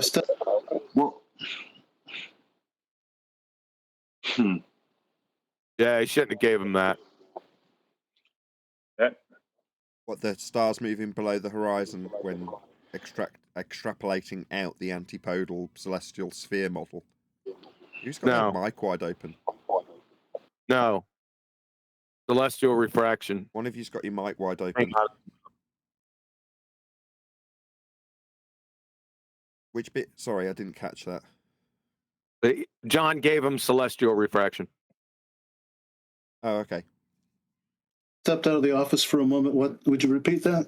We apply celestial refraction to the sky, I think at 20 degrees above the horizon, to create or to conform what we see to the celestial sphere through what we call celestial refraction. So there has to be measurement at some point. You don't accept that?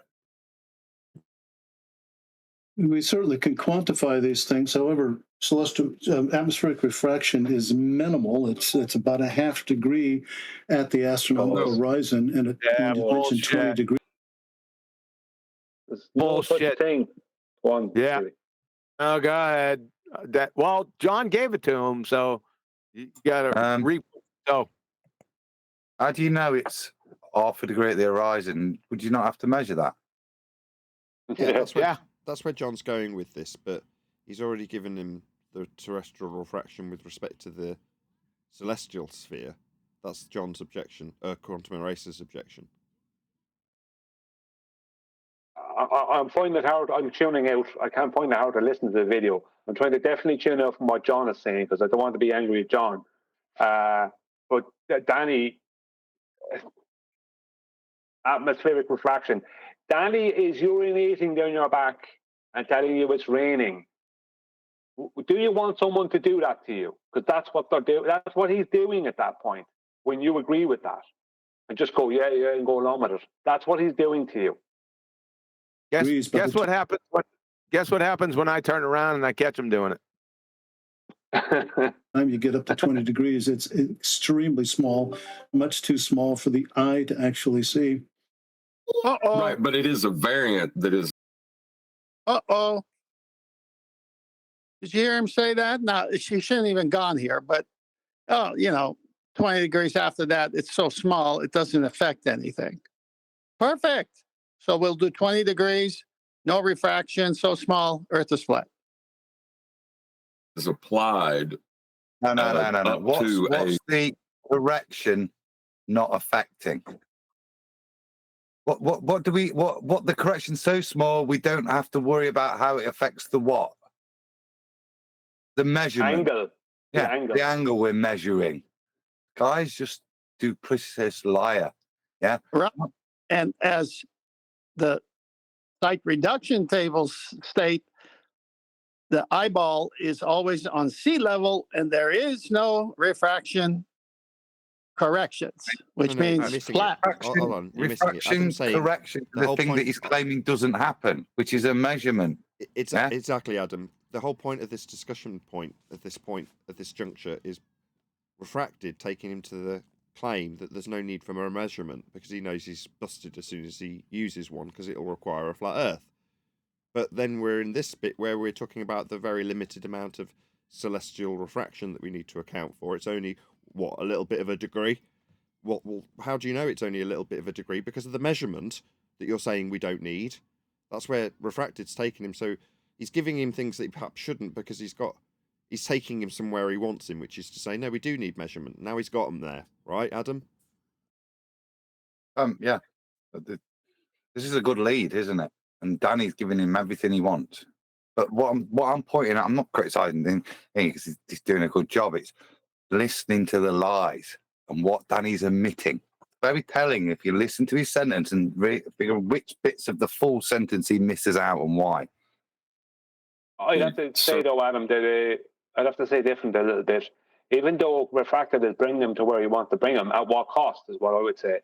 And I would have stopped this right at the start when he came up with a spherical triangle. Immediately, I would have stopped it at that point. Right. I mean, so I don't think we ever would have got there if it was me. Anyway, I certainly wouldn't have ended up there. Right, but that's a debate tactic that you like to use and QE likes to use all the time, and I like to use that sometimes. But as Nathan said, and refractive curvature did, it allowed for Adam to come in with the hammer. It would have been a previous. It would have been a previous Thor's hammer when he said spherical triangle. We wouldn't have needed. I don't think so. I humbly disagree. I'll tell you why. Oh, He had really? to.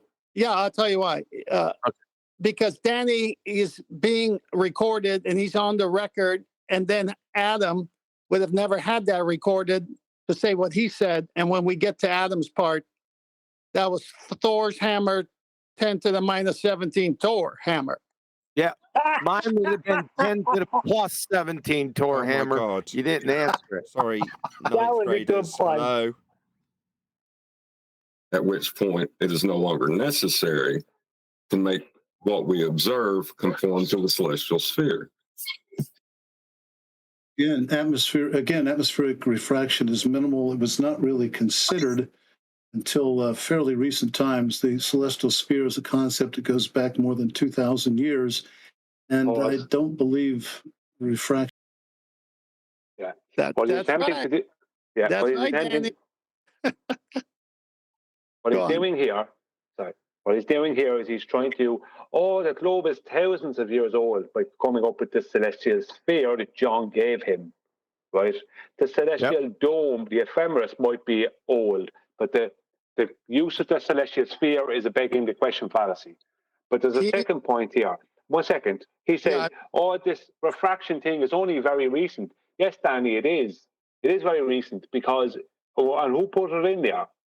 Who put in this celestial refraction nonsense? As he's calling it atmospheric refraction. Where's that coming from? Atmospheric refraction. It's probably about as recent as his globe. That's how recent it is. You remember Eratosthenes didn't use refraction. You remember Al-Biruni didn't use refraction. And you remember Andrew Thomas Young said all his refraction studies were done on plane surfaces, but Earth's not flat, so we're going to do geometric considerations. Well, you walk away from. But what Danny is claiming was what you just said there. What Danny is claiming is actually only applicable to Al-Biruni. No, what Danny is claiming there is atmospheric refraction, which is terrestrial refraction, which is nothing to do with the sky, air temperature or pressure. It's got to do with the unbending of an arc length that they're calling a globe. To stretch the horizon no further. That's what that is. Now, Andrew Thomas Young, once he adds an R value, that's what he's talking about. Before that, he's not talking about that. No, agreed. Look, I love the detailed explanations, but the point is, they didn't know about refraction back then, and they seem to have gotten to their destinations quite well using the Kamal, the astrolabe, piece of string with knots with a board. Astonishing. It's like it doesn't even exist. And overall, it was an argument to age fallacy. Action was considered at all until well after the telescope was invented less than 400 years ago. Could you please repeat that? I apologize. That's fine. I said that atmospheric refraction has only been considered for maybe 300 years, if that long. The celestial sphere goes back about 2,000 years before that. So 300 years, perfect. I don't think he said that the first time. What else happened 300 years ago? Who else turned up? Is it Kepler? Johannes Kepler. Yeah, thank you. My point proved. it's not necessary to consider celestial, atmospheric refraction when developing the model, if you will, of the celestial sphere. Oh no, I agree. With the refraction, I don't know if I would call it terrestrial refraction, but I will say that the way refraction is applied is not applied the same way now as it was 2,000 years ago when it was first created. I agree to that. But you're saying that it has nothing to do with measurement, the creation of the celestial sphere. No, there was no need for that. It was first a qualitative. Sorry. Sorry, that was an absolute train wreck. If this ever happens again, please have somebody on the mic without children in the background. Just a pro tip. Yeah, but it's refracted, so that's just not a possibility, is it? It was his last Yeah, day. well, somebody else should have taken the reins. Yeah. I'm glad John got this. Yeah. I'm not.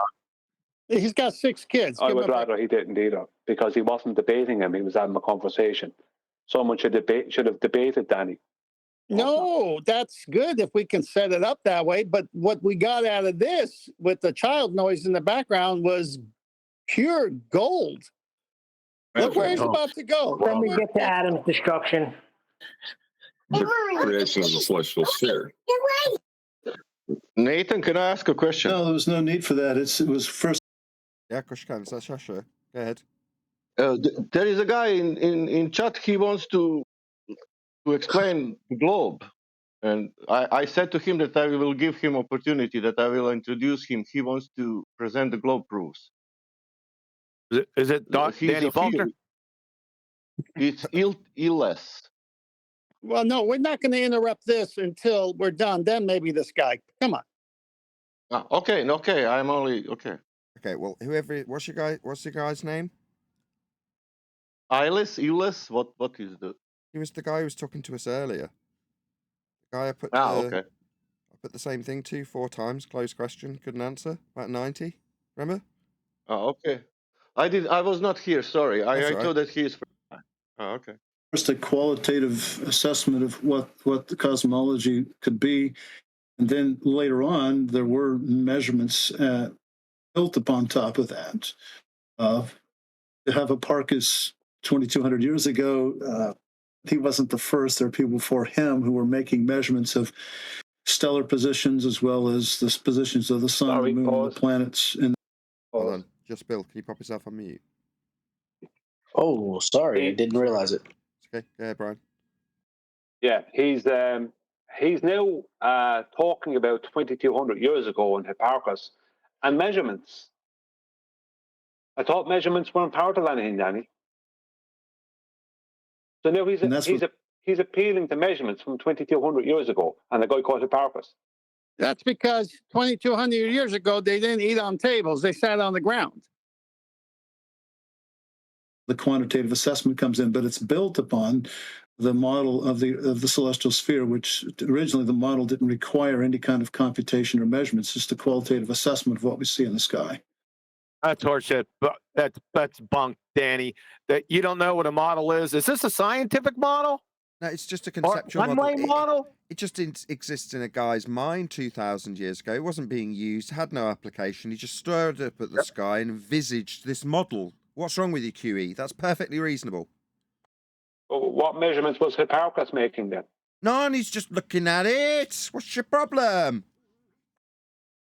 Nathan, what he just described, you show on your screen every day, which is the semicircle over a flat plane and people on top of a disk taking elevation angle measurements. That's what he just described. Yep. Well, I don't think that's absolutely true. I think that without breaking up, John, come to conclusion. I put a question to him now, and he completely ignores me. Here. Yeah, we didn't hear what that means. I heard that you disagree. Can you expand what you mean by qualitative assessment until we get John's line clear? I don't agree that you can create the celestial sphere without measurement, because the first thing you have to do is take elevation angles to create the celestial sphere. Once you've adopted the model of the celestial sphere, you certainly can quantify things with altitude and azimuth and other sorts of measurements. But the invention of that model... Pause. Altitude and azimuth is a horizontal coordinate system, officially named. Yes. But he's about to put thank you, Danny. Welcome to Flat Earth. Correct. You can use it flat Earth, yes. But his caveat's coming. Doesn't require any kind of quantitative measurements at all. Bullshit. Well, what's At the the beginning. elevation angle then? Yeah, exactly. It's simply what can you do to build upon that model and make the model quantitative. But the model itself of the celestial sphere doesn't require measurements to make it so. The model is expressing relationships between angles in celestial objects. So you can use the model to do that, but developing the model originally didn't require actually creating that. I believe the Greeks probably invented Probably. This is standards, man. This is the standards. This is the key statement. spherical trigonometry to be used on the celestial sphere, but they didn't invent that until the necessity of it arose with the model of the celestial sphere. What did you just say? Right. Did that sound like a bit What of a a sentence sack mutter? of shit. Bit of a fragment. Do you want to hear that again? Because I couldn't quite make out. It sounded like he was muttering through a sentence. Yes. Be used on the celestial sphere, but they didn't invent that until the necessity of it arose with the model. There's a necessity for the models. Is that what he said? Mm. I'm going to hear it once more. You don't do spherical trig on the outside of a sphere. You do it on the inside and project it out to the edge. Just You do. Well, there's no such thing as spherical trig. Go on. Yeah, there is a thing called spherical trig. It's in mathematics, right? But it's trigonometry. You do it, and then you do it at the point of intersection on the surface. But it's still trigonometry. It's not spherical trigonometry at all. It's trig, and where it intersects with the curve you're creating. But when you do that, you do it on the inside. It's an impossibility to do it on the outside. That's my point. That I know that, but it's not you're using trigonometry. But the term spherical trigonometry is wrong. You're using triangles from the center point to points on the surface of a circle. You're missing it. You're missing it, Brian. You see, we got Adam here, and he's reading between the lines of what Danny should say instead of paying attention to what he actually Is he said. doing it again? No, I'm not. bloody No, hell. I'm not. I will tell you what I've just picked up on there is that Danny's trying to be intelligent, and whether or not the specific term spherical trig, what he's describing is how you do it. But what he's doing in his boast is describing incorrectly how you do it, is the point I'm making out. He's demonstrating his lack of knowledge of this spherical trig that he doth describe. Spherical trig, what's that? Okay, let's not do that. Yeah, it's actually just. It's actually Brian's gonna just. do that. It's just. Hang on. It's just right. The reason people are saying spherical trig on our side is because we've heard that a billion times from the ballers. There's no such thing as spherical trig.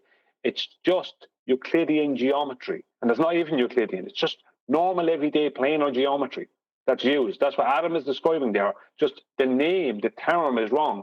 It's just geometry. That's all it is. It's not spherical trig, just geometry. Celestial sphere. Well, sir, you're trying to tell us, though, that you have created a model without taking any measurements. Do you not see how that's contradictory? I don't think you quite understand what a model is. A model doesn't have to have. That wasn't the question. That wasn't the question. Also, Refracted's missed a trick there because he's already laid down a couple of measurements, hasn't he, Adam? You could have just taken him to the measurements he used. I know you guys might be criticizing John, but I'm liking what he's doing because he's putting questions and he's letting Danny speak. And every time Danny speaks, he's building a case for me to put to him. I'm listening to every answer that Danny's giving. Yeah. Sure. Quantitative aspects to it, particularly when you're developing the model. Now, eventually, you can add those quantitative things, but the initial conception does not require that. Kinetic. Yeah, so long as you can have a point where it just exists in the mind's eye of a guy looking into the sky, no measurements needed. That's his argument, right? Well, you can't in the real world create a model without measurements. You can just go to your local hobby shop and see a model of a Corvette, one to something scale of the actual Corvette. Yes, but in Yeah, order for me you to guys- look, right, in 20 years from now, there will be a comprehensive model of a tesseract. Now, right now, I'm just looking up at the sky, and in my mind, there's a tesseract. Therefore, that's the point of conception of the model. No measurements have been made or needed. It's just me daydreaming about a tesseract. Therefore, tesseract model exists. We all cool with that? We all understanding that there is a tesseract model because I've imagined it while staring up at the sky. Yes, that's the perspective view that he's talking about, that he says there are no measurements, and yet in celestial navigation, you use the horizon and an elevation angle and GPs and zeniths of the observer and nail it every time. So he is like in trouble right now. Theory of gases, No. for instance. The biggest problem is the enabling of this model. I don't know how many times I've taught on this. I'm not going to do it again. The next time I hear somebody say model on either side, you're going to get your ass ripped up. Got it? Thank you. I wouldn't call that a model. I haven't got it. Tenth man, what up? I If you wouldn't haven't call got that it, model say it. behavior. You wouldn't call that model behavior. We're talking about one specific model that is in existence that we reference here. This is the celestial sphere model. Yeah. Okay. Yeah. That's what's being referred to, isn't it? Okay. I'll play. Is that a scientific model? Oh no, it's the celestial sphere model. That's not a scientific model. That's Hell no. part of our discussion. Never claimed it was. Well, then you got a problem. Why? No, it's the celestial sphere model. It's a colloquial term. We all know what's being described here. Celestial navigation. Nobody's invoking science. We're invoking a model of celestial navigation. So it's a navigational model. No, it's not a model. What type of model? Navigational model. No, that's not a model. That's not a type of model. That's a description of the model. What type of model is it? No, you'll have to help me. I'm not sure where you're Celestial, terrestrial, and celestial model. What are you fishing for? Just tell us. What am I fishing for? It's not a model. What is it then? He conjured it. No, celestial sphere model's there. No, it's not. Holy shit. No swearing. If it's not a scientific model, no, it's then not. It's not a model. Is it a runway model? No. No? Celestial sphere model. Yeah, you keep on saying celestial sphere model. Yeah. That's not a type of model. Playboy model? What would you like to call it? I appreciate the point you're making then, but what would we call it? Well, it's a coordinate system. It's a celestial dome. It's a perspective which they labeled a model. Yeah, it's not a model. Tell him, 10th man. And we can keep reiterating that point, but that point is a minor point just on the descriptive. Let's just call it's it. his whole point. It's this whole discussion is about a model and what models are and how they're constructed when he doesn't know what a model is. Don't you You're get right. it? You're right. But at the same time, he's building his own coffin because in the celestial sphere non-model model that he's talking about, you need a flat plane. Is quantitative, but initial idea was not quantitative. It was simply an idea, and then they used the physics to develop that idea. So models don't have. Yeah, that's crap. Physics. Yep, that makes it a scientific model right now from his own words, right? Yes. Yeah, there you go. Yeah, completely compromised So himself.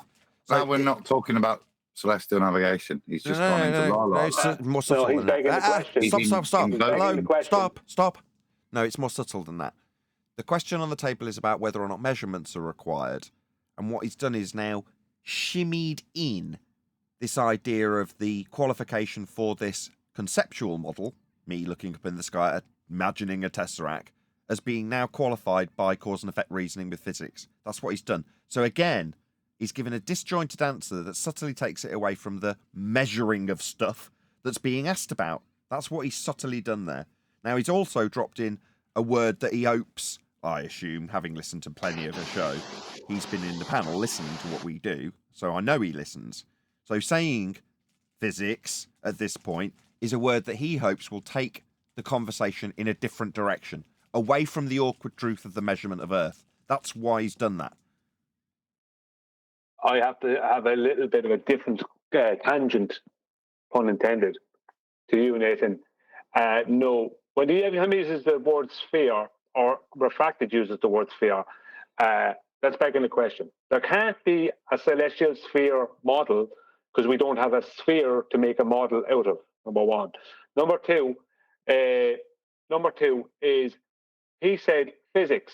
What he's doing there is he's inferring the claimed physics that he thinks exist or is trying to promote exists for these stars that we're looking at.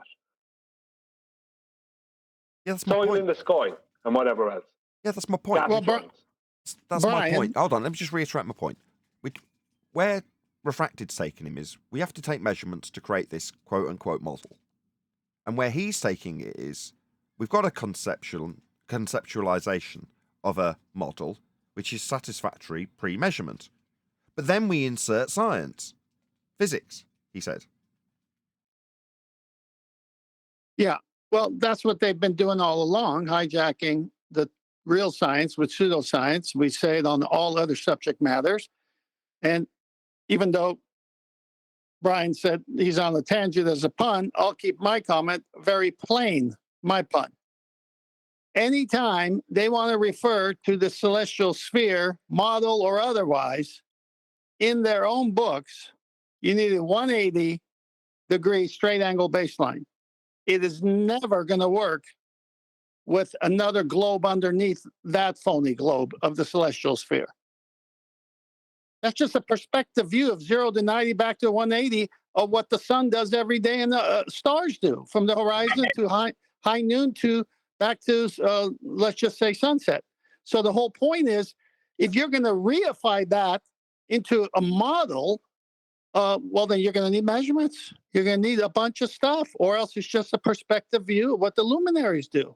And we know that the elevation angle and the co-altitude angle make a box with 4 90s, 2 in the sky, 2 on the ground. Yeah, It's people are in their struggling with books. this. People are really struggling with this. So I've had several people when I've just dropped it into the discussion subtly in terms of the plane of the sky versus the parallel plane of the ground that we must measure. Well, when you go through those 490s, that's what you're describing. But even the flat earthers are struggling with this. In other words, there's people on the globe side that obviously infer that the transformative equation that gives us a curved surface between the celestial dome that's created from the perspective view and the plane that's in the middle of that model. Sorry, Q, I can't think of a better word. But you can kind of not forgive, but appreciate why they would infer that curved nature of the measurement. But when a flat earther fails to appreciate that you've got a parallel plane with the sky to get that protractor-based measurement and then depiction on a curved model, again, I'm struggling. That's something that people just don't understand. It's like, no, the sky is also flat, but people don't seem to understand why. Yeah, Matthew from Australia. Ziggy, Terence, sorry, Tony, Philip. Mitchell from Australia back in the day. Remember, he came out with that from the flat. He didn't come out with it. Everyone knew it, but flat. You remember that? 2021. Yeah, I talked about that yesterday. Yeah, Mitchell's depiction. Yeah. Yeah, the flat plane of the sky and the flat plane of the earth and how it all works. I thought it was outstanding, but sorry, I digress. Yeah, it is. It was exactly what. If we just take it back to what's his name's that done all the prospective work. Remember, he did the big presentation. Life is short. Life is short. Yeah, he showed that it's a known thing that if you have 2 planes, let's say one on the surface, one along the carpet of a hallway of a hotel, and the ceiling above being another one, being parallel planes, that because the closer you are to the surface, the more that the the ceiling will appear to ramp down towards the floor. Sure. The closer you are to the ceiling, the more the floor will appear to ramp up towards the ceiling. It's just a perspective issue. So that whole, technically all we're dealing with is actually the sky appearing for an observer to ramp down towards the horizon. That's all we're dealing with. Not exactly. Not exactly. Hang on. Go on then. Well, hang on. Go on then. No, because the way he said that there was like, I've got a really great point. Okay, then let's hear it. Well, in the Life is Short example that you just gave, you're talking about a hallway, and you're saying that, let's say you've got a dude. No, you've got a little Lego figure, right? And you're at the midpoint between the floor and the ceiling with your camera, and you've got two Lego men. You super glue one upside down to the ceiling, and you super glue one to the floor. Now, as you lower the camera and limit your angle to the ground, you'll see a point of optical dissolution. The legs of the Lego man disappear. As you raise in elevation towards the Lego man on the ceiling, the same thing will happen. With me so far, Brian? Yeah. It's just an extra bit. I just don't need much. I just need yes. You're right. Okay. With that in mind, do the stars do that? Yeah, but you're missing my point when you bring that up. Just a yes or no. Do the stars do that? No, they don't. But you're missing my point completely. Right. Because I didn't get to finish it. Let me just make my point first. My objection is to say that. No, I don't want to. Well, I'm nearly there. Just Go one on, more sentence. One more sentence. Bloody hellfire. Right. The inference when we say, I drop it in because it's in my mind. Everybody already knows this, so I don't make a big deal of it. It's just dropped in like this, like it's fairly carefree. So when it gets pulled up, you're like, well, why? What's the problem here? Well, the only problem is that the way the stars do behave, in other words, the angle doesn't change as you raise in elevation, defies the idea that they're stuck to a flat surface. And I just wanted to make that bit clear. While we describe them as always being treated as having a 90 between your zenith and the point where you've got a ground position above the star, creating the box that Tenth described, that doesn't mean there's a flat surface to the sky. It just means that's how we're treating it mathematically. In terms of what it actually does, it defies all reasonable understanding of anything that behaves normally in even in perspective descriptions. That's it. I'm done. Yeah, but my point being is that I was going to get to the point to the sky. The point with the sky, as you raise, whatever is there you're looking at appears to raise with you. So your angle is the same from an airplane as it is from a boat, which emphasizes even more the ramping down effect that you would have, because you can't even give a distance to whatever you're looking at. It's just way up there somewhere, and you can't even give it a somewhere.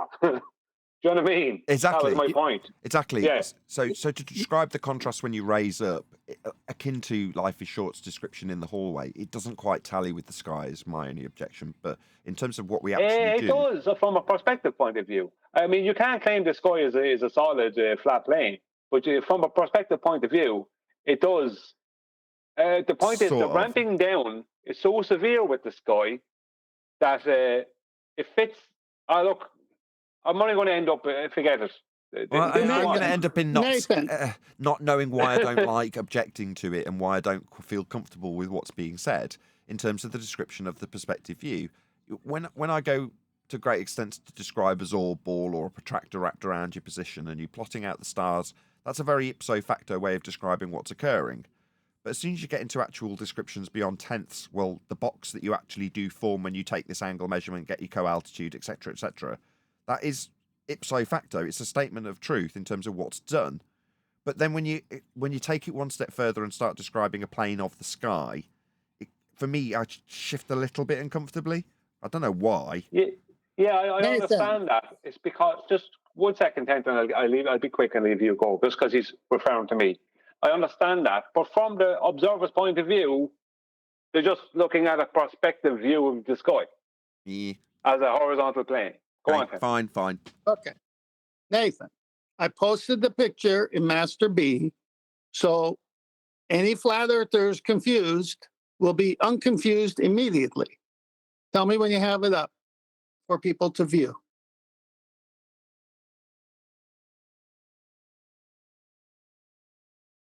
That might be more difficult than I first... Just describe it and I'll fiddle with getting it up on screen. I see it. I see it. Yeah, it's a master B. You'll get it up. So here, let me explain. This is something that's in the navigation books of people who believe in the globe. This, I remember initially people said, is there any flat earth navigation almanacs? And the answer is yes and no. Yes, because you need a flat plane to even do it. But no, in the sense that they make you think you're on the globe when you're doing it. And so then this picture comes up. And when you look at it, and it's from them, the globers, right? You've got a box. That box has 490s. Now, the observer zenith is the first Z at the top, and it says what? Observer zenith. That's 90 degree above the observer with the sextant. Okay? So imagine if this observer was not on the ocean, but on terra firma, on land. All he would have to do is hang a plumb bob with a string tied to a protractor with a straw on the baseline to look through at the star.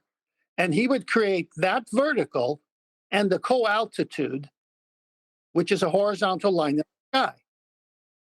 And he wouldn't need to subtract from 90 because he's got the co-altitude, which is the zenith distance. Now, the zenith distance is the actual nautical miles from the GP of the star over the Earth to the observer's zenith. Well, because he's at sea and he can't hang a plumb bob with a straw with a protractor, he uses a sextant. So he uses the horizon and he gets the angle, which is the elevation angle, and creates the right angle triangle you see at the bottom. But he must subtract that from 90, his 90 that I just spoke about, to get the co-altitude, which is the zenith distance. And lo and behold, it matches exactly the same nautical mile distance on the surface of the Earth as it does in the sky, no matter which way you do it. And this is when Brenda comes in and says, I could do it without the horizon. Well, what she's talking about is a plumb bob with a protractor and a straw where you get to the co-altitude right away. But it takes 2 steps when you use the horizon. But all in all, it's the same thing. And you have a box with 490s. And of course, they can't get themselves to put 4 boxes that represent 90 here because they still want to push the globe. But there's no way around it because you're referencing 90. Yeah, they start with the co-altitude and ignore the fact that what they're trying to establish is the zenith distance on the ground, right? Get focused. Focus now. Okay. You see that co-altitude at the top up there? Yeah, in the sky. You see that? It's an inverted adjacent. There, Nathan. Yes. See that? You see that line? It's a huge rectangle. It could be thousands of miles, correct? Yes. Yep. Yeah. Sky's flat. Yeah. Yeah, I agree. So why does that make you uncomfortable? No, there's the perspective description. That makes me uncomfortable. Oh, the other description. Yeah, this tells you right away. Follow?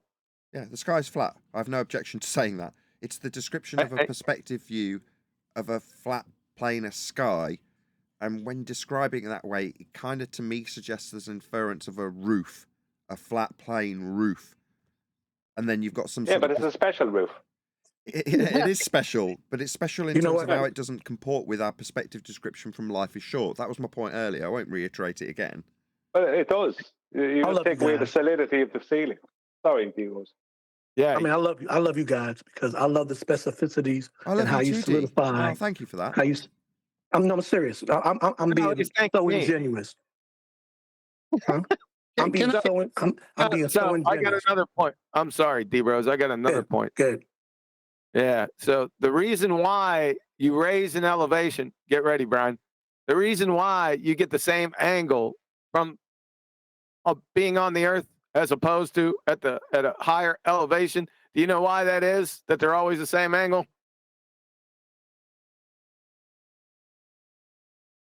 Is this going to at some point acknowledge the point that defies how the perspective description would work with a ceiling?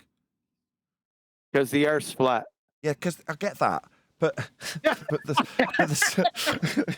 let's just move on. Right, I can't fully quantify my objection. Is the real truth here, so I'm going to struggle to argue it. But I do have a shifting, uncomfortable feeling when we're describing the sky as being a perspective view. I don't like it. I don't know why, and I'm not going to argue with Brian.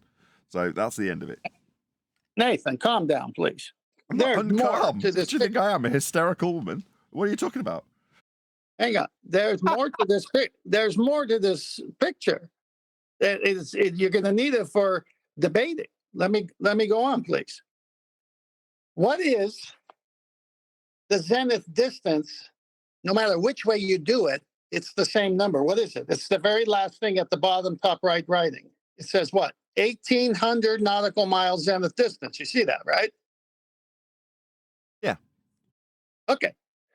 Keep that in mind when you're debating this. Here's why. When they go to the tangent plane, they say that's for locally flat. Okay. You see that circle there? That this whole thing is based on? That little disc?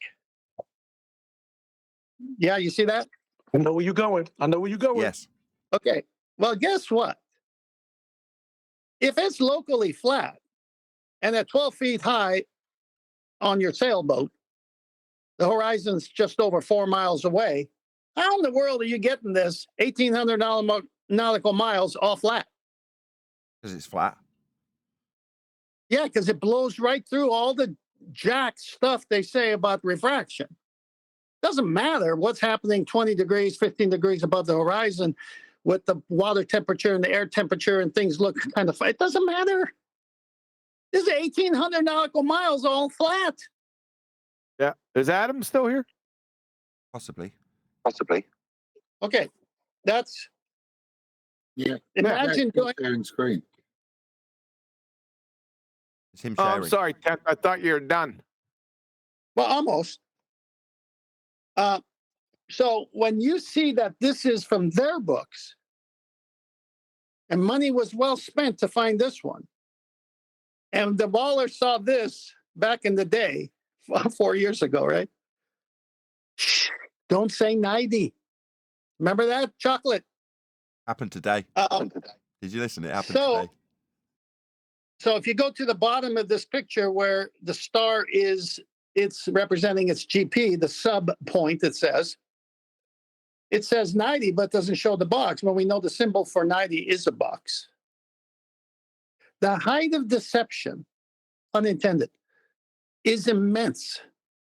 You need a box with 4 90s to do it, but they've got to keep you on the globe. So they do a curved baseline and a curved co-altitude when nothing could be further from the truth. Right. I'm done. Adam. Have to be quantitative at the very beginning. Simply, you bring the quantity in to quantify what you can measure with the model. So you're saying the model doesn't have to be quantitative at that point, but in recognition, you realize that until it becomes that, it's just an idea and the modeling of itself is useless. The initial conception of a model, in this case, the celestial sphere model, no measurement has been made. But the conception of the model is to take measurements to figure out where you are. Yeah, its whole raison d'etre is to take a measurement from the real world, apply it into the model, take something back out of the model to give you information again for the real world. You know what this needed? It needed Quantum Eraser to interject at that moment and point out it's not a model. That would have definitely benefited this. No, not that it's not a model. It's not a scientific model. Not a scientific model, straw Something man. that nobody claimed. Nobody claimed, right. He's trying to go back to the trough of his vomit. I'm going to hammer you. Look, this is his coup de grace. Let's not. I've done it. I'm sorry. Yeah. It is good. So this is so epic. if I may, and I shall, from what I'm getting, gather it real concise. as in the layman term. This is the same situation with this sky as we had with the horizon, which was apparent, which they try to make it be a geometric physical horizon, which it wasn't because it was apparent. It was perspective. Perspective being apparent meaning it looked like that. It looked like that from wherever you stand around on the plane. So the same thing with the sky, wherever you're looking at, the perspective is the refractive effect, whatever you, if you will, for a few degrees above, but basically the way our eyes see things. And now we're just doing the same argument against them with this celestial, aka so-called model, quote, model, but it's not a model like QE said. You know what I'm saying? But it's the same thing. It's like perspective and all the refractive things that make perspective change and people. No, there's no refractive things. No, I'm just saying. I'm just saying. Hold on. I'm speaking as a. Hello. I'm speaking as a global. Hello. That means stop talking or keep going indefinitely while the host tells you to stop. Diego, can you put yourself on mute? We just got your heavy breathing. Diego 76. Oh shit! Sorry. Yeah. Please don't swear. Carry on, D. I don't think anyone was following along with you, but feel free to carry on. Who, me? Okay, yeah. That's what I was saying in layman, concise and layman terms. Basically, the same thing was going around with the horizon. The horizon, they was trying to say it was a geometric physical blockage or whatever you want to call it. Please don't be pedantic what I'm saying. But when we broke it down and said, no, it's an apparent perspective, what we see wherever we're standing on the earth. So same thing with the sky thing, with this celestial so-called alleged model, which QE so eloquently and precisely broke down and said it's not a model. It's just something that we see. Don't you start, he's wrong. So move on. Okay. Okay. Anyway. That's but not basically, what was happened with the horizon either. It's a bit of a different. Yeah, but what I'm saying, exactly what I'm saying though, it's the same thing. The horizon was not a physical thing. It was an apparent. We use the words. Well, no. Let me do it. I'm doing it in layman. You're going to do it in the technical. Oh, brother. I'm doing it in layman terms. Can we restart Adam's thing again so we have it in context, and then we'll come back to this because I'll say a point to D-Rose. Yeah, can we By the way, summarize? how you doing, Tenth? What's up, Tenth? How you doing? All right. Well, what's up, D-Rose? How's it going, D-Rose, a.k.a. D-Rose? Can you just hold off on your little spiel until after? Let's listen to the whole thing that Adam said to Danny. Well, no measurement has been made, but the conception of the model is to take measurements to figure out where you are.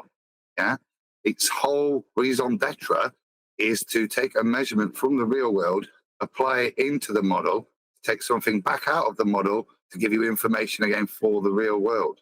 Without the use of measurement, the model has no ability to assist you. That was epic. Truly epic.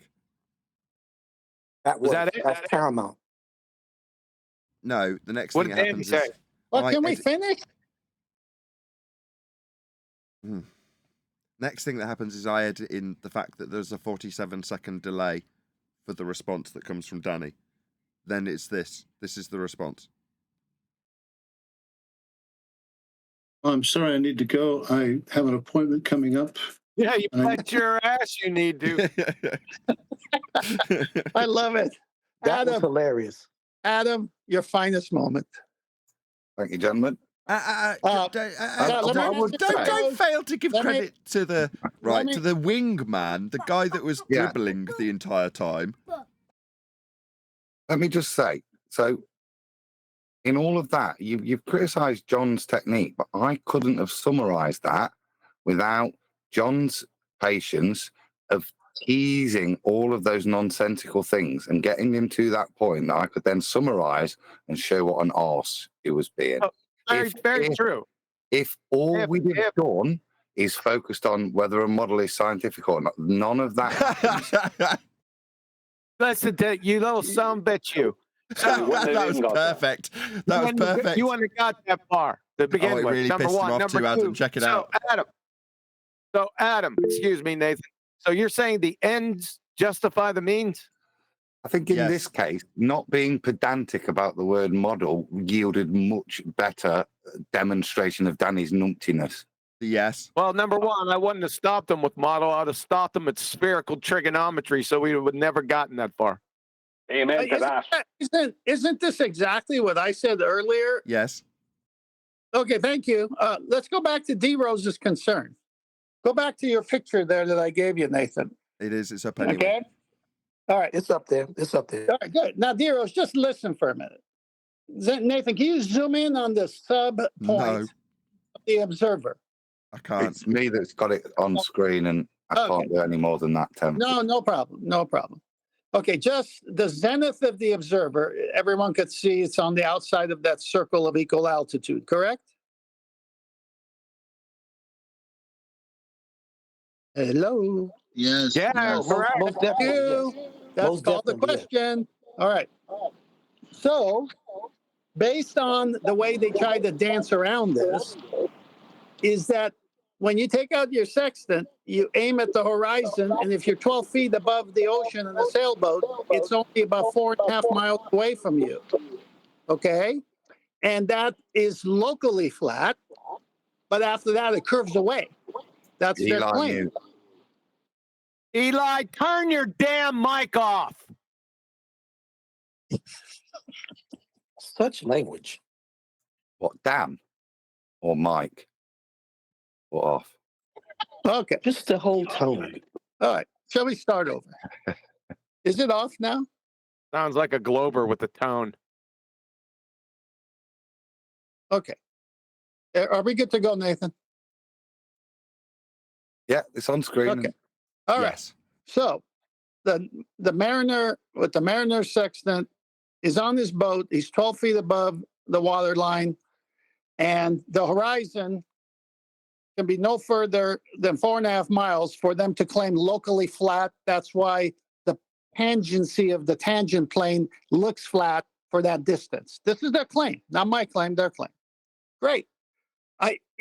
Adam, you could probably do this. Draw a little circle where the observer is in the middle, and on either side of that circle is 4.5 miles. And that's the only flatness that the globers are saying is the Earth because of the tangency of the tangent plane at that point that he's on. Great. Wait, hold on. Hold on. That little centimeter Why are you dot? giving them? Hold on. Why are you giving them 4 miles? They haven't got 4 millimeters. No, you're missing. Where are you getting 4 miles from anyway? I've heard you say that. You're missing That's a 4 mile tangent.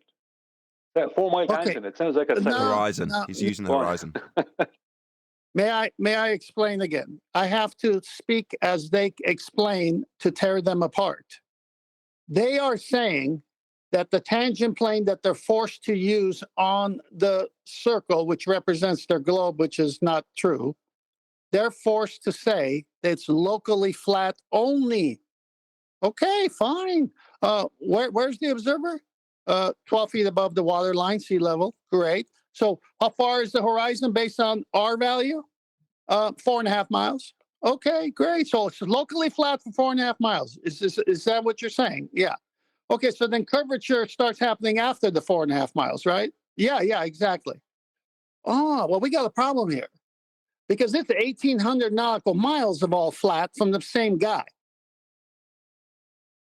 Yeah, but the problem is that I only accepted the distance to an horizon. No, you don't. I'm just telling you. Know what I mean? There's no 4.5 miles of flat and then some curvature. I wouldn't even go down that road. That. My gosh, keep up. Do you understand what I'm showing you here? I just can't do it. I can't do it anymore. I can't I am telling you the emperor. I understand what you're saying. I understand what you're doing. No, you don't know what I'm saying. You don't know what I'm saying. I do. I just have I can't do that anymore. Can't. No, it's what they say that's not true. And I'm showing D-Rose when he was trying to express it the way he was, that I could show what he was trying to say. It's all flat. There's no such thing as locally flat. It's all flat because it's 1,800 nautical miles based on this one observation, let alone the maximum of 5,400 nautical miles when it's 90 degrees. You can't have that on a globe Earth surface. They die at every point. Yeah, but they can't claim locally flat on a sphere. There's no such thing. I know that. That's why they have So I a can't tangent go. I just plane. can't entertain it at all. I'm not Don't attacking you. I just entertain can't it. Go entertain on. it. Maybe you can. I can't. Okay, then you know what? I can't entertain. What you're saying is I can't entertain anything in their books because they lie in there too. I'm showing you what the lie is. Eli, you're Well, I was gonna ruining say the something. audio. I don't understand this. I can't entertain stuff. We're exposing them. Yeah, Brian, 10th is not saying we accept this. He's basically quoting what they claim. We know we denounce it, but he has to use what they're saying to dissect it point by point. I know what Tent is talking about, the Rose. I am fully aware of it. I can't entertain any claims of anything like spherical triangle, locally flat on a sphere, a celestial sphere model. Can't do it. What do you think? What do you think I did all this was to prove I don't entertain it by exposing how stupid it is? My gosh. I know. I'm not indicting you, Tent. I'm not indicting you. It's a reaction to the information, not you. No, but Brian, I'm using Brian, hold on, Tim. But Brian, right now though, you're interrupting the conversation by saying you're not. You can't talk, Mister off mute. Just go away over. No, I'm just saying, just go on mute. Let him finish what he's saying. You charging others with interrupting a conversation is like fucking Pol Pot charging the Dalai Lama with genocide. Stop swearing. Yeah, but the overall point is let him finish. If you don't entertain it, just do it silently. That what I'm trying to say is that when they bring up that excuse which is not real, and I agree with Brian, I don't entertain it. I just showed them that locally flat is really 1,800 nautical miles.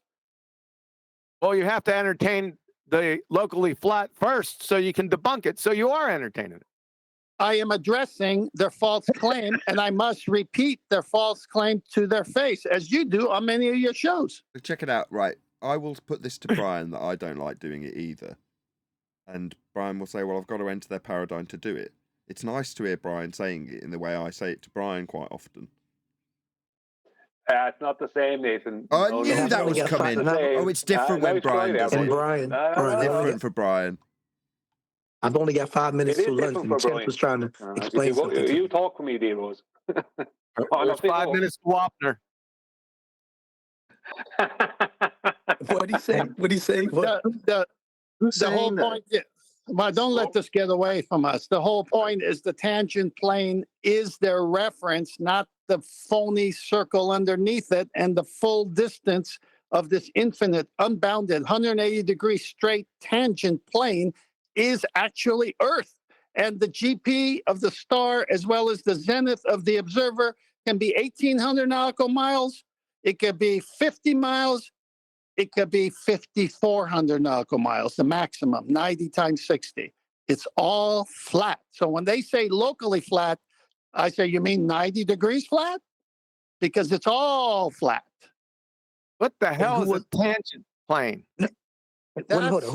What's the reason for the tangent plane is because they can't use a curved surface. They use the equatorial plane because they can't use a curved surface. They use a bubble sextant that sets a horizontal for a vertical to be established perpendicular 30,000 feet. I didn't ask you that. I'm answering. Be patient. I didn't ask you that. I don't care. Be patient. I said, what is a tangent plane?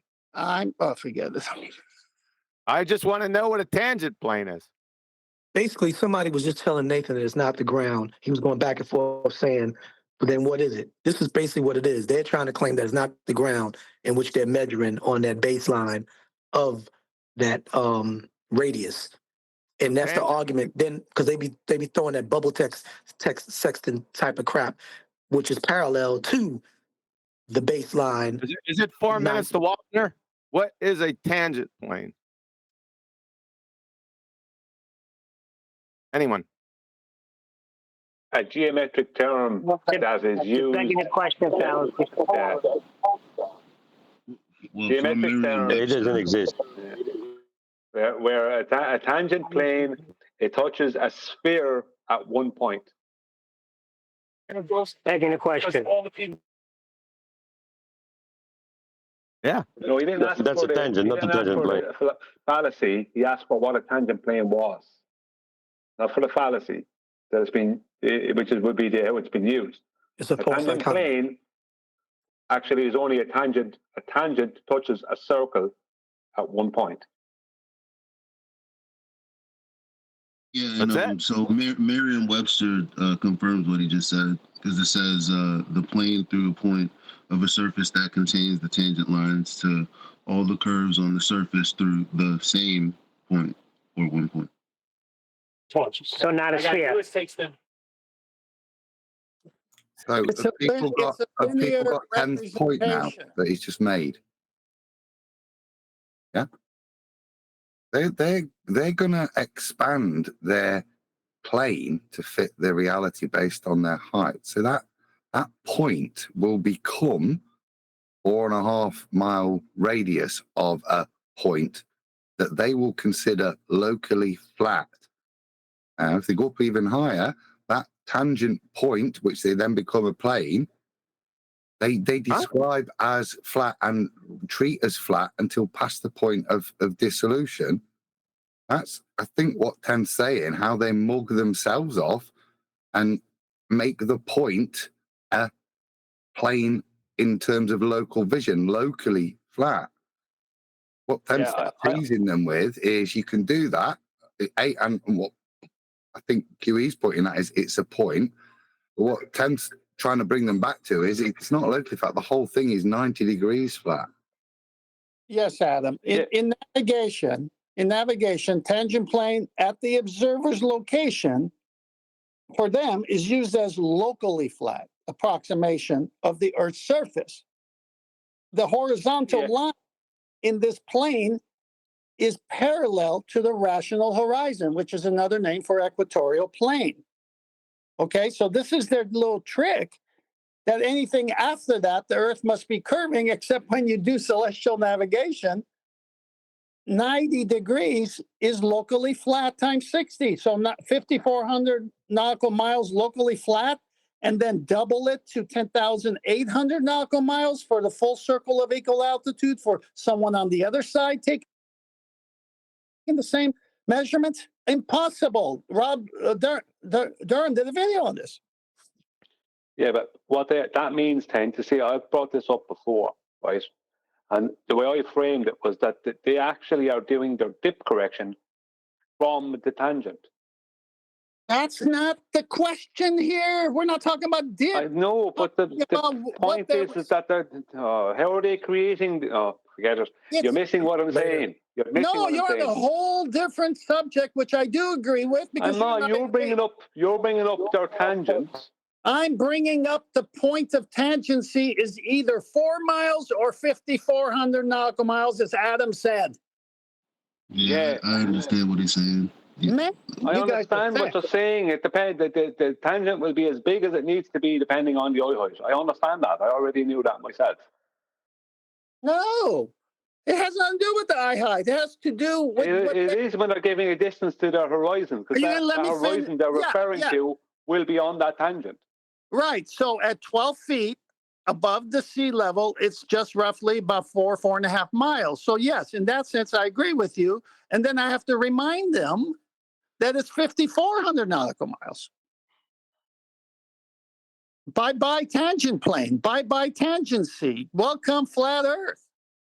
Yeah, but within their paradigm, what they're trying to do is wherever they calculate the horizon to be away in distance based off of a 7/6 hour globe. Even though they'll be using that as a horizontal distance, the point being is that at that point, right after that point, is where they're going to say everything is curving. That's it's a double begging the question fallacy. Didn't I just read to you their definition of locally flat to match exactly where they see the horizon, no matter how high they are above the ocean surface? I just read that to you. Why are we spending time on what we agree on? What I'm trying to tell you is when they use this argument, and you look at the picture that Nathan has there, the sub point of the observer, if he was 12 feet above sea level, if you're a glober, you would be saying as a glober, Earth is flat for 4.5 miles, then starts curving. And then I'd have to remind them, based on this picture, it's flat for 1,800 nautical miles, buddy. Yes, 5,400. No, in this picture, it's 1,800 nautical miles. All right. I'm not looking at the picture, sorry. Yeah, it's 30-degree co-altitude. So zenith distance is the same in the sky as it is on the ground, creating the box with 490s. They have no way to get around this. This is from their own books. Yes, but the tangent length, problem is the tangent length they're claiming is only as the distance between the observer and wherever their mathematical horizon is. I agreed with you on that. I even quoted them saying that the tangency is to that distance and it varies based on their height. I agree with you. I'm not saying anything otherwise. It's nonsense, though, because in the actual discipline of celestial navigation,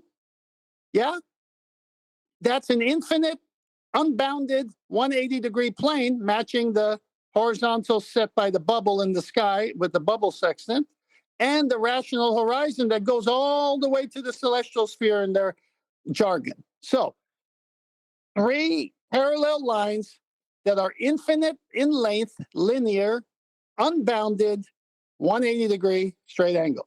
And then you just happen to be 12 feet above the water line, and you see a horizon and say, well, I believe I live on a globe Earth, so Earth curve starts after that. And I said, wait a minute. The GP is on this tangent plane somewhere in the sky, 1,800 miles away. You're in trouble. Who are the they with the 4 miles of no curvy? You know who they are. You talking about Brenda? Anyone who thinks after the horizon, Earth starts curving is the they.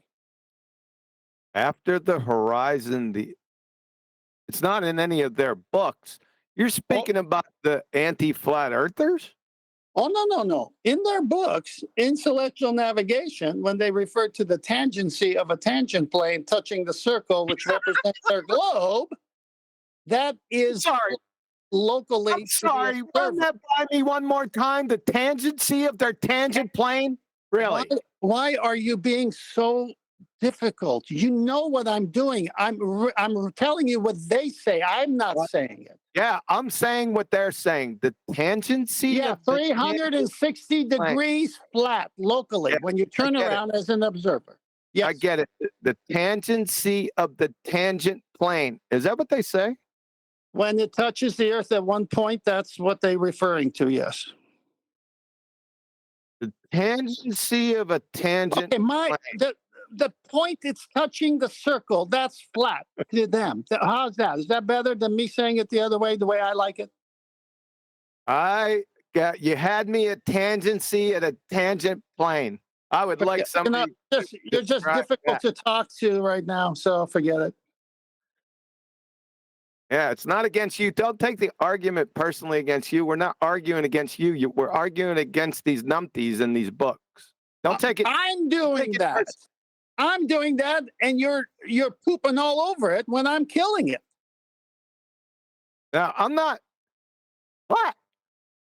Yeah, I'm killing their argument. I'm killing their argument, and it's easy to understand it. Then you want to get detailed, and people lose it now. So when I get detailed, there's a problem. when they say in their books, QE, that an observer at sea who turns around 360 will see Earth as flat, that's what it's referencing.